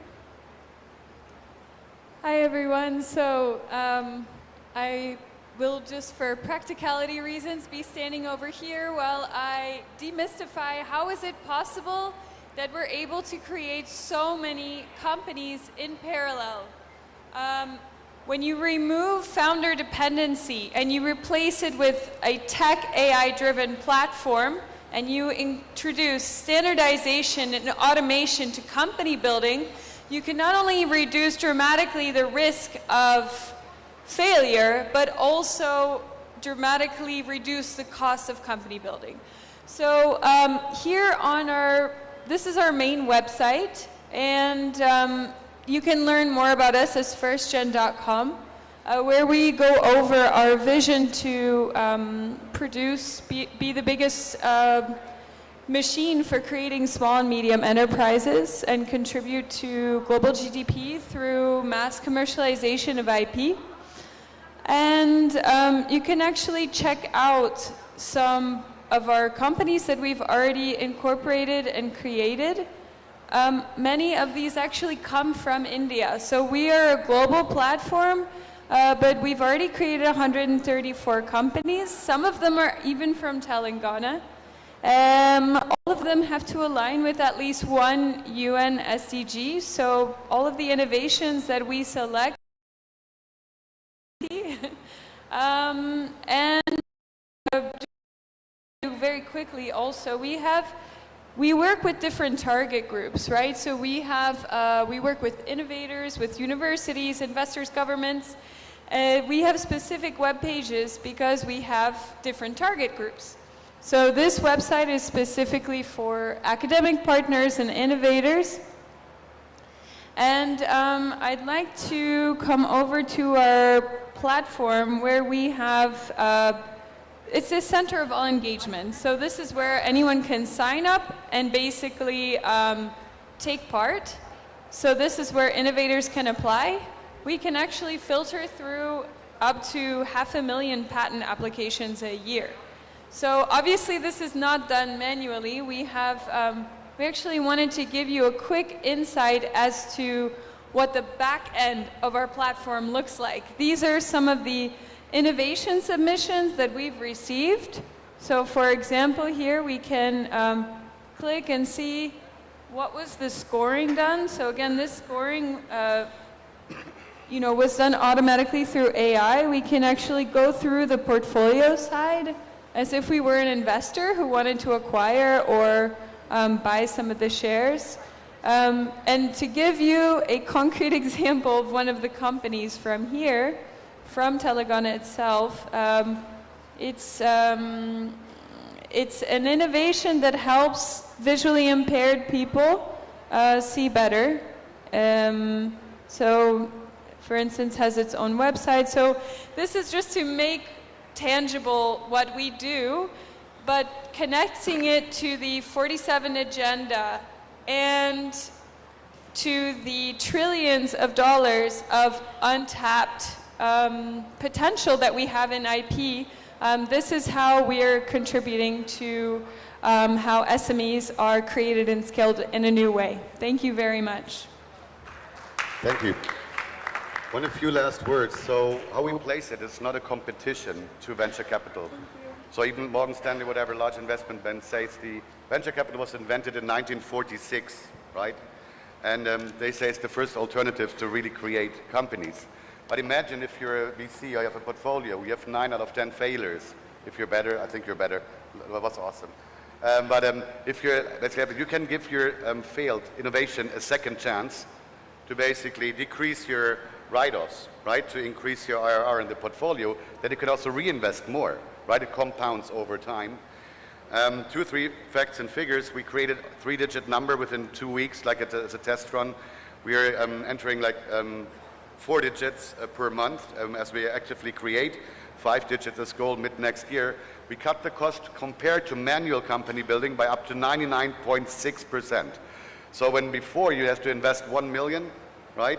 We basically can do that with, okay, you can do the math. Sounds crazy, but it just also counts for the early stage side, meaning you also de-risk early stage because you have 99.6% less risk of default, right? The last 0.4 we cover with our earnings, right? And yeah, so we are openly look for collaborations if wanted, right? We already have 75 partners here in India from the university side. We are the TIAP Yeah, thank you so much again. Thank you so much, Philip. And, yeah, thank you for a little listening to like something different, where I think. No, I don't think any startup session is interesting without seeing a product in action. So I'm so glad that you guys did that. We do have, I'm told we have 10 minutes before the next session. So we can do 3-4 questions for both Clemens, Philip, and the panel here. We'll pass a mic around. Maybe we can do 2 or 3 questions if you guys have any questions. Yes, sir. We'll start there and then we'll come back to you.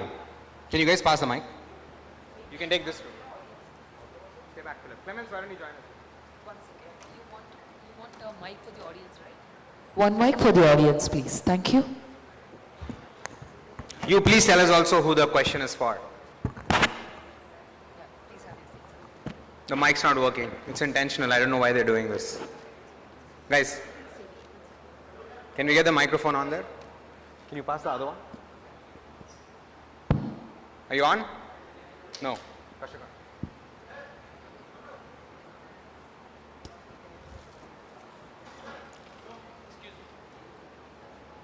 Hello, Okay. hello.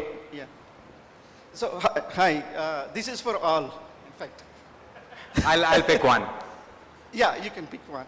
Okay, my name, hi, thank you for giving me this opportunity to first ask a question. My name is Raju. I'm co-founder of a generative AI company called Generative Minds.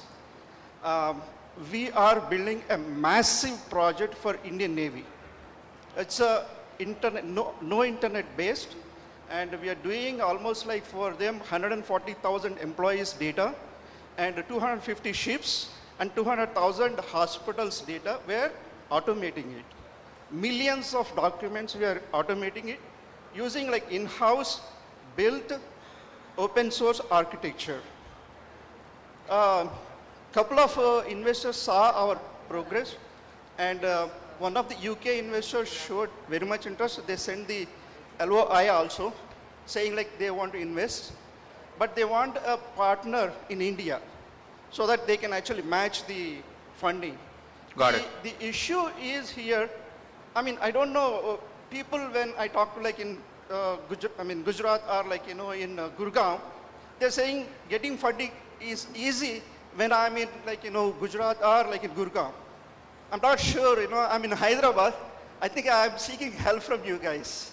No, thank you. Thank you for your question, Raju Garu. You're saying that you want to build something along with what you're doing in the US, also in India, and you're seeking co-investment. You're figuring out where should we do it, and you're getting mixed views on where it should happen. The answer to that question is it should be done from Telangana. But I will let, Gaurav, do you want to take this? Do you want to just react to what it means? Because we always hear about examples, founders building from here and then going, out to the US. Or you can come up here. And tell us if, tell us what's the right way to do it for people who are building there and want to do something here in India. How does investment work? No, sorry, actually. No, I believe your startup is already based in Hyderabad, right? Yes, yes. And you have a UK investor who's Yes. issued an LOI, but they want an Indian investor on the cap table too. Yes, yes. And also, we are building this massive generative AI agentic platform. It's going to be very much helpful entire universe, like where the data is sovereign and the data protection is there. OpenAI only takes 1 or 2 files. Sure. But we are doing it in massive, like lakhs of files here, and pre-process them any kind of file format, including like you say Excel also, which has like thousands of rows. See, let me just address the funding aspect of it, Yes. right? I mean, you made a reference to Gurgaon and other regions in India that perhaps attract more venture capital. I would say Hyderabad has enough of these pockets. You should definitely get in touch with T-Hub. We are participating and doing a lot of work there. We'll be happy to evaluate and be supportive. But what I would like to leave you with is that there are enough and more sources for capital. I mean, I would not isolate that to any specific region. Just get a hold of the right targets. And Appreciate it. Thank you so much. Thank you, thank you. One more quick, short question. I think we have many. We'll start with sir here, go back there. If you still have time, we'll.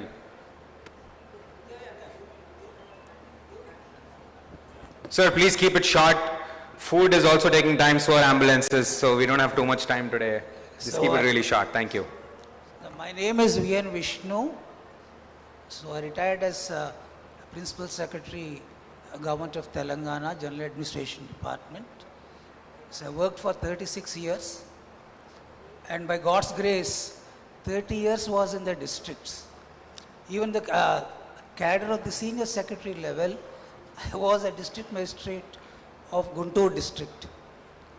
And the last 6 years also, almost about 5 years I spent in the villages, because entire Telangana I was posted as the roll observer, that is election roll observer by the Election Commission of India.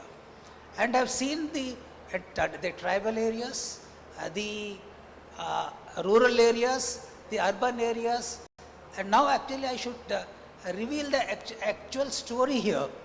Vishnu Garu, we'd love to get a question from you, please. The question is... So that then we can pick someone from the panel. No, the question is, today actually Telangana is future ready.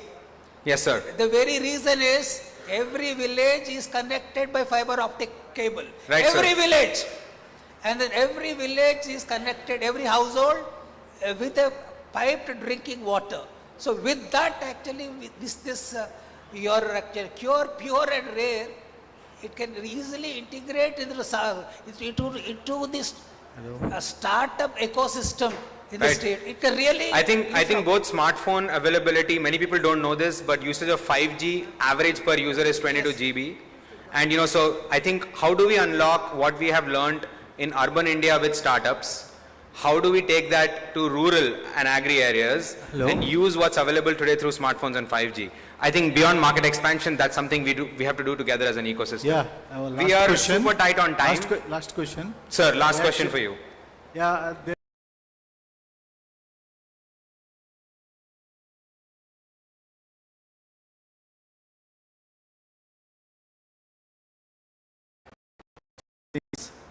So why do entrepreneurs need to tap your what you call gates or doors?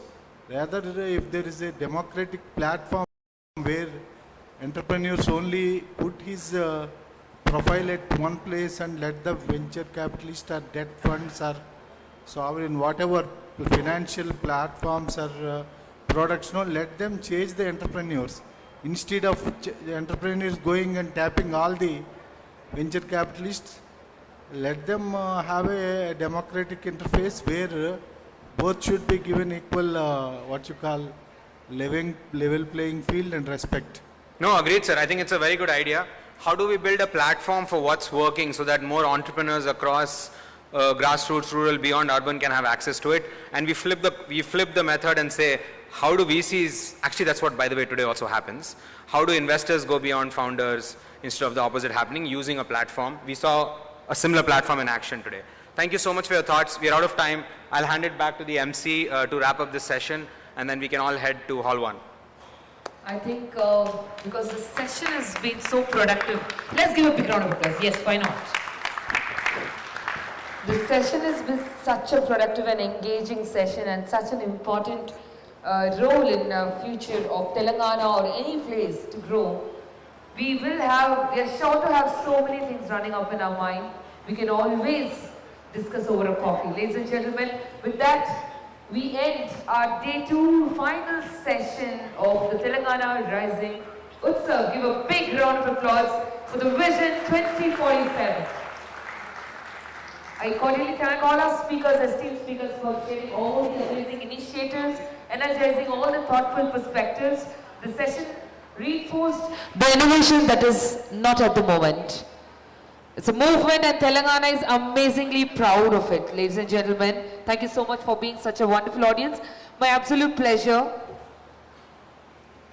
to invite Shri Bhavesh Mishra sir with a huge round of applause, our Deputy Secretary, IT and Head of Telangana Mineral Development Corporation, with a huge round of applause to do the honors for our valuable speakers. All right, oh sure. Give a big round of applause for Mr. Philip. You heard him a lot today.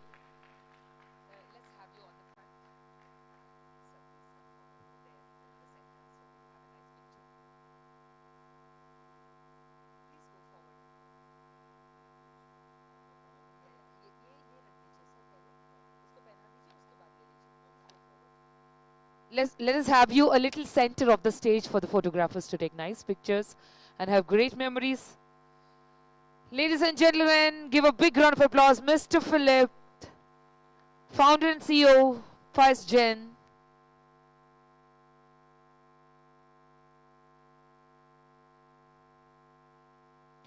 Moving on, Miss Clemency, give a big round of applause to her.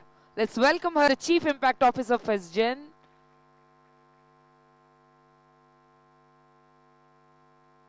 So today we proudly present two iconic GI tag treasures of Telangana, the exquisite Pochampalli Kutch shawls, renowned for their intricate tie and dye weaving, embody the timeless skills of our artisans. Complementing them are the vibrant cherry marks, handicraft in the traditional storytelling that carries centuries of Telangana's cultural heritage. Let us celebrate these GI recognized art forms and the master craftsmen who keep our traditions alive. Thank you. Moving on, the co-founder Swiggy, give it up for him. After this, you can Swiggy. Give a big round of applause for Mr. Nandan Reddy.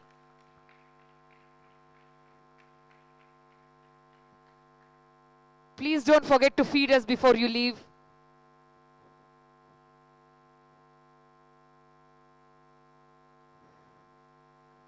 Give a big round of applause. Thank you. Moving on, Mr. Aditya Vuchi, founder and managing partner, VC Mint. Huge round of applause to him.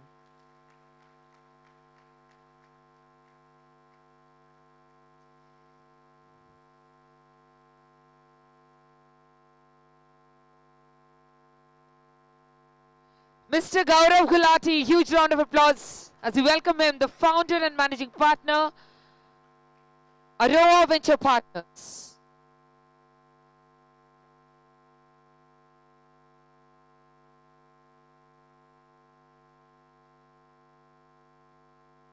Thank you. Mr. Gautam Kurumella, huge round of applause to him.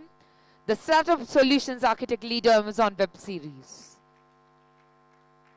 What a great innovation. Let's give a round of applause.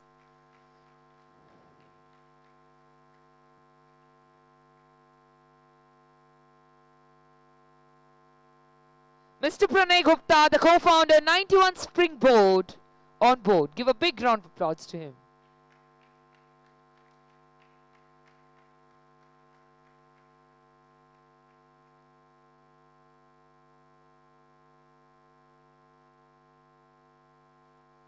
Then we have the founder and CEO Red Health, Mr. Prabheet Singh.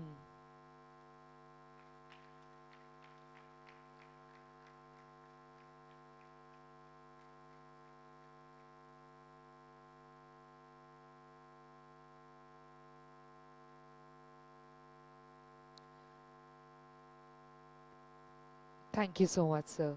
Moving on, the founder, Cosmoserve. Give a big round of applause, Mr. Chiranjeevi Fanindra, on board.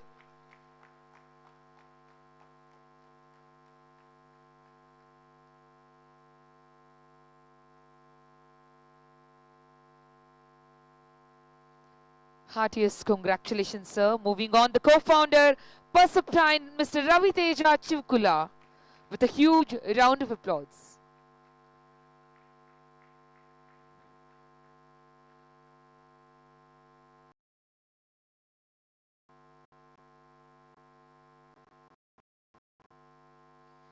And then we have, thank you so much. Then we have your favorite, give a big round of applause for the CEO T-Hub, Kavi Kruth on board, the moderator of this amazing session, because there is a lot of resounding there. All right, thank you so much for being such a wonderful audience. Can we request all of you to please come aboard for a group picture? You can keep all of that aside. You'll have bags here below the stage. We are providing jute bags for you for all of that. Please pose for a nice picture. Yeah, the T-Hub team, the incredible T-Hub team to kindly join us. A group photograph. All the T-Hub team to kindly come forward.